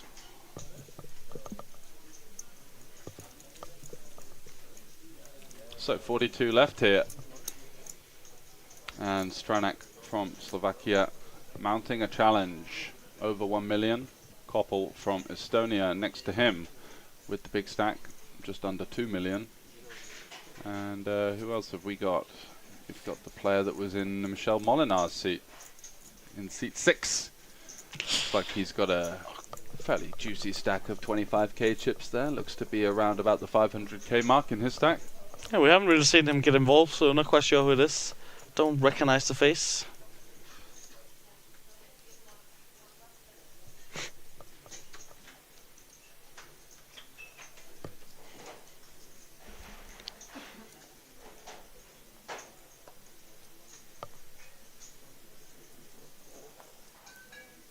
It's hard for a couple to look at his card for all those chips in front of him. We have a German here, Bena. M. Bena? In Werner. No. No? No, needs an R. Werner. Werner. Bena. You sure? I'll take a tenner. Really? Yeah. I just like going for the exaggerated pronunciation of the German name. Yeah, like a strong... I'm not Werner. That's like a really limp handshake name, isn't it? Oh, it's Werner. Book it then.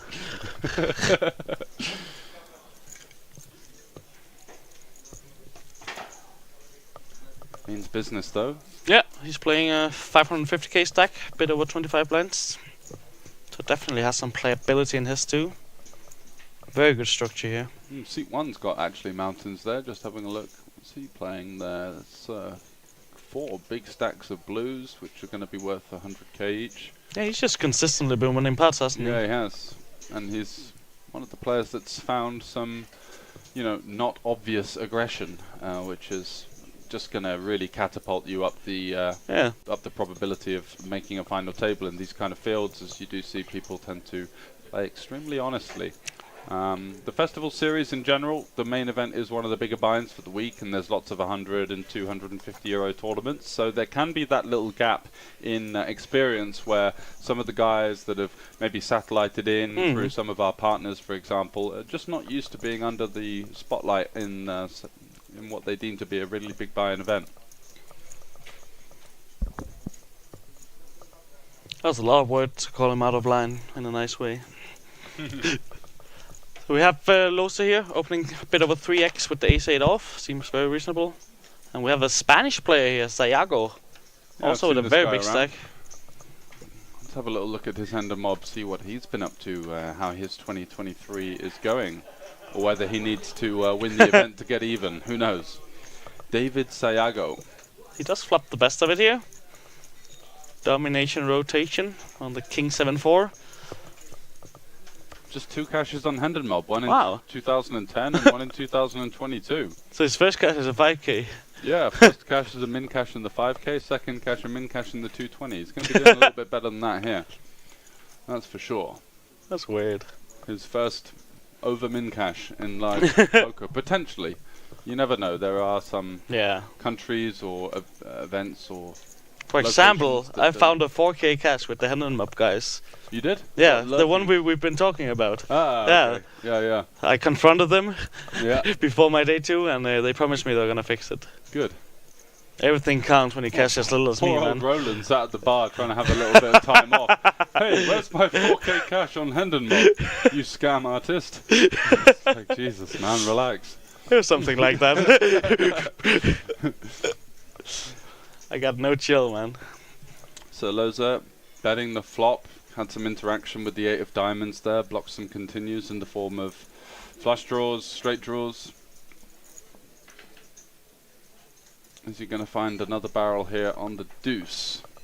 Doesn't change anything. His opponent can certainly have some hands exactly like he has, like a 4x holding. I like it.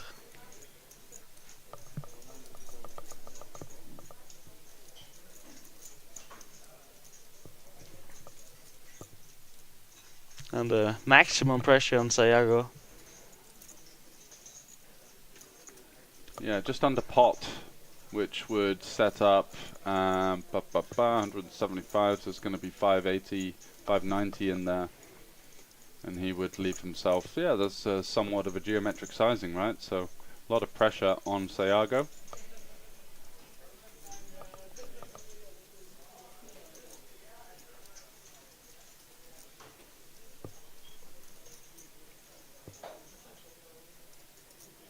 Can he find the heart to find? It's gonna be hard to realize equity on the river, right? He is gonna do it.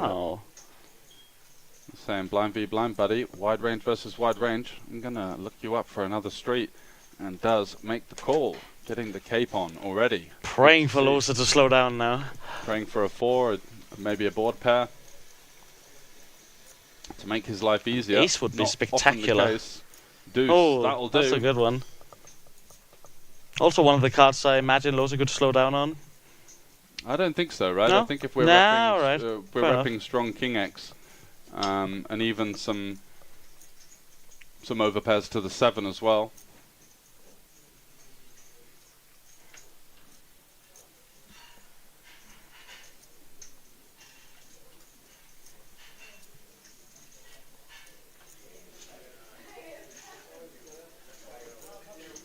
Quite a defensive checking of the cards. I definitely spotted that too.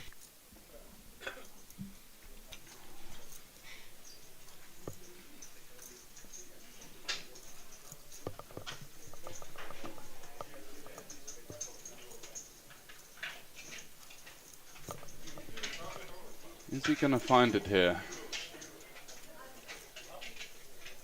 Kind of a weird selection on the turn, Yeah. I would say. Don't really see what Ace-8 achieves with the big second barrel. Is he going to go for it? He is. And Wow. he jams the river. All and in, puts wow. Sayago in a This spot. guy is Kind of like randomly he's matching choosing some buttons random here. hands, but he's applying maximum pressure. Senkel 92, I completely agree. Yeah. I thought he was going to give up on these, but he does find a way to... We see that so for the much, jam. right? Like people are not following through. And the sizing scheme, at least in his defense, makes a little bit more sense. You've seen people could just kind of chuck out sub-half pod on the Yeah, off exactly. chance. Please Well, follow. I think we sit here a lot, especially during the tournaments, and just Yeah. sometimes get a bit frustrated. People don't have the heart to follow through. This Yeah. guy, while his hand selection is subpar, he has the heart. Exactly, and that does speak Hand for a lot. selection. Heart selection. Heart selection. Can Sayago find the hero That's here? a massive hero call if he finds it. Blocks aces and ace king, which are certainly hands to consider that would always be taking this line. So it does have a relatively decent catcher, and I feel like he wouldn't expect his opponent to go for the queens through 8s jam on the river. I think most people would deem that to be a little bit thin. So he's thinking, right, my opponent's representing King X plus. Yeah, it's very I'm blocking polarized, some of of the course. stronger King X. I'm blocking the 1 overpair. Body.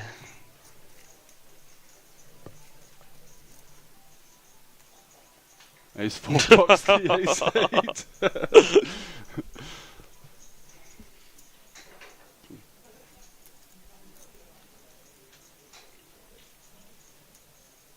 Oh, I thought he was going to fling it in. I think he's going to call. Yeah? I think he's going to call. I think he's just getting the courage. I think that's what he's doing here. That would be pretty damn awesome to see. I think he's got his spidey senses tingling here. I think he's going to sniff this one out. Yeah, he's definitely feeling something, else he would not be in the hand anymore. Just taking notes. That's going to be a 5-ball to each of us. Yeah, that's 2 guys in the chat now that are going to be avoiding us on future stops. Do you guys think the festival will get a shock clock in the near future? I definitely think it will not. That's not what the festival is about. It's a low stakes, fun tour. Yeah. Like we're not about that. I think that's. And I don't think it's. We often see that it's needed, to be honest. Completely agree. Yeah, nothing to add. Yeah, I think that it definitely gives more.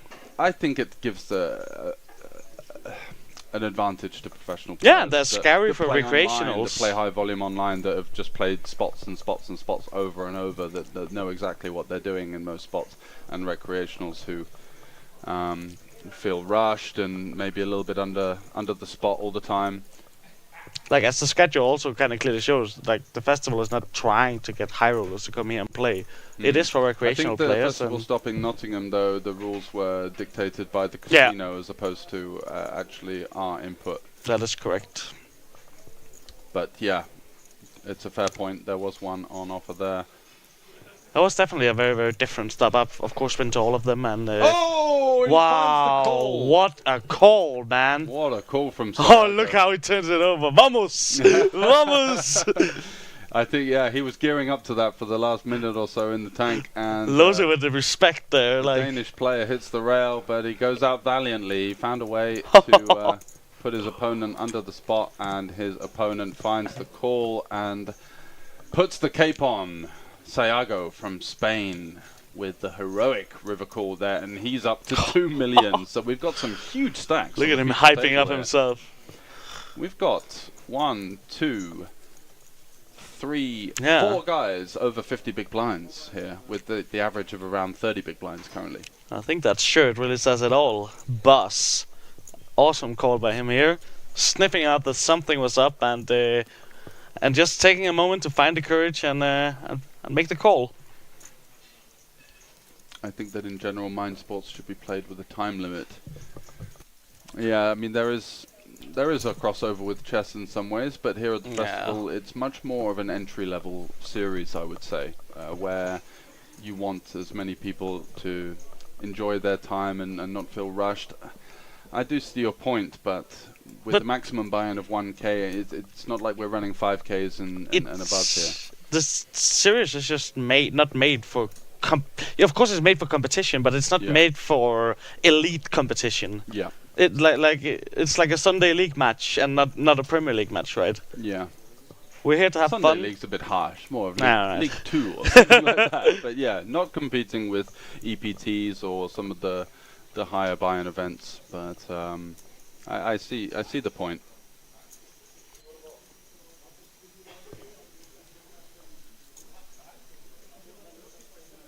Yeah, professionals are going to be a bit more dialed in. Ding ding ding! And so I love it. Doesn't this Bada guy have better stuff to do? Yeah, exactly. That's fair. To be fair, at least it gives them more chance to follow their intuition rather than. Yeah, but it's just I think it's scary for recreational players to play with a shot clock. I think it can be dialed down to that. Like So it's if not a you're comfortable experience. getting through the jam with the king 10 off. Yeah. It's a bit wide. 12 bigs, yeah, a little bit. I'd rather go for a raise fold personally. With king 10. I was actually just looking at 12 bigs from middle position yesterday. Yeah. And it definitely likes race folding more with those kind of hands. Yeah. Ace 9 suited and of course jamming. It was folding up till 4s, I think, and then just jamming pairs. Yeah, and up as you until get deeper into the tournament, the value of those lower pairs diminishes as well. Yeah, this was pure chip EV. Okay.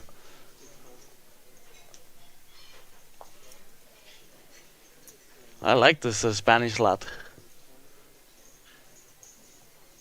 Yeah, that's a fair point. Let's see if it gets implemented. I'd actually be interested to ask Frankie what his opinion is on that. He's always got something of value to offer in most decisions. It ain't gonna happen. No? No. No. I'm very sure. You're sure? Yeah. I think it goes against the nature of what the event is meant to be. Bogevsky here, pocket jacks, 12.5 blinds. Yep. Oh, and we have a Finnish guy here. The ace queen. When did he join the table? Exactly. He's basically all in with ace now he's queen, in there. so good luck to him. Straight in the mix. Yeah, finding the right time rules, finding something that's not giving too much of an advantage or disadvantage. Exactly. It's a tough one. And we have the classic play pair Poya lining against Bogevsky. Clean flop for the clean jacks. as a whistle. No sniff of a backdoor for the ace queen. It's gonna be an ace on queen here. It's, 2 overcards only. Oy. Paint, but not to be for the Finn, who unfortunately takes a bit of a crumbling there. First hand in, ace queen in the big blind. Welcome, facing sir. a short stack jam and halfway out the door. Look at this guy, gangster. Or Bogievsky. Yeah. The Macedonian flag. But I think just in general, like, I haven't really seen much tanking going on either, because like I don't think it's Because the been an pressure's off issue. without the implementation. Yeah, like you need an issue to offer a solution, and I don't really think we have an issue. Yeah. And you can always call the clock if you think that someone's overly taking the piss. Yeah. But then that does actually usually makes the decision longer in some ways. Like, fuck you, I'm going to take as much time as I like. Wait down to the last second. But in those spots, it's just super important to have competent floor, and we have really strong floor managers here at the Banco that, like, you can do it once, but then they're gonna be a hawk over your table. You, yeah, they'll be lurking around and surveying your every move. So Vena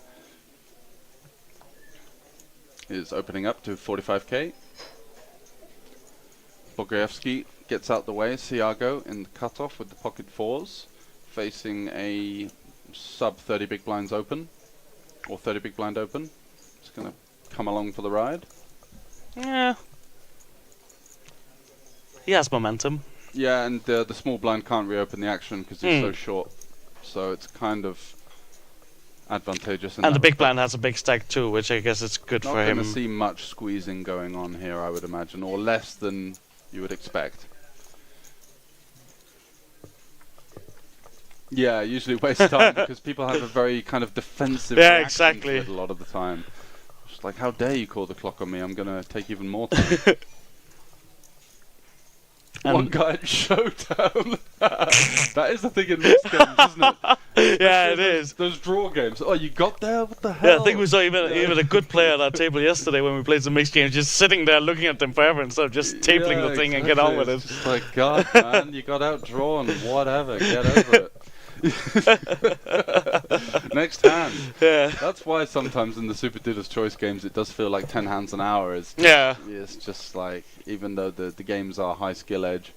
Because we got no one fucking knows the rules. Yeah, no one knows the rules. Everyone's asking like, oh no, the card should have gone there, not here, and the stud and all that kind of thing.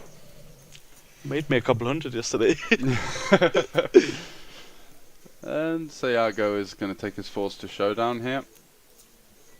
And the 9 on the river doesn't improve Werner. Exciting hand of poker. Does he want to try and bluff some of the ace-high hands that could be trying to navigate to Showdown that potentially Siago could have? Should be insta-banned. Not that many. Ace-7, ace-10, and he's going to go for a bet here. Most likely going to be an effective one too, a little stabby. Yeah, snap does fold. Get it through, so it gets the better hand to fold. Nicely navigated there from the German. I don't know how credible it is though. Worked out. Yeah, he's checked back twice. Let's chuck a bet in there. See what happens. Surely a lot of his flush draws are betting the flop. That old chestnut. Yeah, pocket pairs with the spade, I guess, is going to be a hand that could arrive. Yeah.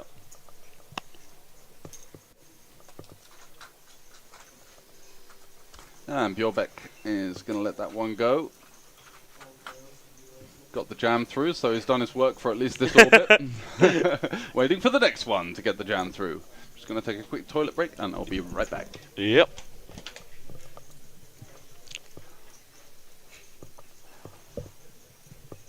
Sayago, of course, gonna let this one go. And Pojalainen, he has 25k and an absolute premium, of course, gonna get it in there. But just above blind.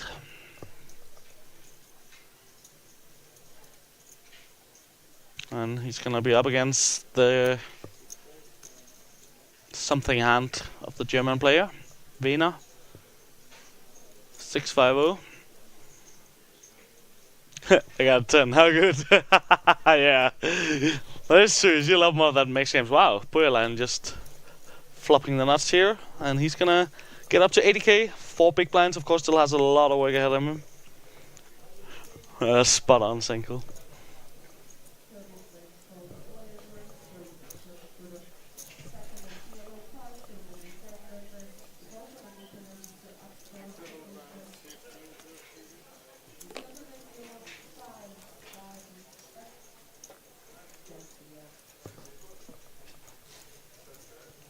on to the next we go. Thank you everyone, of course, for joining us here. Please do remember to check out thefestival.com. There you can also get links to all of our partners if you want to play on their sites. You can get live updates from the one and only Jason Glatzer on the main event. Do remember that this stream is on a delay, so we don't want too much talk about what's happening in the actual live updates, of course.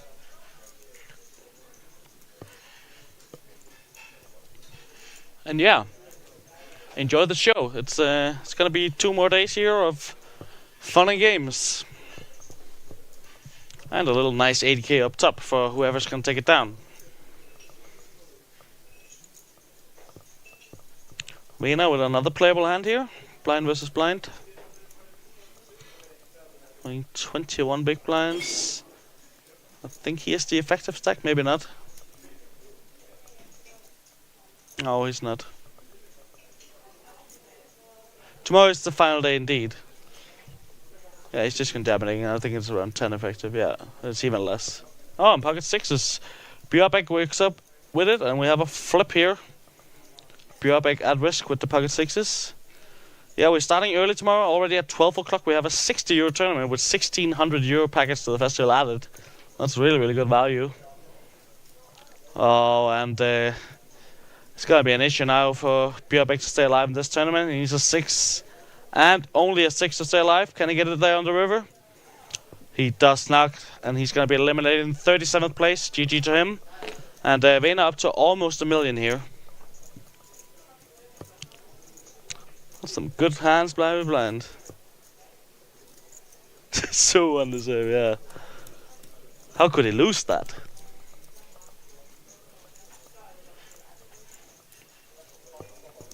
So yeah, I believe we will be playing down to Norway to 18 players today, and then conclude with the final 2 tables tomorrow.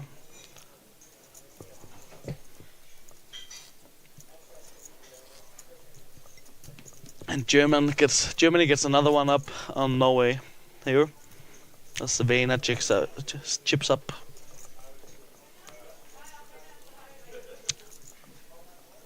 We have 6 players again. People are busting at a rapid pace at this feature table. So Iago, gonna open it up here with the king queen suited.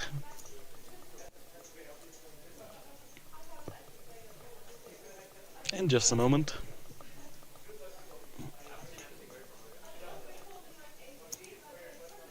There we go.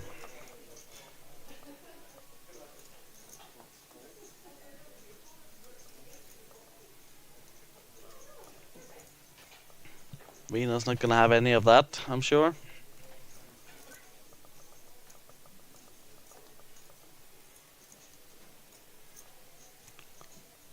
Let's fold it all the way around, and Sago takes down a small one with big blind only this hand.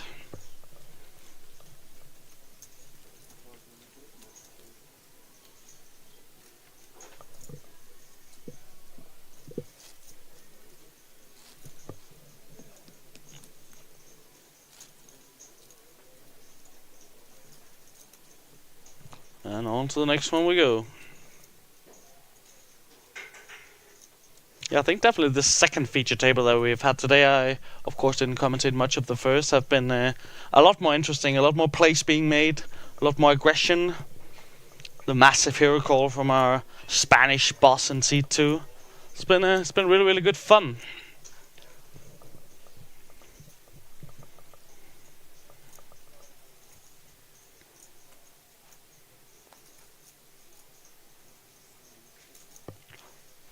The redo suited for Bogwiewski here in the blind versus blind. Let's see how he likes to maneuver this one. Let's go with the limp. Sayago with the worst hand ever created.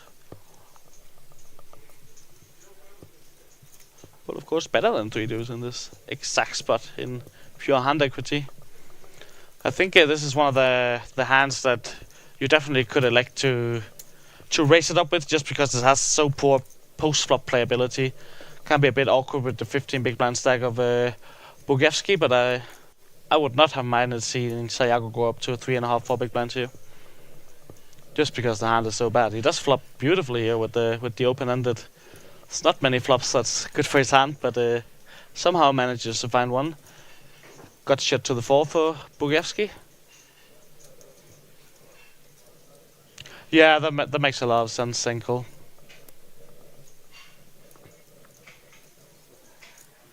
Let's go check. And the front door flush comes in. And the pair for Bugevsky. Flush draw for Sayago, but the worst of them.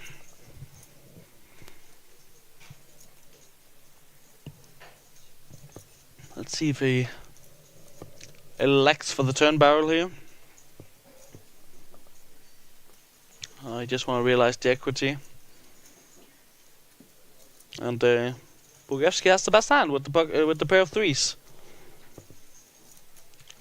Last chance to steal this one away, Sayago. You have absolutely no showdown value. Are you gonna go for it? This is of course a bit harder to be credible, but yeah, just flick in the 1 big blind. Then better is of course 30k, not 25k.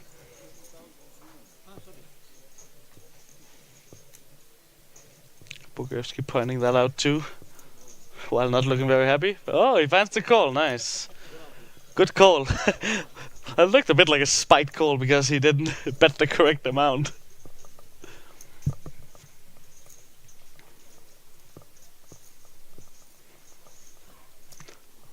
Relatively uneventful hand there.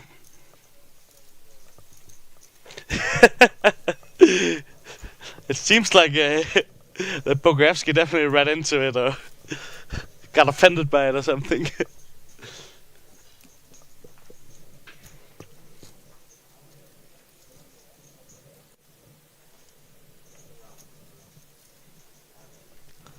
And on to the next we go, I think pretty shortly.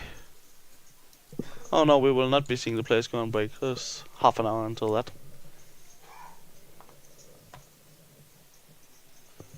Pohjalainen here, of course playing those almost 3 big blinds under the gun with King 7, and he does elect to go with that one.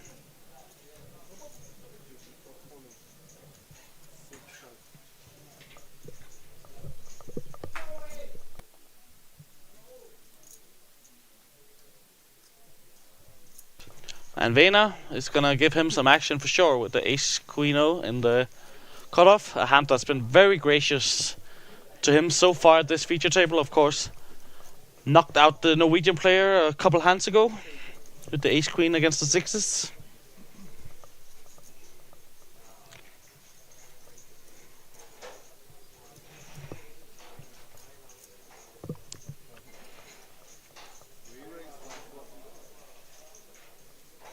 And he's gonna go for a sizing of 140k.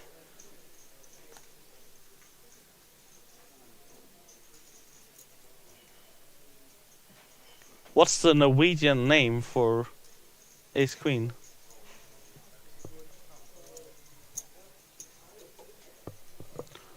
And a pretty fair fight here. 2 live cards for Pohjalainen. Let's see what the dealer has in store for us.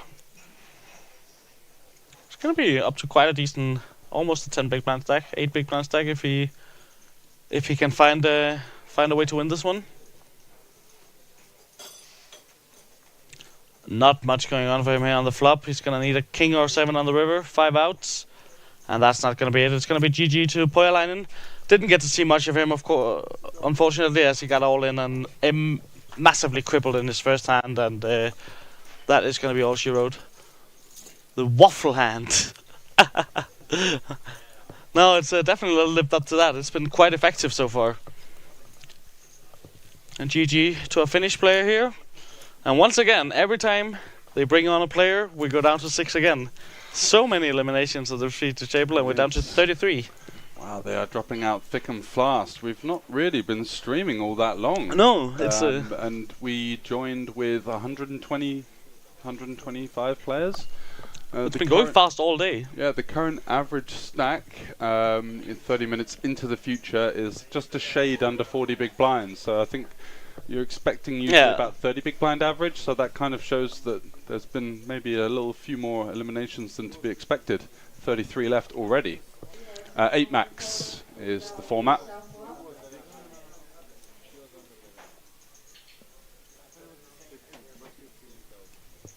Yeah, back in the days, getting ace queen in for 20 was not the way to go. Now, cooler, brush it off next time. It is a beautiful format. It is, indeed. yeah. It allows a lot more Much play. preferred. We've seen the cream rise to the top as well. In 9-handed, it can get a little bit tedious and slow.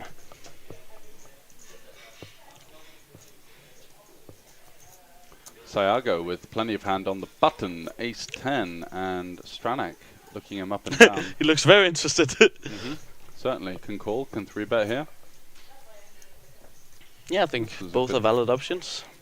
Kind of a surprising table demeanor there. Didn't look particularly confident. No. Kind of shifting around a little bit. He is just going to go for the peel. Yeah, will be filled out after the next bust out, absolutely. 4 tables of 8. And just to remind you of the pay jumps, because we've been rifling through them thick and fast. Let's go down. Just having a look through the live blog here at festival.com. Stranak flopping the absolute best of it with the top 2 pair here, even a backdoor flush draw for him. 31 the next pay jump, up to 2.955. Bottom pair for couple, and the gut flop. shot and overcard for Sayago, yeah. He does elect to check it back. Check back, no spade. Wants to take a free turn card and does improve to a 10, but certainly not the card he was looking for. Stranak goes for the second check with his king-jack here. Interesting. I guess you would do that more with the king of spades, correct? Yeah, potentially. And jack of hearts as well, so doesn't need to protect so much. Imagine having Gladstone doing the updates. Yeah, it's yeah, he's at top of the tree, isn't he? Most definitely.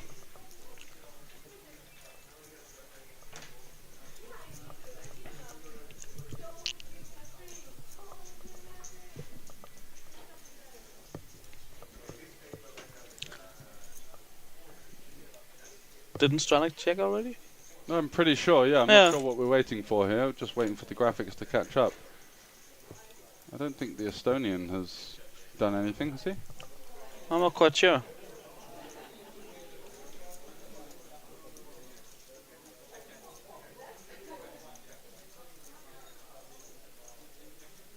Oh.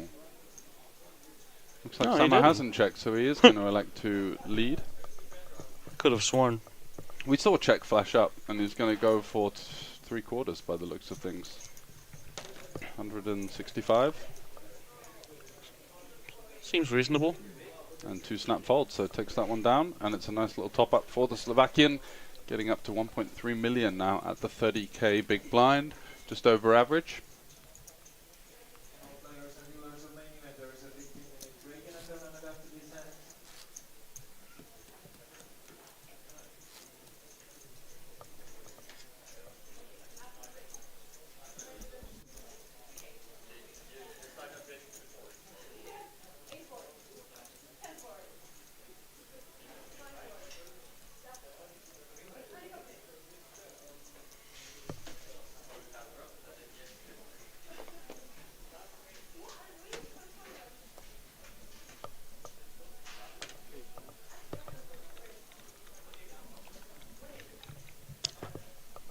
We have Klopsic from, I think it was Serbia, joining the table here. Welcome to him. And another ace-queen, this time for couple. Another young and quite serious looking face as we start to thin through the field. Yeah. No surprises there, right? Couple in the small blind usually happens. Certainly going to be RFIing here with the ace-queen. Makes it 3 big blinds to go. Vena with the 8-4 suited. Seems Certainly defendable. Yeah, definitely. We can make a straight, we can make a flush. That seems good for the checklist. Yep. We're in. Got the full big blind ante to defend as well, six-handed as well. That needs to be defended in this form for sure. I don't think we're going to be seeing him fold here. Yep. Call. Call. Sound finish. Yeah, almost. Very serious approach. German after all. Yep, BVB here, 8-4, facing the ace-queen. Nothing really Not much for any of them. for Werner. King 5-3 seems like a board that small blind can... Wide range versus wide range. Might continue for a very small sizing here, just to get some value from some of the worse hands. Do Some 45. straight draws, some worse ace highs. I imagine that's going to do the trick. Oh, look at the stare down. Queen jack, queen 10, jack 10, likely to peel one off here. Yeah. And he does get out the way, no backdoor flush draw on the spade heart club. And Werner relinquishes that one, so it's a nice pickup for Koppel, who is back over 2 million.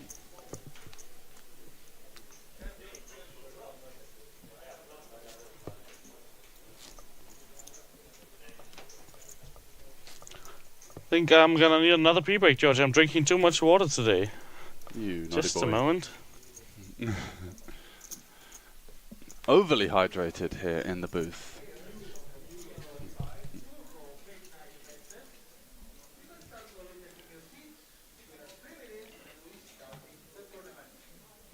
Bodziewski with the back-to-back 10-6, not what we're looking for. 33 left with ADK up top. Birdie's got just under 20 big blinds, so no panic stations just yet. Sayago here with the pocket threes, facing some big stacks to his direct left in the cutoff and the hijack, but it's going to open.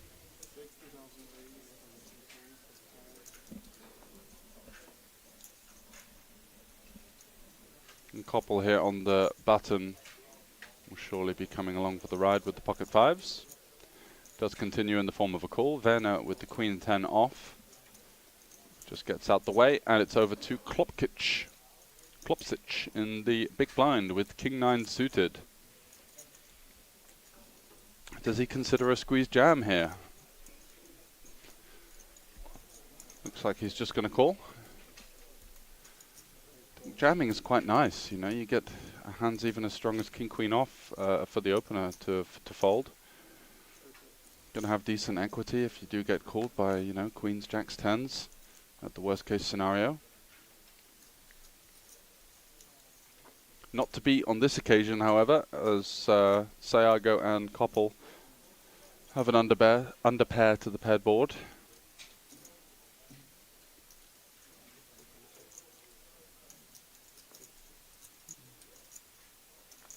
And it does check around. Deuce on the turn brings in a flush draw for Klopsic, and he's certainly going to have a 6x advantage, you'd feel, on this board with the button checking back. Does elect to check.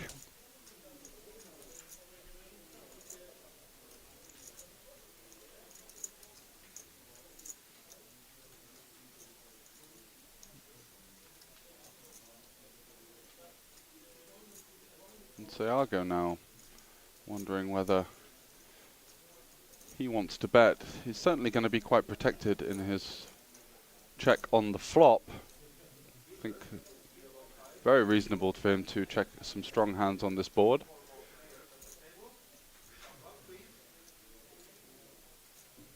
But doesn't elect to bet, and now the door seems open for Koppel to go for this third pot sizing in position.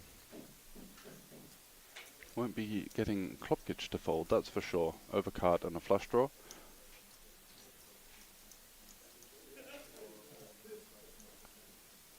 And he does continue, which is surely too much meat on the bone for Sayago to consider coming along here with pocket threes, and he gets out the way. So is there going to be a heart or a king? There is. The jack of hearts improves Klopsic now to the king high flush.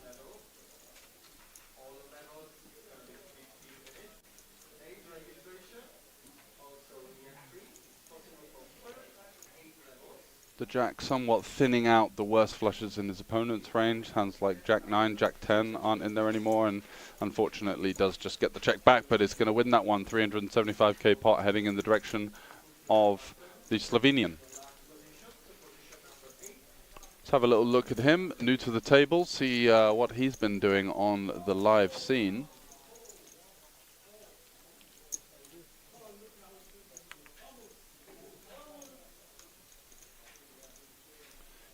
Yeah, for the most part the dealers and floors are almost primarily Slovakian or Ukrainian.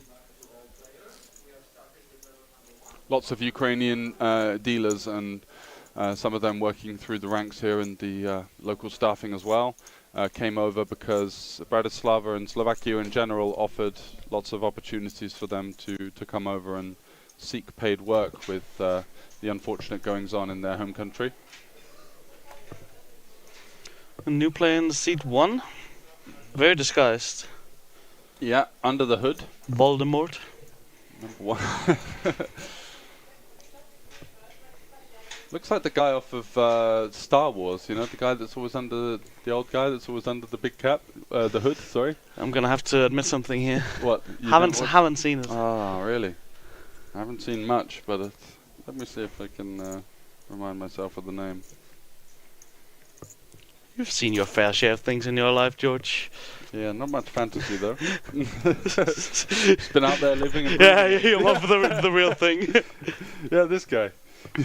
Oh yeah. Yeah. You're very right about that. Darth Sidious. There we go. So, considering we don't have his name, he's going to be Darth Sidious from now on. Down so to 32 already. Also a player with low cashes, and that's kind of another testament to the fact that we were talking about this a little bit earlier on. The festival being a great grassroots festival in terms of getting some of the lower stakes players some opportunity to not only get a big early career defining score, but to build their way up the ranks. Yeah, and get that experience of playing for the big bucks, right? Yeah, not just the €125 side events, but a chance to satellite their way into the main event maybe, take a shot at it, sell some action potentially, and get some experience in a slightly bigger buy-in with meaty money up top. And Bogievski is... Did he just jam there? Yeah. Yeah, wow. Yeah, no chill. 22 big blinds, BVB, certainly going to be fine for chips, but we're definitely not playing chips 32 left here. Maybe a little lack of consideration for any traps in his opponent's range. Yeah, he said he was going to go to the Namur festival in Belgium, where there's certainly more money on offer, but I think he just likes lording around here. Yeah. Getting a little high five from everyone. Exactly. Maybe signing a few autographs. Yeah, I've been seeing the lines.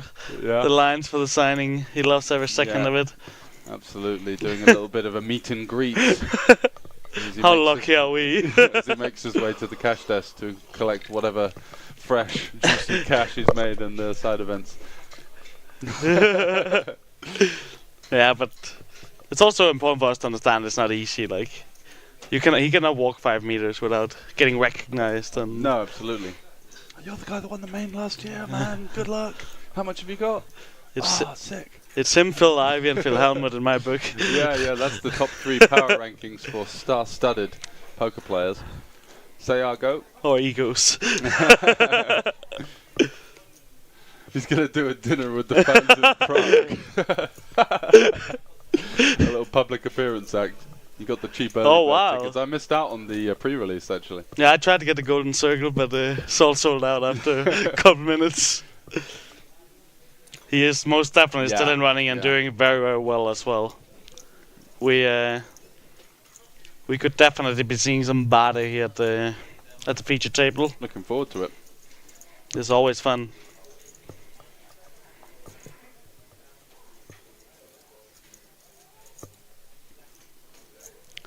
Klopsic here. After Sayago opens the King Jack suited under the gun, he's gonna look to find a solution for what to do with King Queen suited. Does seem like he is counting out a 3-bet. That is not a 3-bet, that's a call.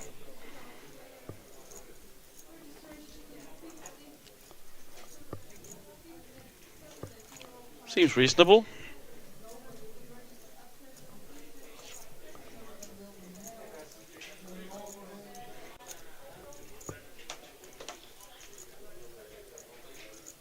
And we have a name for this guy, Papa Stefano something. Greek not guy? Darth Sidious. Apparently not. Okay, fair enough. Papa Stefano. He Such comes a along. Greek name. Yeah, every time I see a Greek player, they have an even more Greek of a name than I imagined. Like it's a parody. There was a Cypriot called Christofoforou or something like that. I was like, of course. Thank you so much, Nils. Appreciate it, man. Proformance 7. Greetings from the German Nils. Hope to see you soon. It was a pleasure having you at the festival in Nottingham.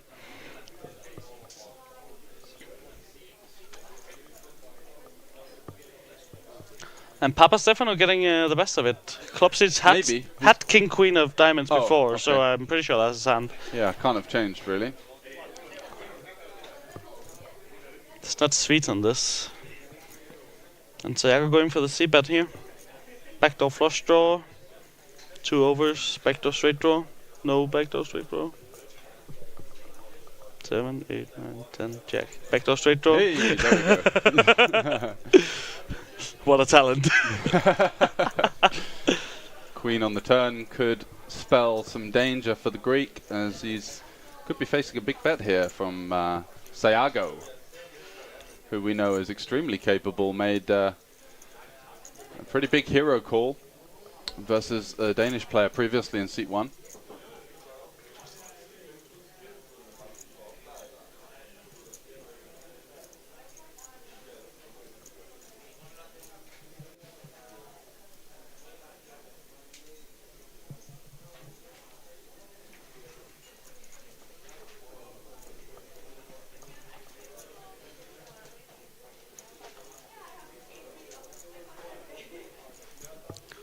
That is a meaty bet from Sayago.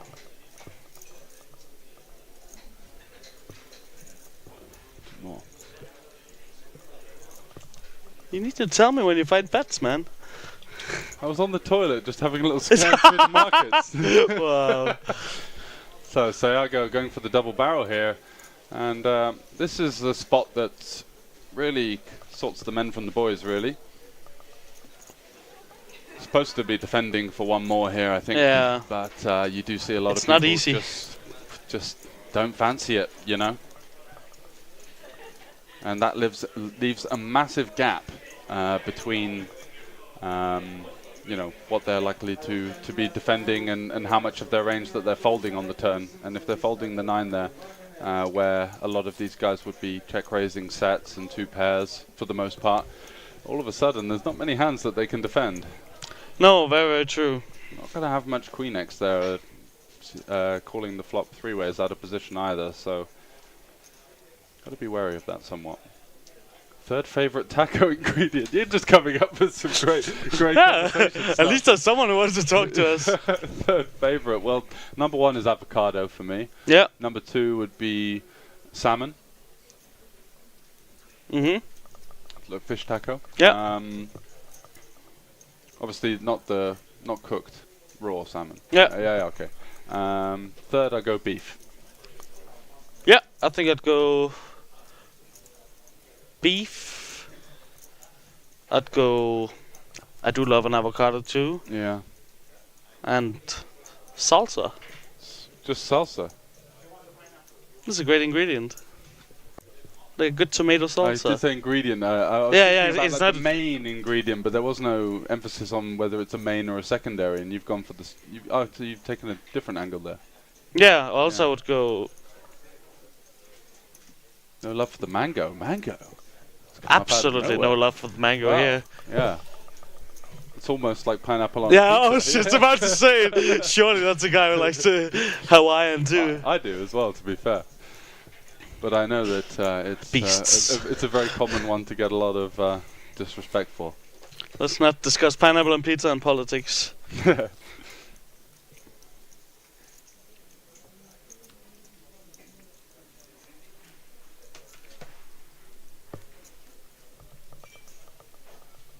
Pineapple and mango tacos. There we go.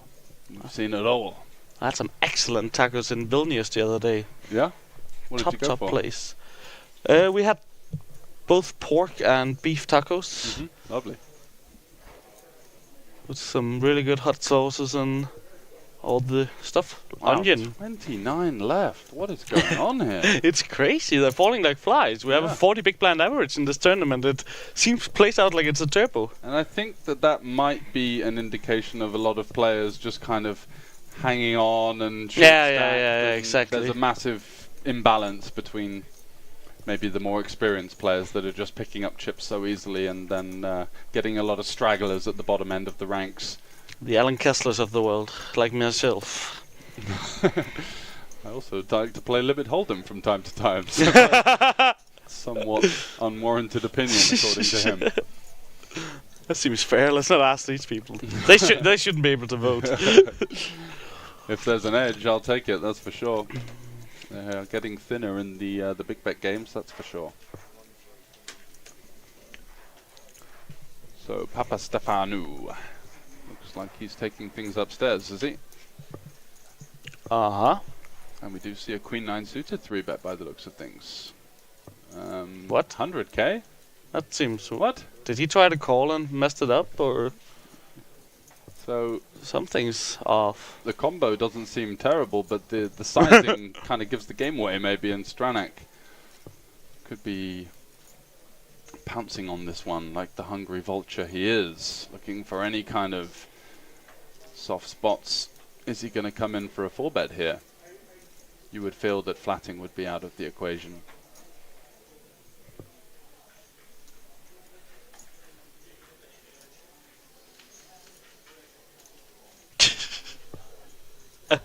Yeah, we get the limit 3-bet.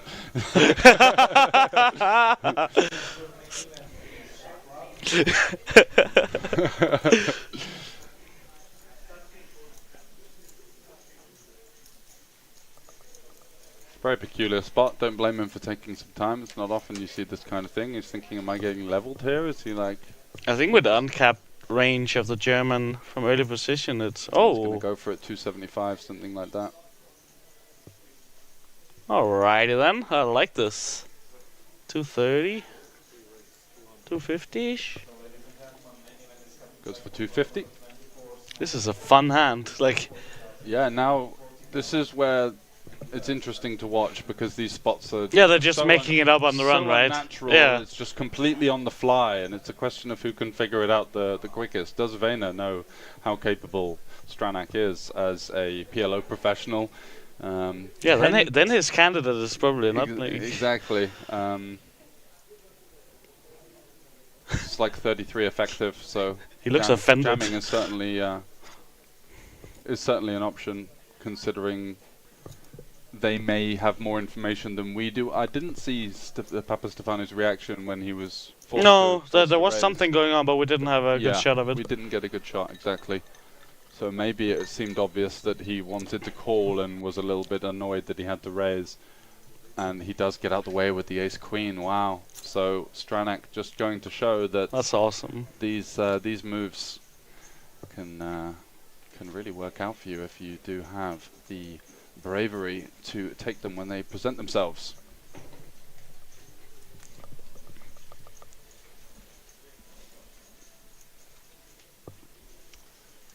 But it looks like Papa Stefanu is not going anywhere, and Stranak does a great job of getting the ace-queen out of there, and now he's in a rather decent spot versus the Queen 9 suited that's going to come along in position, and it's a jack-high board for Wow. Stranak. And he's got to be thinking, I don't think my opponent's going to have a better hand than me, apart from some ace-jacks maybe, so it's a pretty nutty board for him.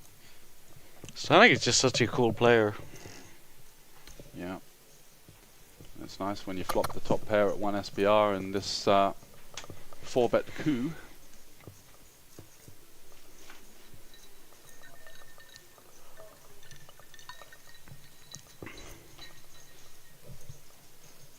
Oh yeah.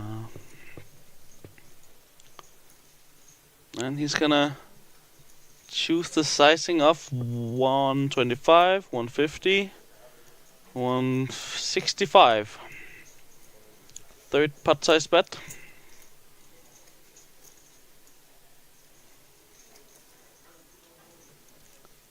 And yeah, Papa Sanafo.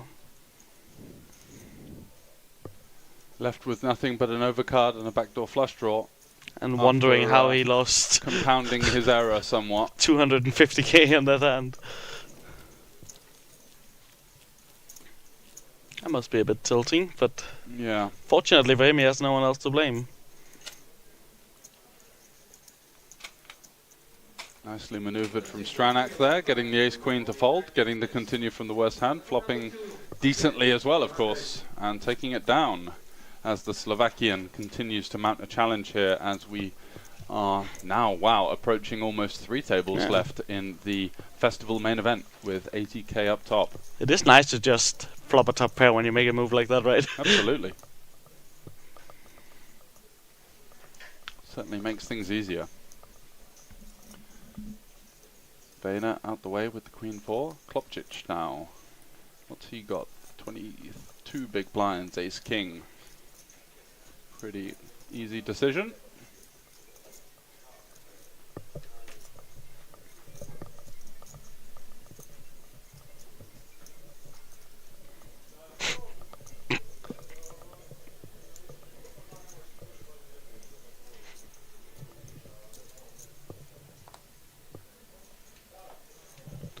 Gonna go with the 2x for a little sprinkle. Little juicener on top. Gets that one through to the blinds.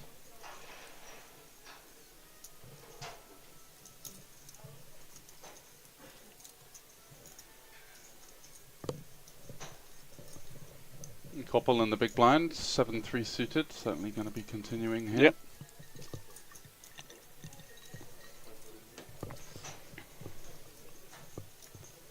And does. How long are you going to play today, Posthuman? We are going to play down to 18 players, as far as I'm aware. Okay, nice. No, 16 players, of course. 2 tables. Yeah, 2 tables. Yeah. The all diamonds, Jack 9-7 flop. Klopčić has the second out flush draw here. Bottom pair for couple. Is this Georgia texture he can lead? Or do we not do it on monotone boards? Maybe a lower connected monotone board? Yeah.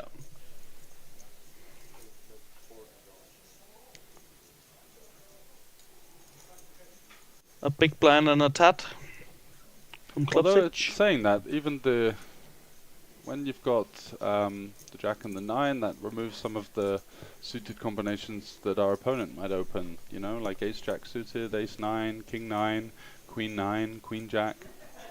What do you think about the call with the 7-3 here? I know you got the bottom pair, but it's just going to be so hard to realize your equity. Yeah, very much so.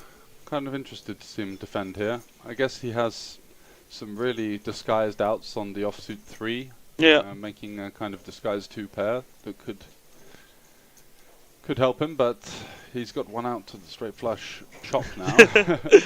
Unfortunate turn card for him as Klopčić improving.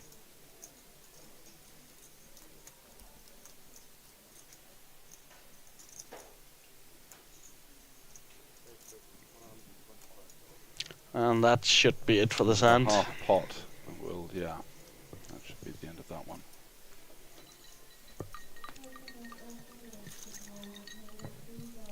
We have free seat on 2 to be along for the Sorin from the waiting list. Sorin, table number 3, 2 to be alone.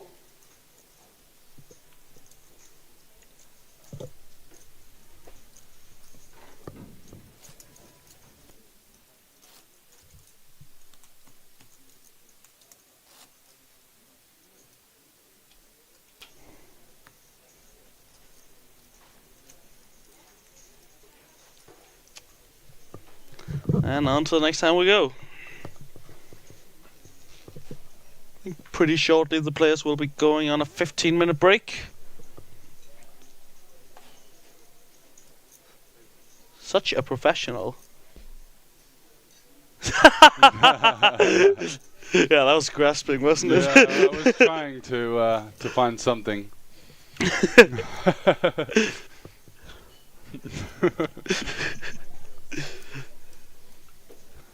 clutching at straws, potentially. Yeah. Snap called out. That's fair. Bugashki here, 20 blinds on the King Queen O. Of course, going to be good enough for an open.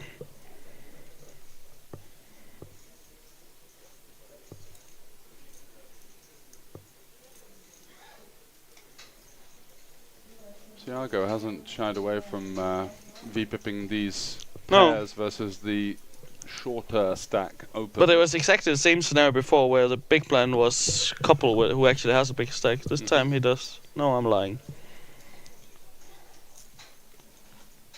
But yeah, it's gonna be left hand. Let's get a new one.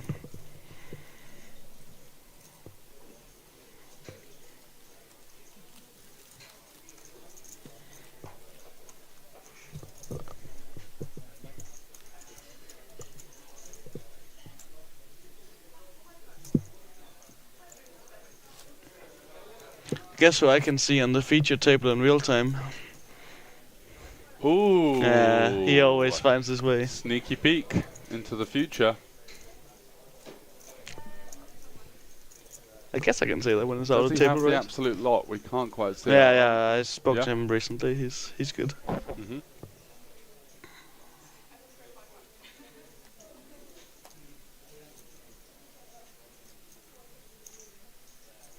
No insight into the Slovakian politics. Jesus Christ, thank you. Yeah, we really do. It's disgusting.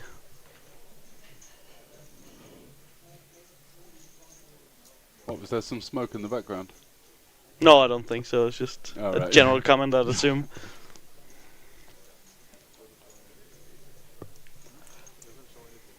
So some of the recent eliminations, Kasper Wirtz that we saw on the stream. All the Danes out. Alexander Golubevs, apparently from the UK.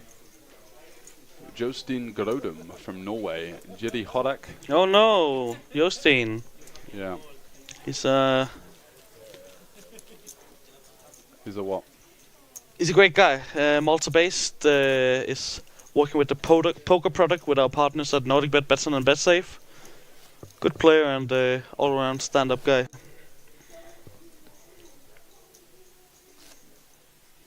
Oh, here we go. A couple more. Jiri Noga. Andrea Atsenzi. Eric Bjorbeck Yeah, was on the saw on the feature, and Max Lozo, we also saw on the feature, that went out in style with the ace. Yeah. Just randomly mashing. Becoming a victim of Sayago Zero Cole. Yeah, completely missed the Slovakian politics one, I have to say, what the deeper meaning or insinuation was there. Stranak is opening it up with the sixes. There's the Slovakian in the limelight right now with the big stack and the grin on his face, and why not? Deep in another main event. Came, I think, final Interesting two here tables. from Klopsic. Bit over 20 blinds, out of position.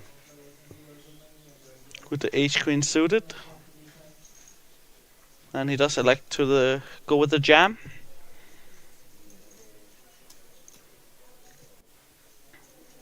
Not wanting to take any chances. I think versus a player like Samo, I would 3-bet non-all-in Yeah. call, but at this depth, Maybe jam the offsuit variants. yeah. Seems quite clean.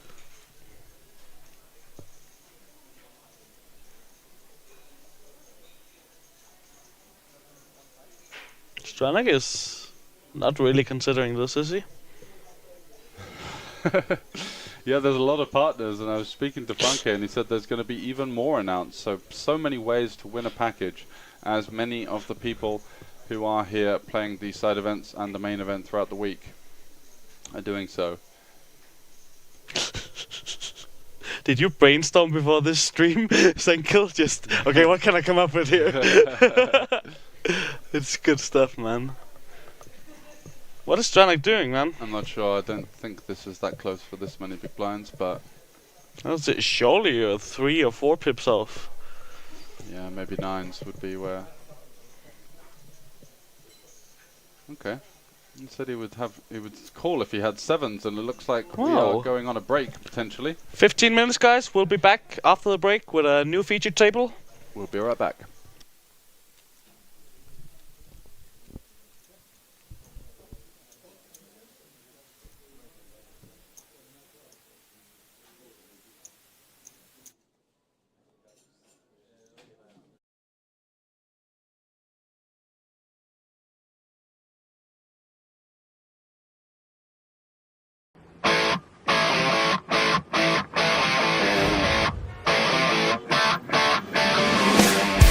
Hi everyone, Anastasia here from the festival series. As you can see, it's a lot of poker action behind me.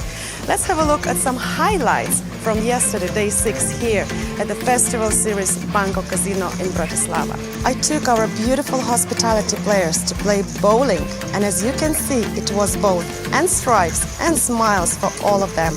The action was in the full swing, and some of the players managed to show their extraordinary skills. Going back to Bangkok Casino, we had the last 2 flights of the main event, the final of Hand and Mob Championship, and the most beautiful tournament in the entire festival, the Queen's event. We had a lot of fun and girly chats at the tables. Fantastic to see so many gorgeous women entering this tournament. Today is day 2 of the main event. Follow us to catch up the news on thefestivalseries.com and on the social media.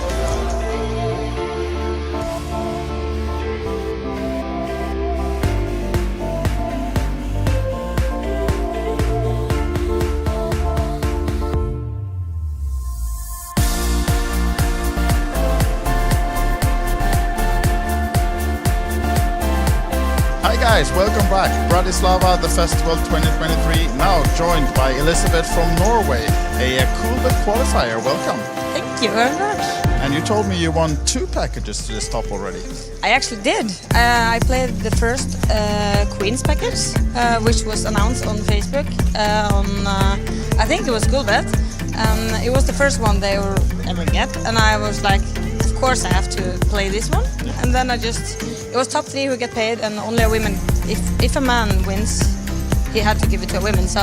So we were actually 2 women at the podium, and the third was a man, but he gave it to a woman. So it was fun actually. And then you won a full package. Yeah, the same week, weekly final. I actually managed to get a ticket to the weekly final through a ticket. So I qualified through a qualifier, and then I did this as well. So it's all good. All good. Well, nice man. And now you're playing the Queen's tournament. I think I have double average, which is 30,000. So we are just finished with the 500, 1,000 blinds, and now it's break. I think I have like more 60, 65,000 maybe. So I'm feeling good about this day and about the atmosphere and everyone here. Yeah. Lovely. And normally when we bring poker players in front of the camera, they may be not so used to that, but with your background, I know you're familiar a lot. You tell us a bit about what you do, otherwise than poker. Otherwise than poker, I do social media for a living, and I actually do like reels and also photos.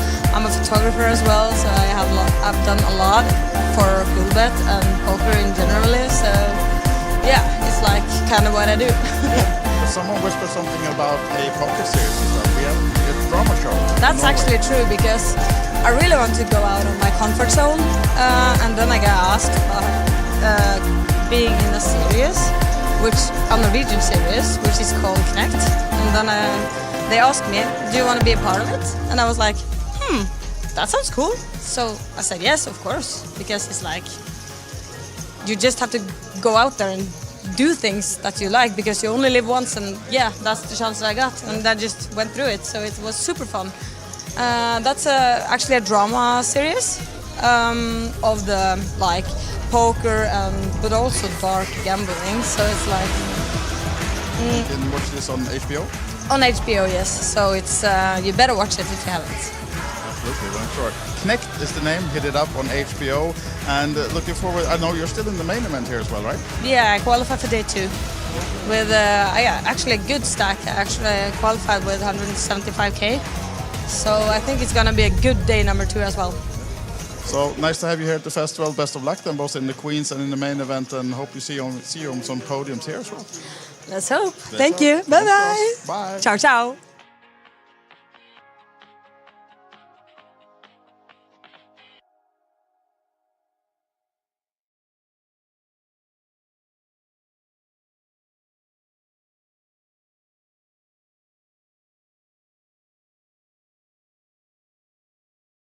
Welcome back to the coverage of the Festival Series in Bratislava 2023. My name is Anastasia and I'm joined by Roland, the commercial manager. Yes. And I saw you also playing, you're here around, so can you please introduce yourself to us so we know who you are? I'm Roland Boothby, Head of Partnerships for THM and GPI. We, as of this year, have had a event partnership with Franke and the festival. We've had a Hen and Mob Championship side event at every festival that's run this year, and they've all been extremely enjoyable. The Hen and Mob Championship is a concept that we started about 5 years ago to add a kind of fun element to existing festivals, and also run some cool kind of championship festivals all around Europe. Whoever wants to partner with us. You have a very huge database of the players in the Handle Mob, and I'll tell you, I do chat a lot with the players, and when we talk about poker, they say, check me on the Handle Mobs, check me there, look how well I'm playing, so it is important part for players. They always look how cool I am. Well, the Hen and Mob database has become Hi a sort of everyone, powerhouse Anastasia here from within the live festival poker series. in terms As you of can see, it's a bragging lot rights of for poker players action and their behind me. friends. Let's have a look at in some terms of having highlights one from sort of yesterday, go-to day place 6 for here everything at the in live festival poker, player series results, Banco Casino upcoming in events, Bratislava. schedules, I took our rankings. beautiful And we feel hospitality like, players to play we sort of bowling, cornered and that, as you can see, it sort was of both area and of poker strides extremely and well, smiles and for that all gets of an them. incredibly The action positive was in the response from full players. swing, We're and some of the everywhere we go, players people managed love to to show tell their us, how much they love extraordinary what we do, skills. and we're Going very, back to Banco flattered by Casino, that. we It's a had the testament to last our 2 flights of team, the main which event, works, the extremely final of hard. We're a Hand very and small Mob team, only Championship, 7 people, and the most with beautiful tournament a in the million entire players on there, festival, we're the getting Queen's results event. and festivals We from, had a lot of fun, over 2,000 and girly chats venues at the around the world tables. in over 50 countries. Fantastic So, to see so many gorgeous women entering this tournament. Amazing job.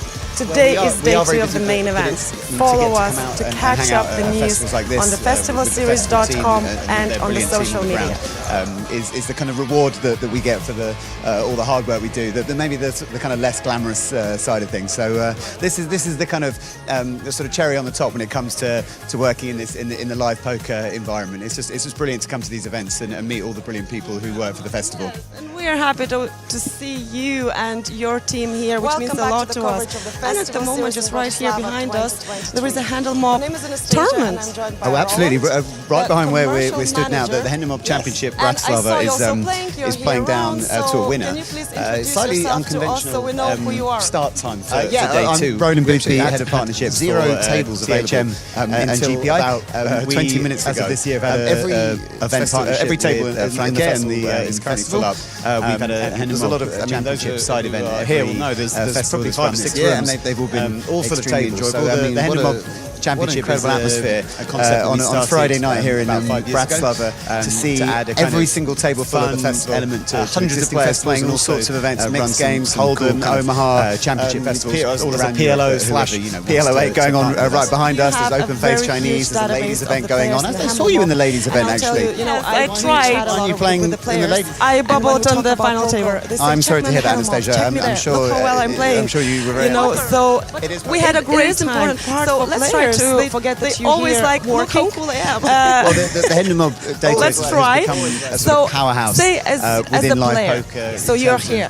Tell us bragging how rights do you for feel the players and their atmosphere, the friends, players itself, in terms because of having you're meeting new people one sort at of every go-to stop. place for everything in the live festival poker. Player is results, made for someone upcoming events, schedules, like me, rankings. Anastasia. And we feel like you may have seen. I we often sort of cornered that. go around with a beer in my hand. Of poker extremely well. This festival and that fits gets well if you like to socialise, socialise, if you like that side of poker. It's not everywhere too serious. People love to tell us there's far more than No Limit Hold'em here. A lot of events are very heavy on the Hold'em. There's all sorts of mixed games, extremely hard. There are non-poker variants played. I mean, I tend to stick to poker myself. If you wanted to play on there, craps or slots or roulette or blackjack, there would be a tournament for you. Over 2,000 I've enjoyed. I just played a PLO tournament earlier today, so just a phenomenal only 7 experience people. You guys doing amazing a recreational job. play. You know, we are very busy, but it's some pros here too. But certainly hang out, like to come festivals like this, have a good time with the festival team. Everywhere I look, I'm seeing friends and people I know very well, people I enjoy hanging out with. So I feel very lucky. You know, kind of less glamorous. It's a blessing to be able to come here and this is the kind of sort of cherry on the top when it comes to working. It feels like work. It feels like a blessing. It's just brilliant to come to these events and just to be involved with the great team. We're happy that work to on the festival see is you a and privilege. your team here, which means a lot to us. And at the moment, just right going. behind us, So we barely sleep. Do you tournament. sleep? Oh, absolutely. Right behind where we sit now, the Hendemov Championship. Still here when I leave in the evening, and you're here before me in the morning. So slightly unconventional. You guys do an incredible job. You must. Day two. I mean, human beings have to sleep zero sometimes. You're 20 minutes bionic humans. Every table in the festival, you guys do a great job.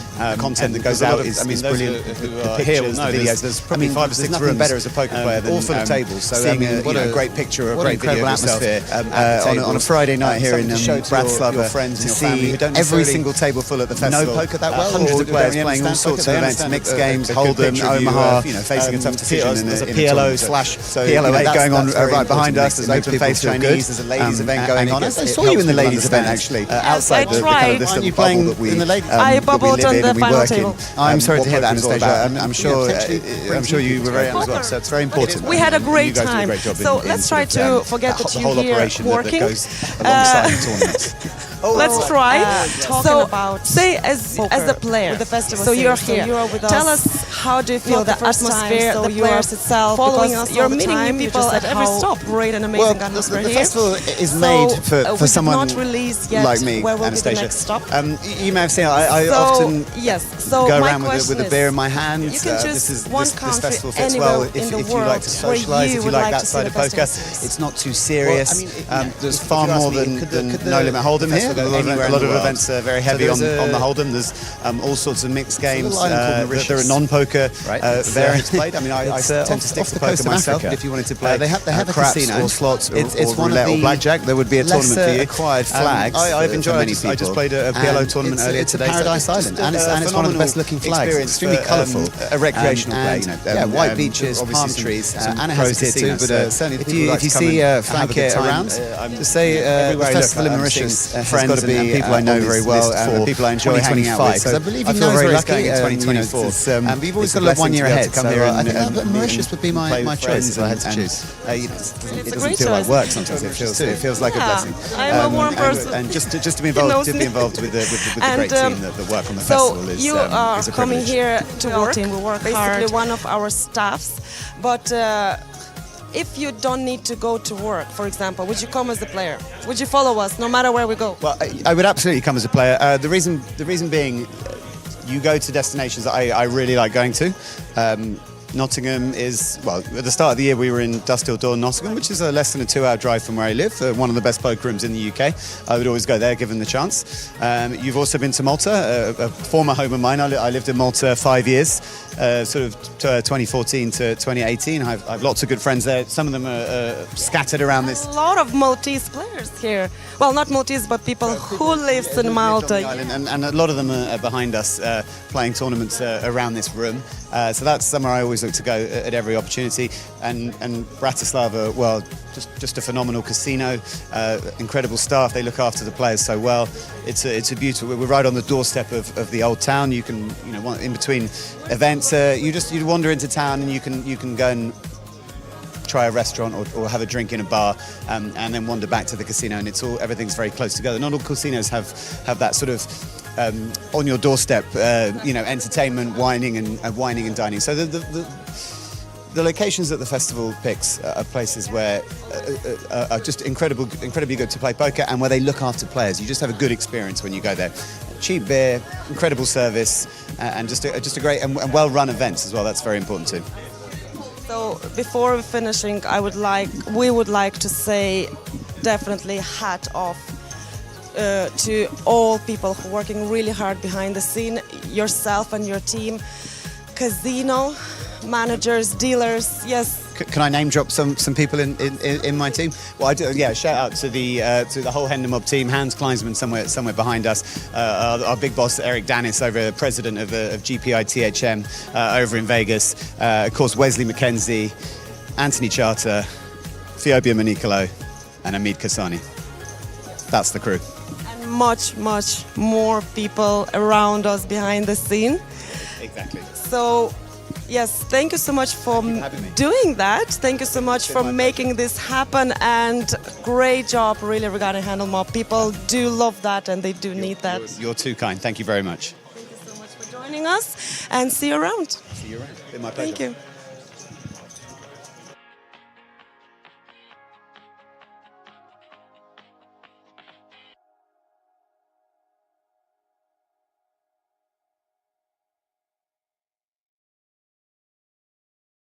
Welcome back to the coverage of the Festival Series in Bratislava 2023. My name is Anastasia and I'm joined by Roland, the commercial manager. Yes. And I saw you also playing, you're here around, so can you please introduce yourself to us? We've had plenty of those from Roland, so we've got a decent insight into the what's going on at the Hendon Mob. Of course, the largest database for poker worldwide, and it's great to see the continuation of their partnership with the festival. They often offer the Hendon Mob Championship, which you managed to get a min cash in, serial min casher in the booth. Whoa. Maguire? Sorry, just had to another game on the side here while we're waiting for the action. We're waiting for the action to continue. 27 left, so we're approaching final 3 tables, and we have a female participant here in seat 1. I think... Yeah, we should get one more player now? Maybe not. No. So who do we have here? Of course we have defending champion Molina, playing like 1.5 million, I think. Wow. Yeah, that's a huge stack of golden 25k chips. For those of you tuning in, the 5Ks are in blue, and the golden chip is the 25K. Looks like we've got rid of the yellows. They got chipped up. So just the 2 chip denominations in play. The big blind is 40k. So Molinar with around about 40 bigs. Is it 1.5? Yeah. Just under. No DTO patch though, or is that on the other side? Maybe that is. Look, he's got it on the wrong side. Needs to change that one up if he wants to get in the good books of Mr. Dominic. And cards in the air as we continue here in the main event with 27 left. 27 as seems like everyone's got quite big stacks at this table. We have Aziz back at the feature table. We saw him earlier. He has 1.3 million. Yep. We have Carlson here. Whoa. Not that many chips, but what a hand. And she's got aces in the hijack off of 8 big blinds. Just going to shove it in. El Khatib, the Danish guy we've had earlier. That Vexi we've had. Then we have Alm from Sweden. From Sweden? Why is he tanking with 9 deuce off? Not sure. Just getting that early bit of TV time. Yeah. It's not a bounty, bro. Is this Tommy? Is this Tommy Arm that we saw playing earlier on in the week? Yeah. Arm, that's him. 1 cash on the Hendon, did go deep in the 250 deep stack, Bratislava deep stack, I believe. I think he got 3rd or 4th place there, so certainly bolstering his Hendon Mob. And once again, here, going to be cashing for 2.7k. At least. At least, exactly. That's the key word. 2.955 actually, so. It's going up there. Yep.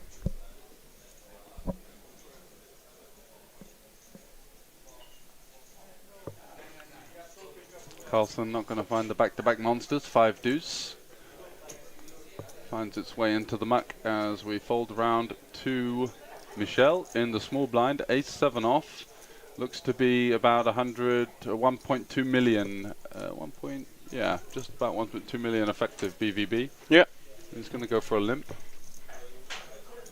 Yeah, it's definitely a hand you can do kind of whatever you want as long as you don't muck it. Yeah, for sure. Wants to have some aces in there.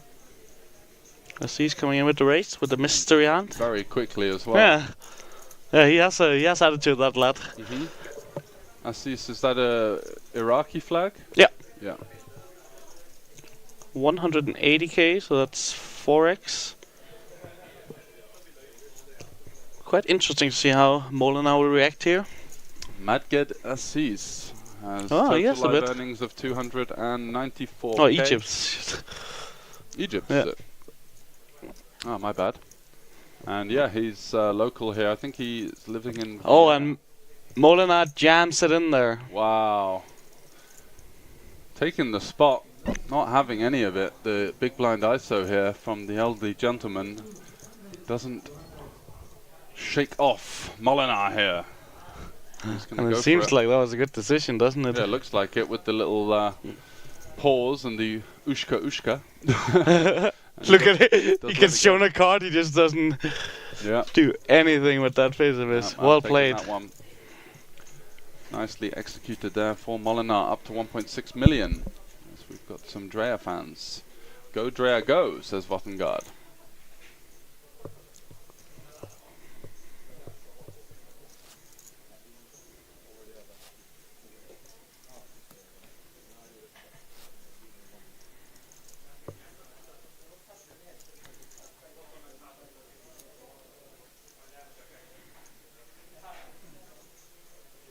Got a phone going on somewhere.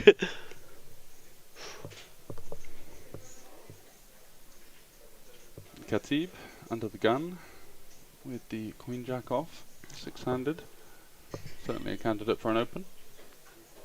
Does let it go. We saw him favour the passive route most of the previous feature table appearance. And Vaxi does take the option to open it up with the ace-7 here, playing just over 35 big blinds. And that's going to get the job done.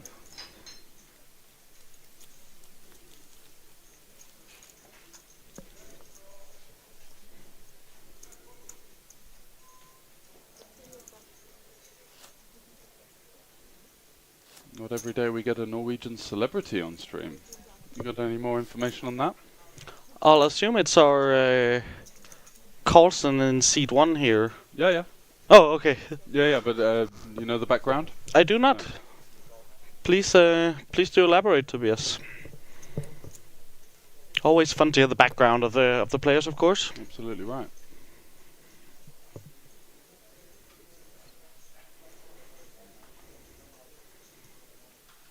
I could be another shot at Keita since he's been on 2 streams. Is there a mistake in the prize list? Yeah, there was the mistype, the 3.6 instead of the 2.6.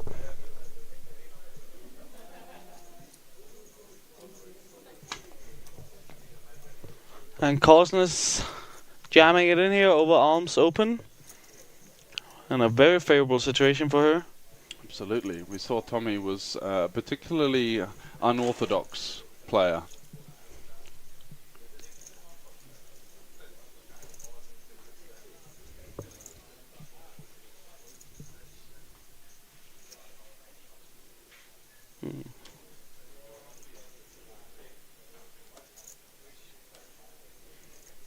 And he is deep into the tank here with the ace-3. Drop the cap, turning around.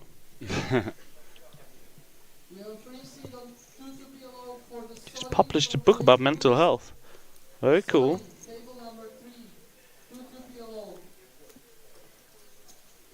And Tommy does elect to let that one go. It's usually just going to be completely crushed there. Ray's calling ace-3 off for 9 bigs this deep in a tournament. I don't think would be the way to go. Yeah, it's quite close though, isn't it? With the full big blind ante, 6-handed. Is it an open though? Yeah, that's another question. He was the cutoff. Yeah. Guess he covered the remaining players. Yeah, she's going to have some suited Broadway rejams, that's for sure. Queen Jack suited, King 10, King Queen off, as you mentioned. So it does get pretty tricky.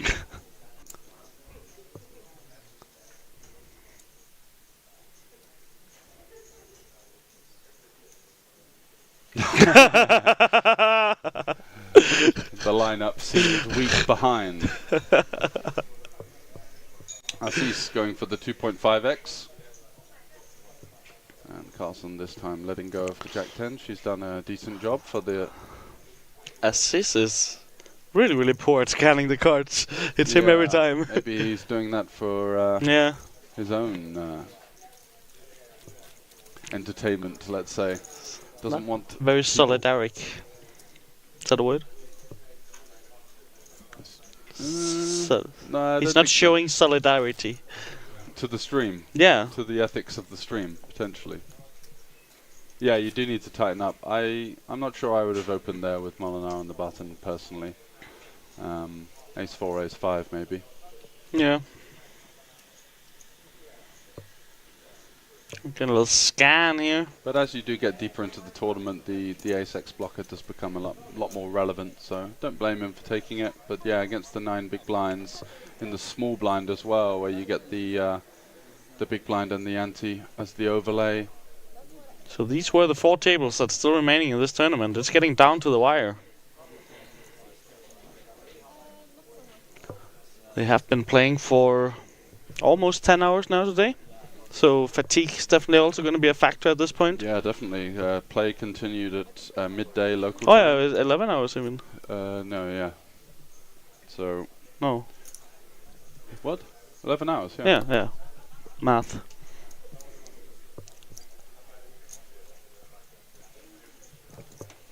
Carlson in the cutoff here with the Queen 6-0. Wow.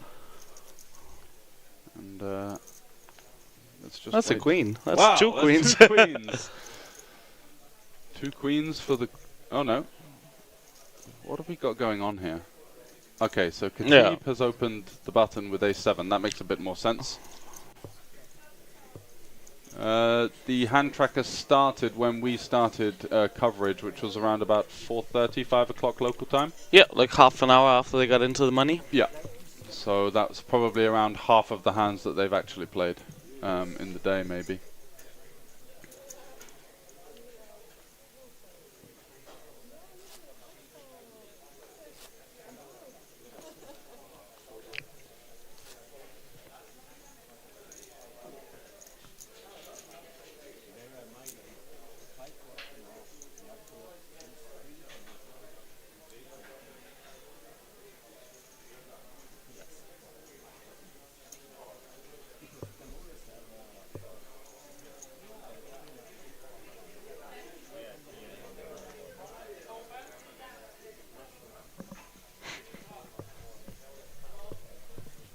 And on to the next time we go. Yellows are 25k.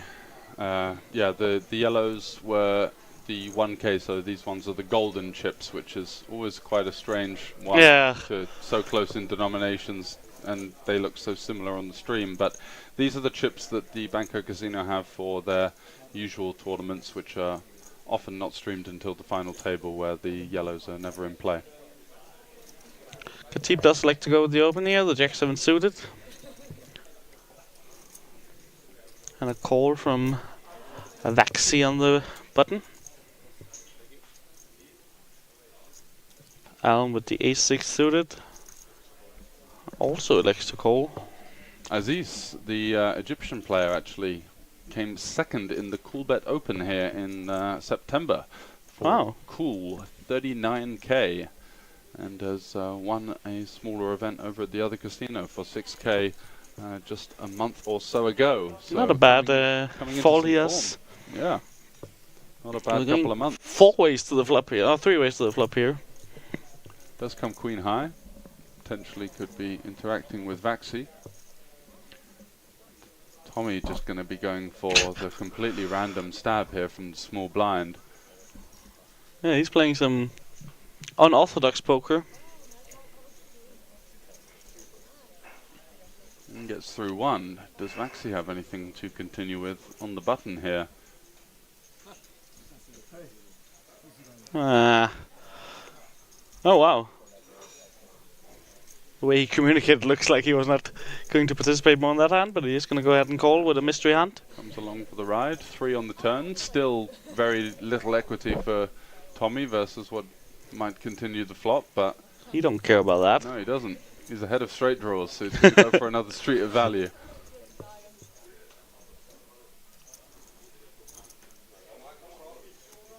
Just want to ban everything. Yeah. Need a mod in there.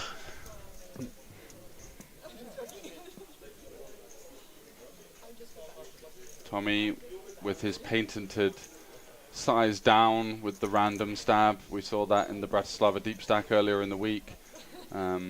Was doing some rather unorthodox things. Actually, one of the main hands of that TV table was him 3-betting 10-3 suited. Oh yeah. Small blind versus button, gets called by 9s, and just overbet jam the turn on like a Jack 4-4 kind of texture, and got 9s to fold, something like that. It was rather bizarre. Is he gonna go for the third barrel here? Yeah, the board just gets worse and worse for him. Jack 10 gets there, flushes get there, and we're just still left with the random A6 of hearts leading into the field on the flop. Another small bet coming in, it looks like. 700k out there. Is he just going to sort of throw 200k into the abyss here? What's that? Not even 150. 150. Oh, and Vashy is not happy about He's it. not happy about it. Has he got some sort of... He's got a queen 10-8 that's like, suited you hit or a something? flush. I don't know what's going on in this hand. It's good to see we can also have out-of-line activities with 26 players left. Yeah, absolutely. And this kind of unorthodox style maybe seems to have been working for him so far. Is this going to work? He's Gonna not fold happy like about a it. 9 here or something versus a millionth pot.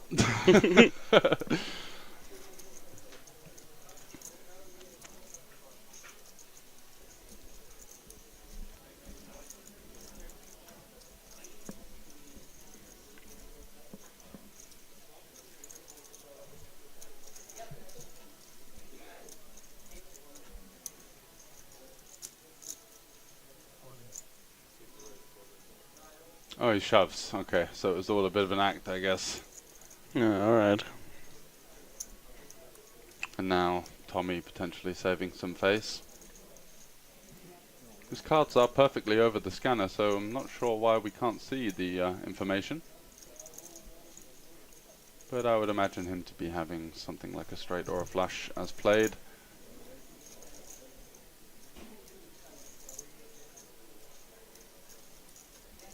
Shot clock. Yeah, this is okay, fair enough. I take your point. Yeah, on but you that have one. time bank At chips. least we get a nice up close with that Rolex. Tommy does get out the way. Wonder what Vaxi was Yeah.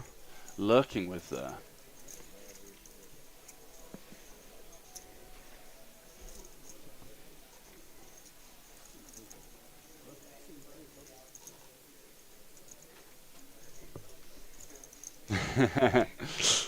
Jack going wild with the shot clocks after a very optimistic tank there from the Swede.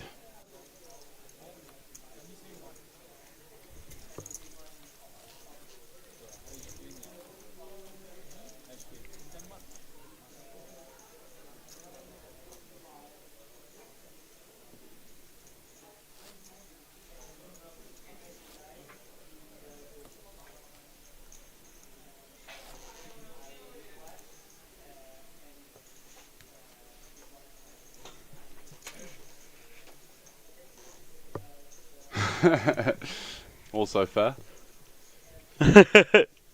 True. Oh, speaking of Drea having aces. Wow. That's a hell of a way to get yourself kicked off on the feature table. Aces once again for the Norwegian. Hoping for some action this time.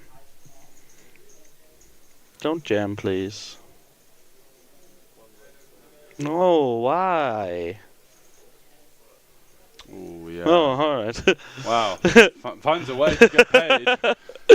Who cares? Despite, aces hard blocking a lot of the calling candidates when you're jamming in such a healthy amount of chips at this stage of a tournament. Now we're talking single. That's in the spirit of the festival. That's quite the cooler for the Danish guy here. Yeah, no chance he's going to be folding ace-king.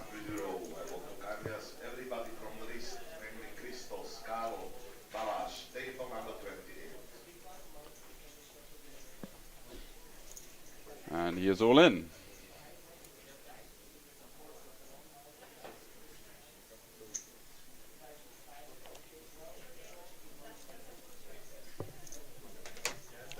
Yeah, and he's gonna need a lot of help to. Aces versus ace-king, as some of the table members express their curiosity over how she has aces. And she simply says, I'm a girl.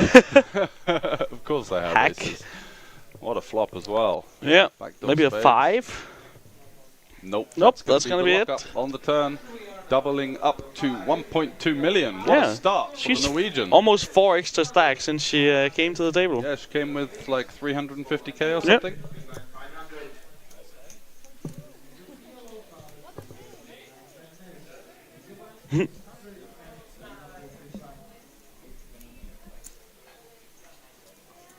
Not sure what's happened to Khatib. Maybe going for a smoke break to cool down, but he's still got chips. So come on, buddy. Left and 10. He's back. Okay, fair enough. Just went to punch the wall or something like that.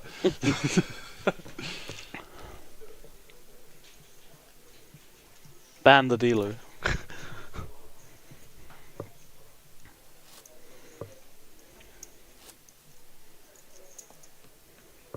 So yeah, now the Dane is all of a sudden the short stack after that cooler. Yeah, Scandi on Scandi action there, going in the favour of Norway. DJ Reggie. We would love to, but Yeah, we would love to, but our hands are tied, unfortunately. There's simply nothing we can do on that one for fear of losing our jobs. Yep. And violence. Sanity. Yeah. And yeah, exactly. Health.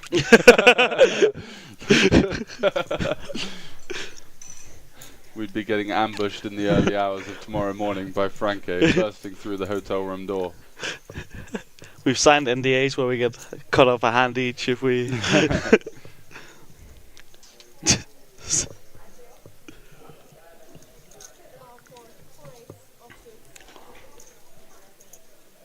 I'm picking up a small one here.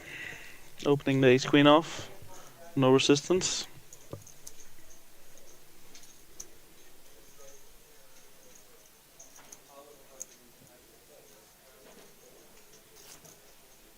Yeah, that also seems like a pretty likely scenario.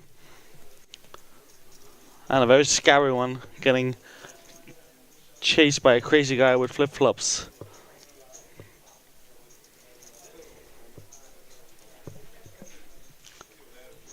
I bet you'd be good to outrun him at least, George. What, on the treadmill? No, getting chased through the casino. Yeah. I think that's okay.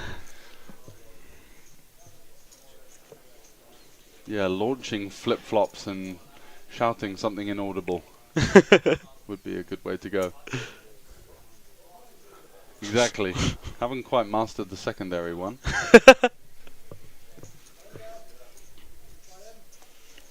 A man who knows his way around the Slovakian tournaments is Mr. Aziz here, popping it up with the Queen 8 and getting the job done. No hand for Khatib to consider calling. Aziz even was nice enough to put the extra bit of juice just to deny him from being able to defend.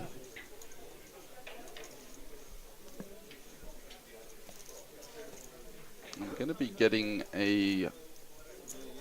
maybe a redraw at 24 with one player remaining, and it is 24 left. So should be looking at 8 players on our screen. Let's see if the dealer is up to date with that.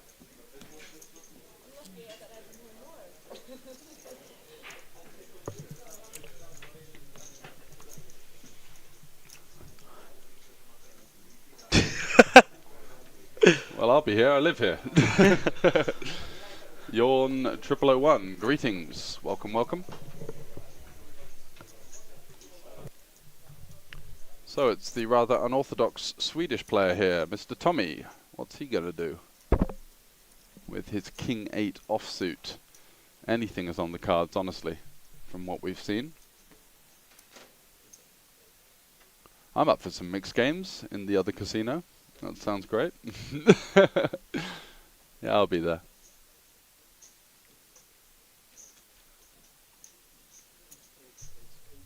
Welcome, welcome, Poker Bras. As we pan over to Michel Molinar, opening it up with the King 10 suited, going to face some resistance here from the Norwegian Carlsen, who's had a great run to her start on the feature table. Got a shove through with aces off of a short stack. Got doubled up, aces versus ace king. And now 10s versus Molinar's King 10 suited. She's going to be taking this one upstairs. I would assume so. Going for the 3-bet call. Button versus hijack seems reasonable. Most definitely. And there is 3-bet 2. It's not much. Just under 3x, 215, something like that. Is that no, even less? Yeah, it's very, very small. 220. Okay. Oh, she is in position. How many players from the start? We started the stream coverage with around about 120. Yeah. 125 players. It was 132 in the money. Correct me if I'm wrong. 128. Okay. And then we took a break, as all of the players had a 30-minute dinner break, and we joined the coverage at around about 5 o'clock local time, as Molinar does. Let the King 10 suited go out of position versus Carlsen, and she picks up another pot and is just assembling a bit of a run here. 24 left, 3 tables, looking to outlast another 15 to get her way to the festival final table, as is familiar territory there for Molinar over in seat 7, the winner of the festival here in Bratislava in 2022. Where's my man Aziz? Yeah, it did seem kind of chunky, the 220 there. 190, 195, 180. Potentially freezing out Molinar from continuing a load of worse hands that might have called. Just looking to get the job done, I think, was her intention.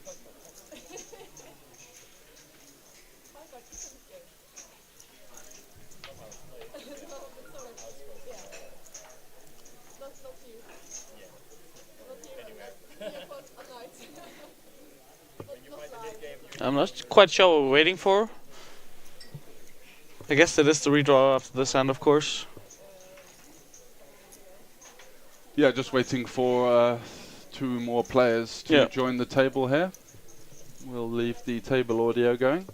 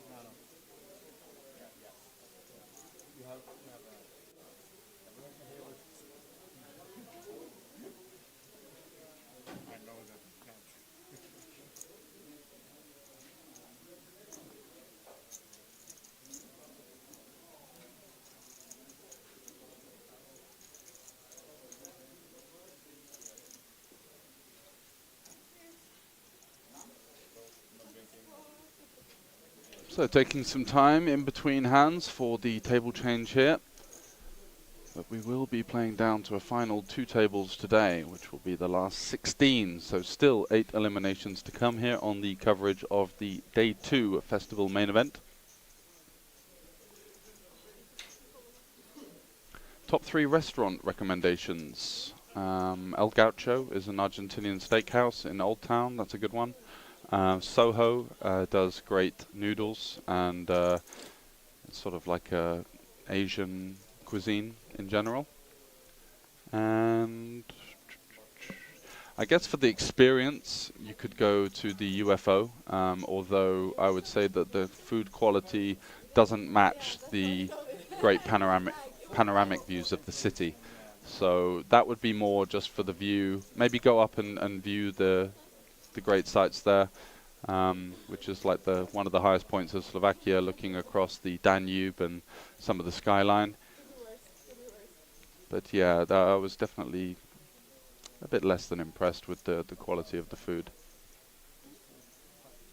But yeah, Soho's the place to go for you then. There's a couple. One in one of the shopping malls in Aupark, and there's one about a 10-minute walk from the casino. The one that we're in, that's for sure.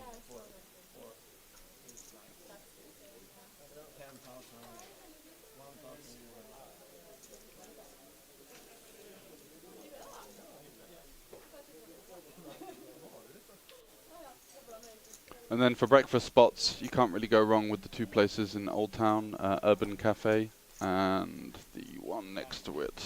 Ooh, what's the name? Let me have a little check here on Google Maps.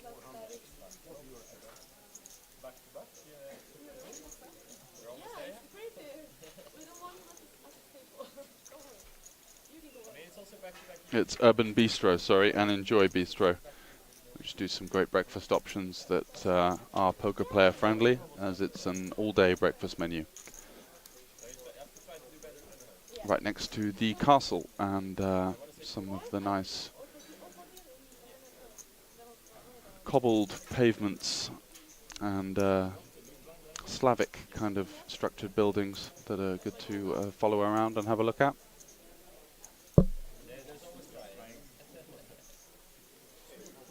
Yeah, the breakfast in the casino, in the hotels is brutal, right? Finishes at 10:30. So often it's like you're finishing a cash game at like 5, 6 in the morning. It's like, do I wait for the breakfast and then sleep on a full stomach, or am I just going to miss it and have to buy my own? So I always can't quite get that timing right.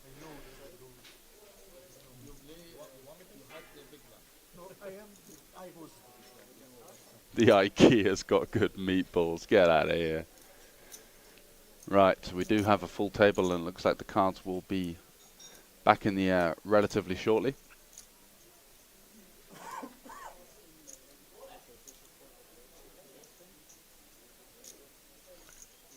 Thanks to a great turnout of all of you tuning in to our Twitch channel here. Looking to take some notes on Michel Molinar, who's going for back-to-back Bratislava Festival Series main event titles, winning last year for about 120,000 euros, and this year looking to take down the 80,000 euro top prize with 24 left, and is in the running with around 30 big blinds at the moment.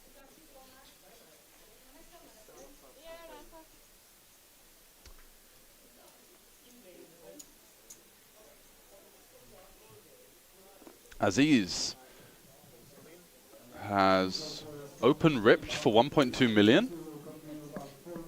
Does he want to paint ace-king on his forehead in this pot, or does he have some other kind of other holding? How much money have they locked up now? I believe it's about 3,000 euros. Yep, 2,955, and at the next elimination they will get the pay jump to 3,355. The weather at the moment is touching on sub-zero. There was some snow today, so pretty frosty, pretty cold, but to be expected at this time of year. And welcome back, Mr. Jacob. Aziz does have the jacks. Okay, so just launching it in for 30 big blinds from +1. What? Yeah. I don't know. Alright. We got some new players here. Absolutely. Full table of 8 for the final 3 tables here at the festival.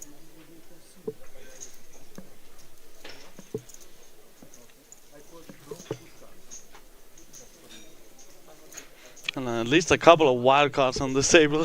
Yeah, Tommy and Aziz. Definitely. Molinar just kind of like sat in between the two chaotic players.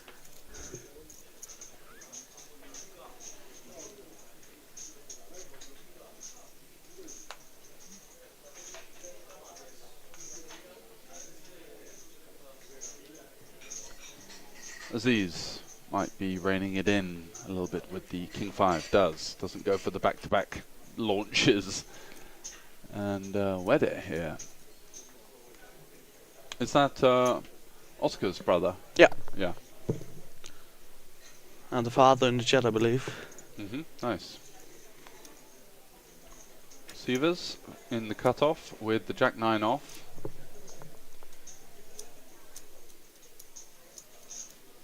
Don't think he'll elect to open, but looks like he's reaching for chips. Fair enough. Alright. Perhaps another wild card. Ooh. Tricky Tommy in the small blind with the ace-jack suited. What's he going to do? Do you bet none all in, or? I think, yeah. Anything's on the table here. It looks like he's gone for 375? 275? Oh, I thought that was... Yeah. Okay, yeah, it looked a bit more. Maybe he audibly Yeah, and then we had said a it. chip over the betting line. Yeah, I think so too. Yeah, because it looked like he put in 3 times 4 stacks of the 25k chips, but not to be. He makes it 275 to go. Sievers getting punished for the light open. Yeah, versus the bottom of his range there. Can't do anything with the Jack 9, and the Swede takes down another one.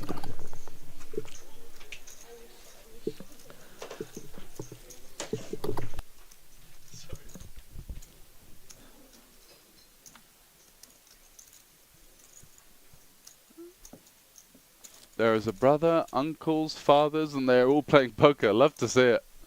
Multi-generational talent. Are they all representing Coolbet as well?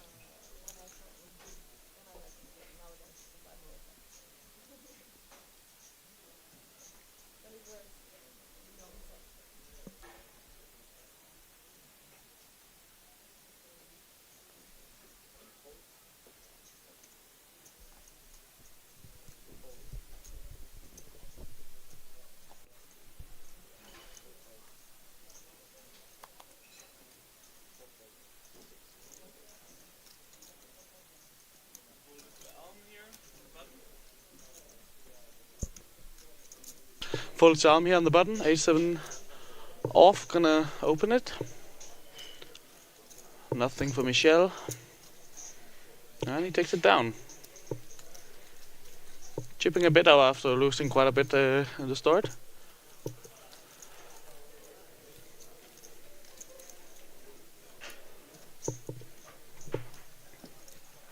Nice to see so many people in the chat. Let us know out there who you're rooting for.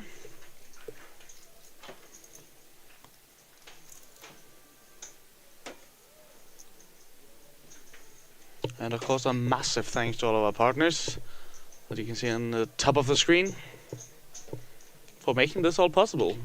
Absolutely. Packages galore flying out from all of the listed partners. Almost easier to say who's not partnering with us. As that's a funny one. Oh, I thought you were gonna claim it. No.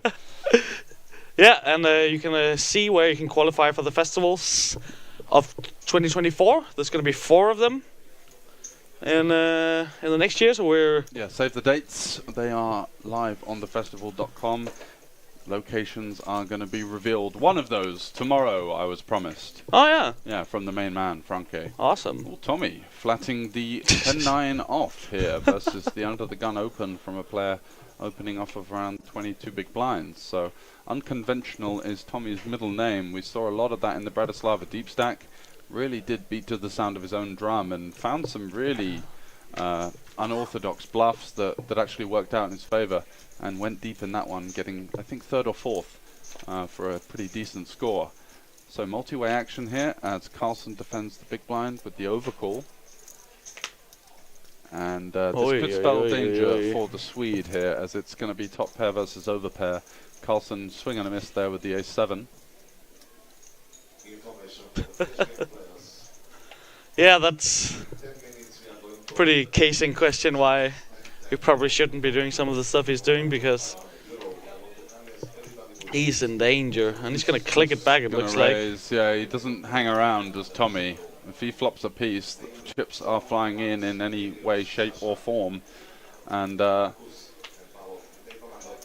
don't think Wedder's got anything to be worried about if he's got half an inkling as to the type of player that he's up against here. I'm sure they've played against each other plenty. Yeah, final 3 tables.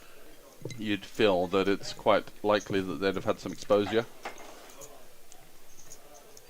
Yawn 0001 with the oh dear emoji.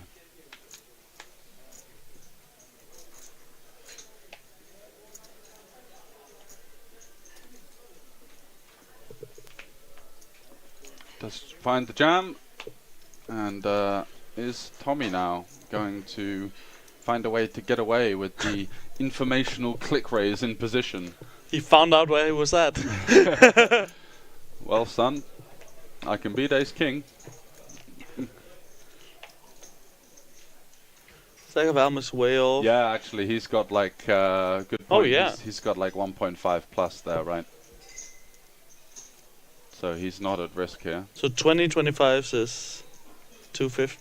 25. No, that's so 500. Yeah, so that's like 1.4, 1.6 million probably behind. So plus is 225, which looks to not be returning.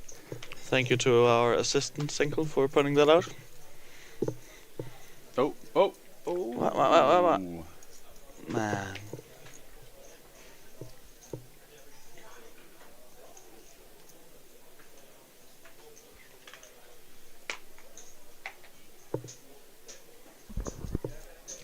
Jesus. I think that was a goal. Yep. Yeah, he's flicked it in. Tommy, what are you doing? 10-9. Punished for the pre-flop repip. And does get on the bad end of it here. This could be sick if he does find a 10 or a 9. Is it to be? Wow. It's absolutely disgusting as Vede gets in an unbelievable spot. The Norwegian, with 24 left, deep in the main event, and just runs into an absolute minefield. Holy moly. That's good lord. Not reasonable. That's not fair. No, it's not. It's not fair. Why? Yeah, I'd be walking away thinking why. Yeah, well, what did I do to you? Yeah. Why have you pilled me with the 10-9 off and just got it in for infinite on the flop? Yeah, that's... No. Speechless. But huge pot for Tommy. Sad vibes in the chat and here in the commentator's booth right now. No justice there, and that is, a kind of advertisement to what you can face deep in a live tournament sometimes. You just get your money in. Yeah. Miles ahead, and it's a brutal game, this. The look from Molinar as he's thinking, well, I've got this guy in position now. This could be fireworks. No, he's not. Absolutely. Licking his lips and also shaking his head in disbelief potentially at the same time. GG. Whoa. Jesus. Someone flying into the back of us. We're getting attacked here by like Melvin. Someone rugby tackling the commentator booth there.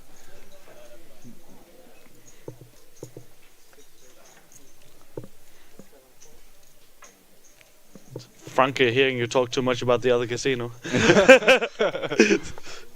Look now. Lasky opening a king 8 suited from +1. Yeah, very reasonable.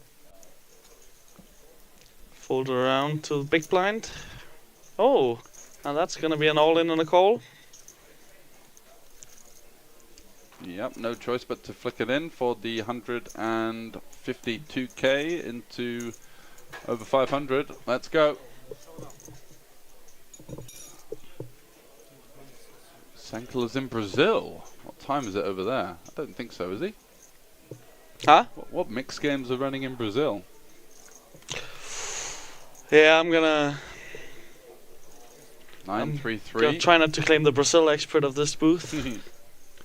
So looking for a king. Nah. No, not to be. Khatib with the clean double there. Back to 12, 13 blinds. Kind of bled his way down to the short stack and now finds himself with a fighting chance once again with the 13 blinds.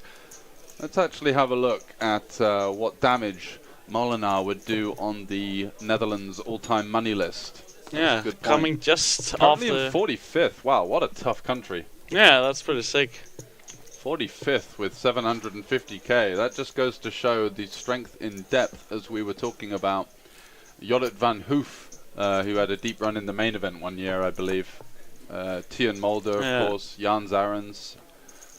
Marcel Lusk, old school legend. Tom Vogelsang and Kevin Pack, who played the Triton events, of course. Tom Vogelsang is not the annoying guy, right? No, he's German. No. Same name, but completely different personality. So with the win, Molenaar on 750k would get himself up to, what would that be in dollars? He'd be in the top 40 if he can find a win here. I'm sure he's gonna get way high up on that list before he's done playing cards. Yeah, you would imagine he's a favorite to get into the top 10 at some point. As long as the sun keeps shining on him. What the hell is going on? Carlsen with the aces for the third time. Wow, what a card distribution. Joining a feature table with 8 big blinds. And now, after some of the antics from Tommy, you might not even see him get out the way here, as Vajpi's going to be sandwiched in the middle with ace-10. Don't think he's going to be continuing.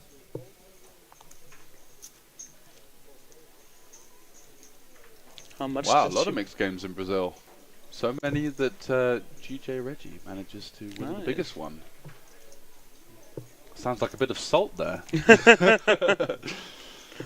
So 280 to go off of a stack of 25 big blinds. Squeezing multi-way here on the button. Yeah, you're probably most likely to get the action from the 9-7 suited. I think so. I think it's going to go fold call. Oh no. How much money are they locked up now? They are locked up. Oh, there's 23 left, so it's the pay jump to 3.355. Go get them, Drea. Let's see if she can dodge the landmine that is Mr. Tommy. Wow. That's interesting. Baxi makes a really, I'm not sure. Oh, and Tommy folds. I thought he was going to overcall here. Hunting the middling connected board. He's done stuff that was more out of line than that. Yeah, absolutely. So aces versus ace-10, dream spot for the Norwegian here at just over 1 SPR. All-in confrontation, that's for sure. Aces looking to fade the diamonds. Carlsen just aces on aces, and second time in a row she's gonna get action. Let's Surely see if we she don't see these loose pre-flop players get rewarded back to back here. No! How could that happen again? That was quite a check.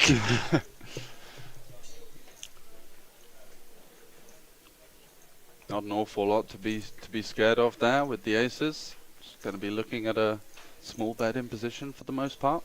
Yeah. Although she did jam the 13 bigs earlier. Could be a bigger than standard bet coming in here. No, she's going to go for 200k. That's very reasonable. Seems pretty reasonable, yeah, absolutely. Leaves herself 650 into about half pot on the turn. Just under.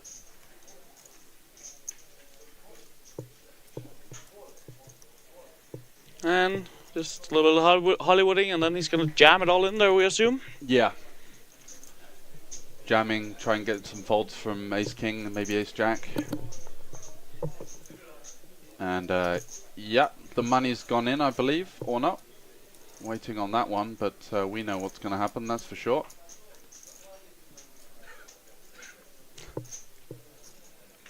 They really need to rig the deck to do this. And Vaxi Yep, it's gonna go. is lining up the check jam here in a rather slow and mechanical fashion. And there it goes. The money chips are over the line. No way we're getting out of the way with the aces, so we're off to a huge collision here.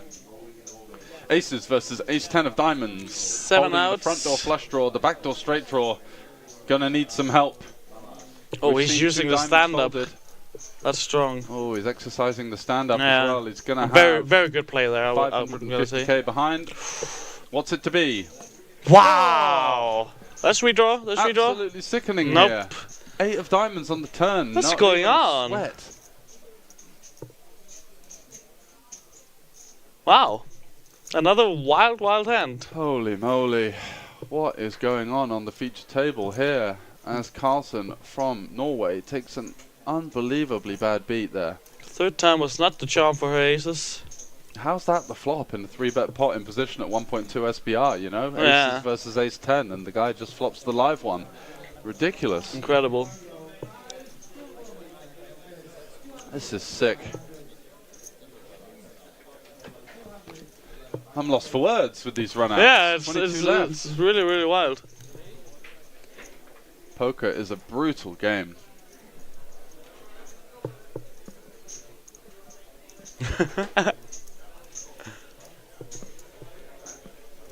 Ay, ay, ay, caramba. No 8 of justice on the river either. Summer Birdie 88, welcome to the chat. Handsy man, not so slippy. Yeah, can't blame you for showing some disgust in some Yeah, ways. it's been quite Get it insane in the last behind, 15. Win. How to win tournaments, ladies and gentlemen. GG Drea, indeed. She put up a hearty effort there. She and did. got herself into a great spot to be one of the chip leaders. And unfortunately, the way the game works is that it's not always guaranteed. And Tommy, this time finding the fold. Molinar, 7-6 suited. Yeah, he's not really been given much to do yet, Molinar. He's going to take his chance from the hijack here. Aziz already looked like he'd folded before. So Yep. that wins us That one helps. position.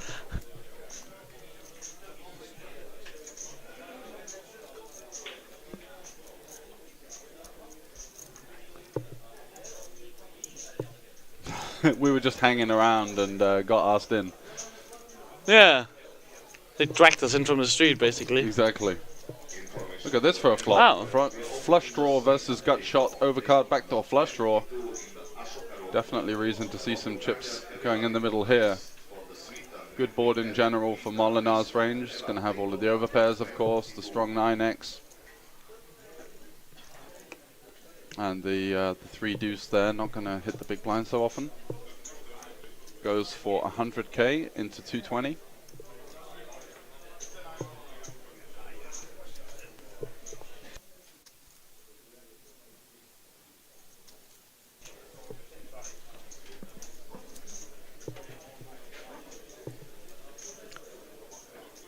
Yeah, surely Vasquez is going nowhere here.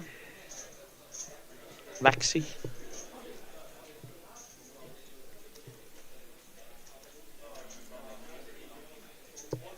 He's going with the check raise. Yeah, that's true, Senkel. And he does go for the check raise, so we do see some action here. Yeah, 2005, this one gets checked to the river for sure.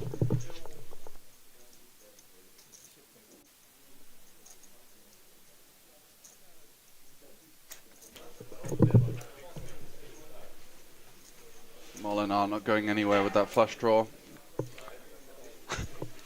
Demonstratively chucking in the call. Yeah, and we are looking at another low SPR confrontation. Ace on Oh. the turn. Sweet card for Vaxu. Snap check. Sorry. Snap checks. Sneaky, Recognizing that potentially it could favor some of Molinar's bet calls, although I'm not sure he's going to size up much with the ace-x portion of his range. He is going to bet the turn by the looks of things.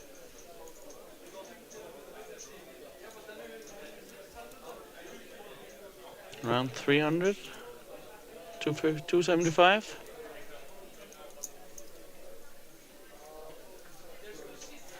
Interesting to see if we're in for the double here. Probably not, I'd assume. That is calling chips. Yeah, so we are going to a river here with about half pot behind. Can Molinar find a way out of danger? No. What? The 9 offsuit. I'm as shocked as you are. Yeah, what's going on? How is that not a diamond?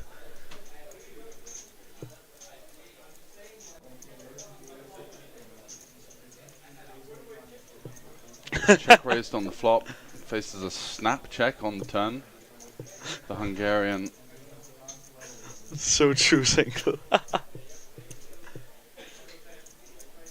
Yeah. Yeah. Some kind of king 9, queen 9. That's very true. Oi. And Molinar's going to leave some chips behind as he goes for the majority of his stack here. Not undeterred by the 9. Unless I don't think Vasky's gonna find surely not in the hero fold here. The way that this is played with facing half pot on the river. Interesting line for Molinar. But I guess he's just shocked that he didn't make a flush. Well, he is considering his options here, Vasky. He's considering something other than calling by the looks of it. Well,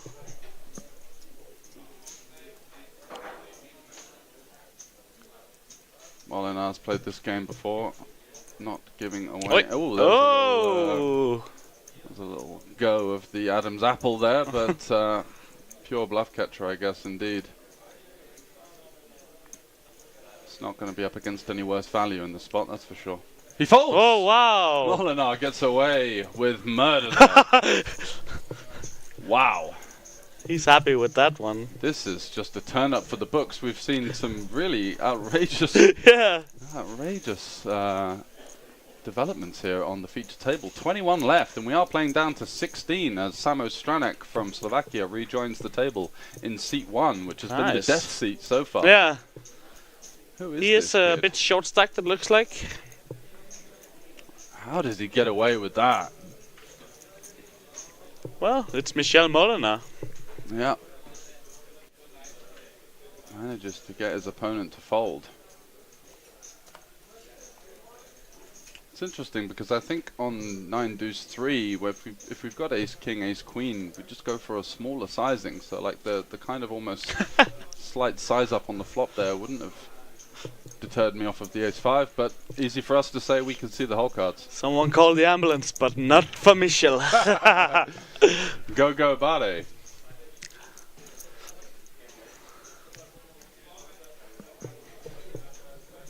I feel like I ask him every day how to pronounce his name, and I'm in doubt every time I try. It's definitely not Michel. Michael, it's Michel. Yeah, Michel. yeah. But how about Bade? Is it Bar or Bade? There we go. Good We've question. got another. I've only read it. Bade, I don't know. Dutch people, tell us. I think 9 deuce 3 we do have a lot of big sizes, yeah, but we're also going to have some blocks maybe from aces, kings, and some of the ace, king, ace, queen.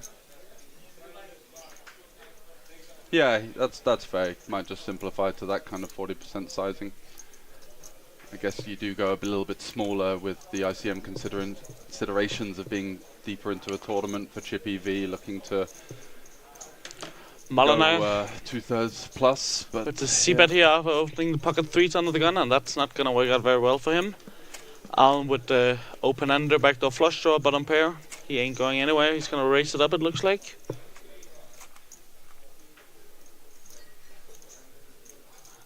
Yeah, around 300. Tommy simply not a man to mess around, is he? He's flopped equity, chips are flying in. That's kind of the way he rolls. Make poker great again. Well, he's certainly doing his great representation of that. Well, he's got that cap from a massive fish too, so it kind of makes sense.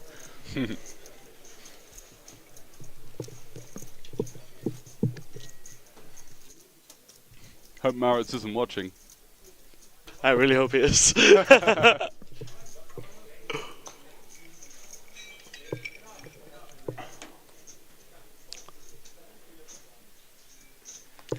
Yeah, I've never seen those racks before. Very deep.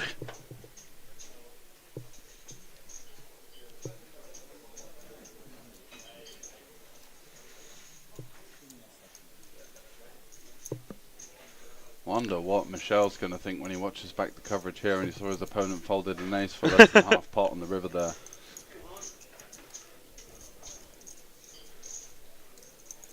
I think he's just gonna rewatch to make sure he actually didn't make a flush. Where was the diamond? Sivas, the German, been very quiet after he did a bit of a Jack wide nine open off. with the Jack 9. Yeah. Not had much to shout about since, and Molinar here in the big blind with the King 7 suited. Round 2. Absolutely. He's smirking.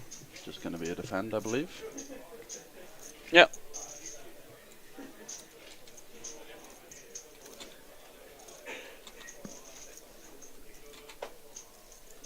Oh. And a piece for both players. Middle pair backdoor flush draw versus the top pair for Vaxi. Goes for another unconventional snap check. This guy just makes it up as he goes Yeah, on. he does. Where's the bet? In this specific instance, it might work out decent for him, though. That's the 80k bet here. Molinar, of course, not going anywhere. No, absolutely not.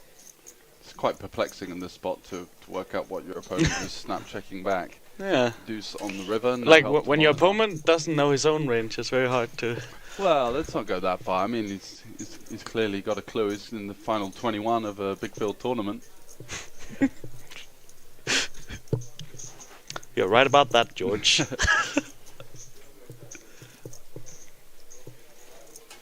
And Molinar checking for the third time as Vaxi now 200k half pot surely bet. the green light for a big bet here. Is that half pot? Yeah. Left a lot of money on the table, I think, here. Yeah. Very much agree so. Molinar just makes the call and gets the bad news, and What, me? yeah. I have to show first. Yeah, rather unconventional stuff.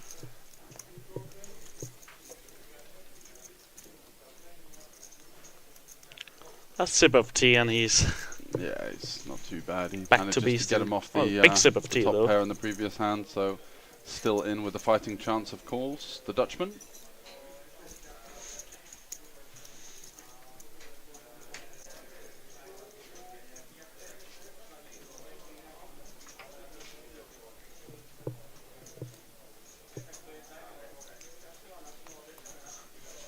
So we're going to hand number 112. 21 players left of the Festival Bratislava main event. It's getting down to the wire now. 20 players left, actually, as someone just busted on the outer table as I said that. We are playing down to 16 players, and then the players will back up Yep. for the final day tomorrow. Only 4 more eliminations to go, and the way it's been going, they've just been rocketing out of this one. Yeah, like it's a pretty deep tournament, but these players don't care. So Molinar is about 20 big blinds effective. Looks like he's going to go for The limp jam. 30k. Are we on the... Okay, so it's 20-50. Yeah. Okay, that makes sense. Frankie won a package. Yeah, I'm not sure what he's going to do with that. As he's checking back the Queen Jack, and we head to a turn. Double gutter for Molinar. Yeah, you'd feel like he's going to start putting chips into the pot at this point. The flop check seems fair. Your opponent's going to have some offsuit 2 pairs. And does go for the small bet. And looks like he's snap reaching for chips there with the What's he Queen doing? high. Spite. Not even a club. 7 of clubs on the river. There's the straight for Molinar with the club blocker. I believe we're at the Banco Casino, thank you.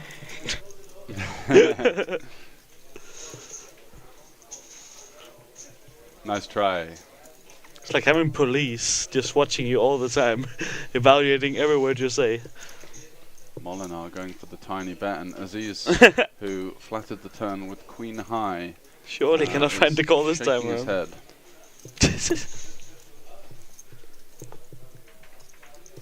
How did I not hit a pair? Rigged.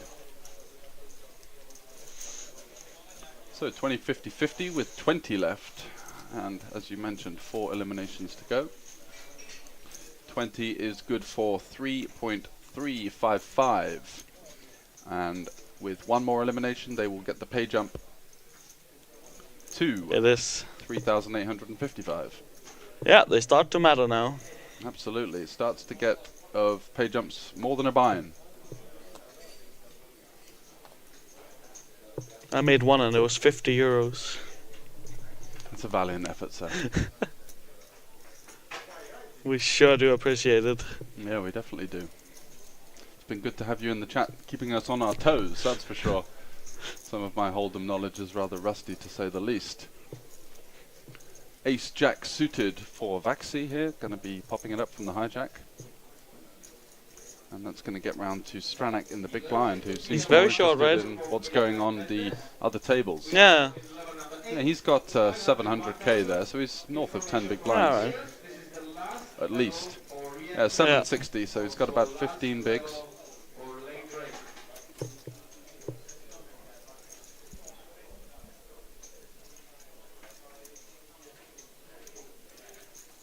And does defend the King 8. Slightly too good of a King X combo to go for the polar 3-bet here. And Vaxi here, swing and a miss really with the Ace Jack. Would be expecting to see now the snap check or implemented, but he's got other ideas. Sure does look like it. Okay, so snap checks back the Ace 10 on Ace King 3 versus the big blind now. Some reverse strategy going on. Yeah, exactly. Beats to the sound of his own drum, this man. I like his glasses. Does get Stranak off of a not unreasonable chunk of equity though. Yeah. Backdoor straight draw, backdoor flush draw. I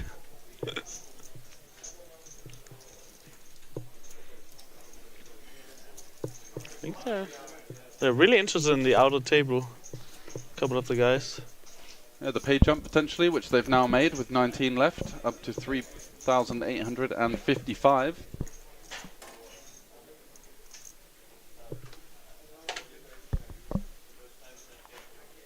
It's been a long day for these guys on the feature table. Now nearly 12 hours into battle, looking to make their way for a main event. Day 3 here at the festival. Yeah, it's now you're the most tired and you need the most focus. Mistakes are very, very expensive.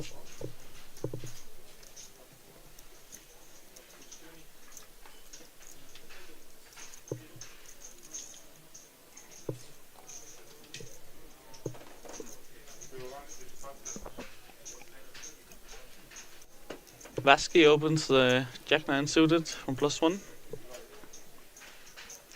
I don't think we're going to be... Well, he's going to defend the 5-4. Very shallow versus an early position open. And flops a piece. It's going to be good enough. Maybe a stop and go.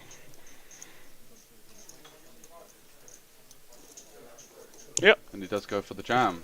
And this is exactly the type of hand that might consider folding. Jack-9, 2 overcards, backdoor flush draw, just gets out the way. So nicely done there from Khatib.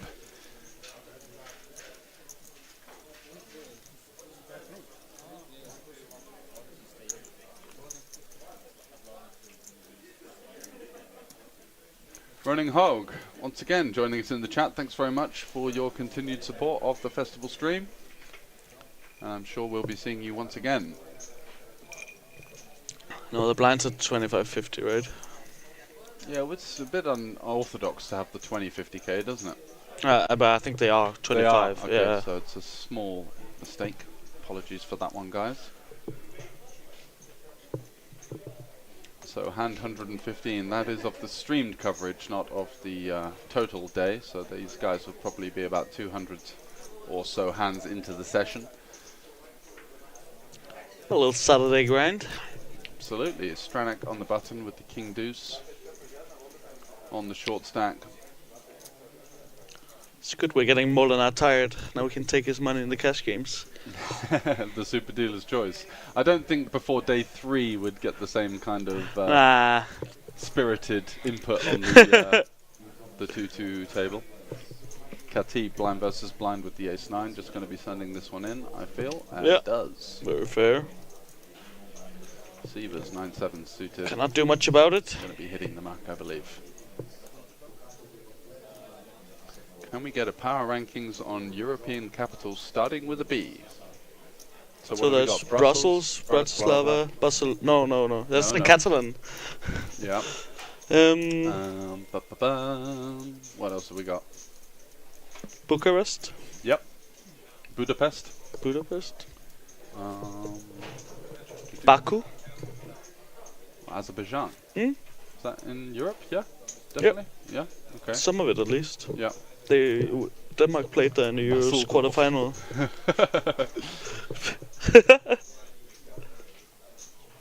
I think Budapest #1 for me. I've never been to Baku. So Brussels is a bit of a lame city in my opinion. Yeah. I'll go Bratislava, Budapest. Oh, Berlin. Berlin, yeah, good one. Some would say the most obvious one. Yeah, we missed that one. Queen 10 for Molinar, opening it up here. Stranak not going to have any response. And El Khatib gonna have another jam here. Yeah. And we'll be happy to run into the bottom of Molinar's range. I think the chat is also getting tired. Yeah, it's a bit sloppy, isn't it? Vaxi here has a decision.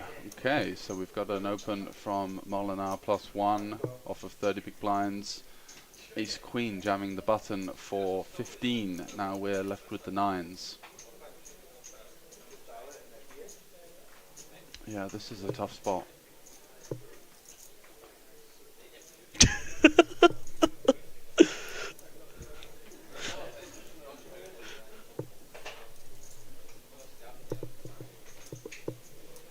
Does select to let it go. Yeah.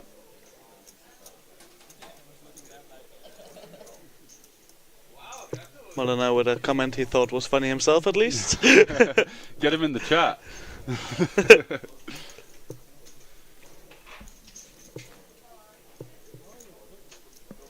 Heckenwitz, welcome to the stream. Welcome, welcome. It's quite the emote. Yeah, I think coming in cold from the big blind there at the stage of the tournament, maybe jacks would be the cutoff. Yeah, seems reasonable. 10s is really gross. Yeah. Especially when you know how Molinar is going to be ramping up the opens as compared to most of the other players in the field. It's going to be hard to fold 10s though, isn't it? Yeah, that's ace-king 10s kind of range maybe. We are still 19 players left, looking for 3 more eliminations before these guys can back up for day 3 and the final day of the Bratislava main event here at the Banco Casino. Hey! Serious is just card dead. I'm actually limping the 10-5-0. Yeah, looking to get a cheap flop versus Tommy, who's got other ideas. Let's go. Send him packing. That's another 125, mate. Small blind. That's it, Tommy. And shows it. Like, I got you. Wrecked. Good value race. Expertly played. Not a bad combo as well. I actually really like it. Definitely going to get some better jack X to just limp fold there for sure. In the heart. Yeah, that was the AI chatbot. Oh, thing, yeah, wasn't it? that's Yeah, right. yeah, the illustrious and the sweeping panoramic city of Bratislava or something. Give it a rest, Nightbot. Oslo. There's only one. I Yeah, think. I was about to say, is this a trap?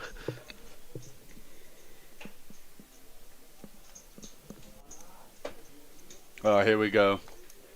Back on the, yeah. Assist. 20 big blinds under the gun, pocket fives. Why not? Don't fancy making day 3 either, to be honest. Has he got a plane to catch? Yeah, jeez. Unconventional to say the least. And Almen's in a really tough spot here. Can't believe the caller he's run into ace-4 suited, facing a 20 big jam under the gun. And he's woken up with ace-4 suited and small. Oh, it's Just let it go. a tough one to make. Limit player never plays traps. Gotta win that extra big blind whenever you can. And that's what Aziz has done. Picks up 2.5. Maybe is just great. a little momentum shove. Doesn't want to go through the blinds and have to pay him, so I'm just going to take him for myself.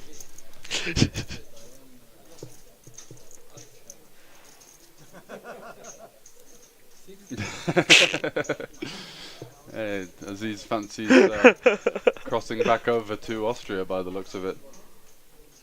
Ace-10 suited for Stranak.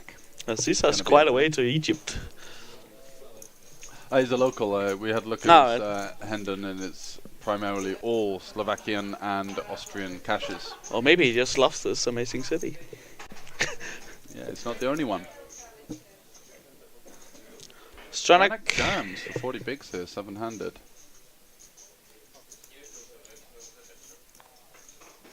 We are down to 17 now. So we are on the direct bubble for the day 3 here. We had 2 bust outs. Maybe a double elimination on the outer table. Molinar out the way, and Aziz in the big blind with Whoop, pocket whoop, sevens. whoop, whoop. And we know he's a man that likes to get in the mix. Does he deem his opponent to be shoving worse pairs, or is he just going to chuck the chips in?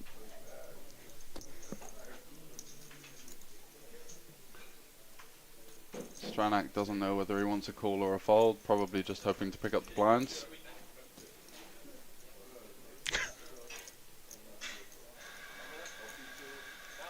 Yep, Vienna just a 45-minute drive or so away. Chip counts for day 2. We're almost in day 3, buddy.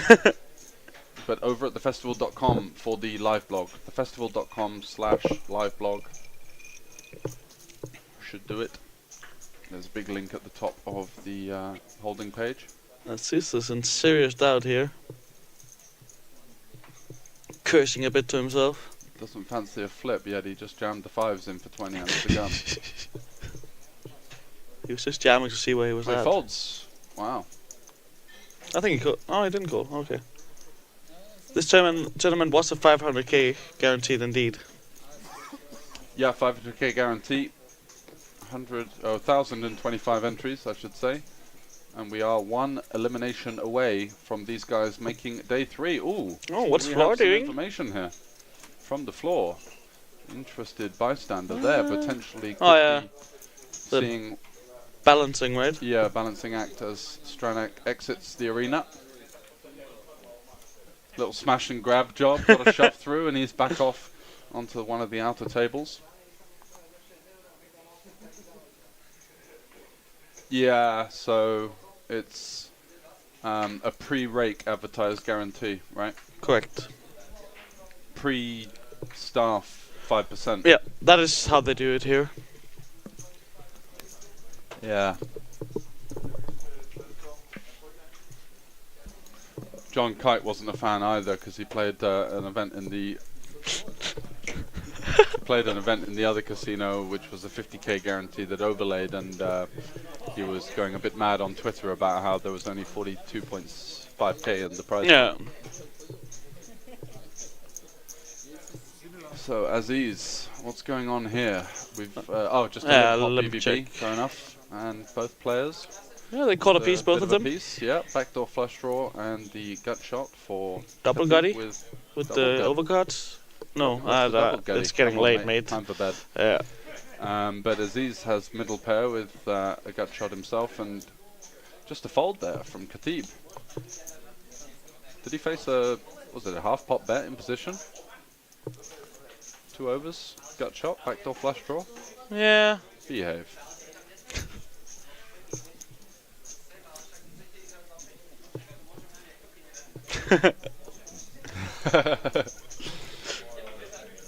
My life depends on it, so unfortunately I cannot. It is a warfare here between the two casinos doing big guarantees. It's very healthy for the players. Yeah, I mean the opportunity for low to mid stakes players to get in tournament volume with big guarantees is almost unmatched outside of Rosvadov across Europe, I would say. After finishing this hand, you have 15-minute break. You can still Come on. Bro. There is cards. Maybe not the singular. I'm peeling here, of course, with the 6-4-0. Pretty standard stuff. After Vasky opened the King 3 suited under the gun. Why not? He's just looking for that one more elimination. Oh, out of table. Molina is looking, Aziz is looking. Oh. Oh, yeah. I think this might be it. Ooh. Does that mean Khatib isn't going to defend his big blind? Sorry, he's in the small blind, of course. So I think you'll just be seeing him get out of the way. Oh, he goes for the shove. Brave. Wow. Based on the way he's played, I wasn't expecting No, that, not to at be all. But with the kind of hands he's up against, it's going to work out really well for him. And we are down to 16. Absolutely. So all of these players have made the day 3, the final day of the festival in Bratislava. Wow, what a day. What a roller coaster. We've seen some brutal run-outs. There's been so much action. But as you can see on the right-hand side of your screen, it is the main man, the winner of the festival main event in 2022 here in Bratislava, Michel Molinar, is going to be taking through a decent stack into the day 3. 16 left, and from us here after a long day of streaming at the festival, it's going to be good night. Join us from coverage from 12:30 local time, and we look forward to commentating the rest of the action, playing for €80,000 up top. It's going to be good night for now from the festival. See you tomorrow, everyone.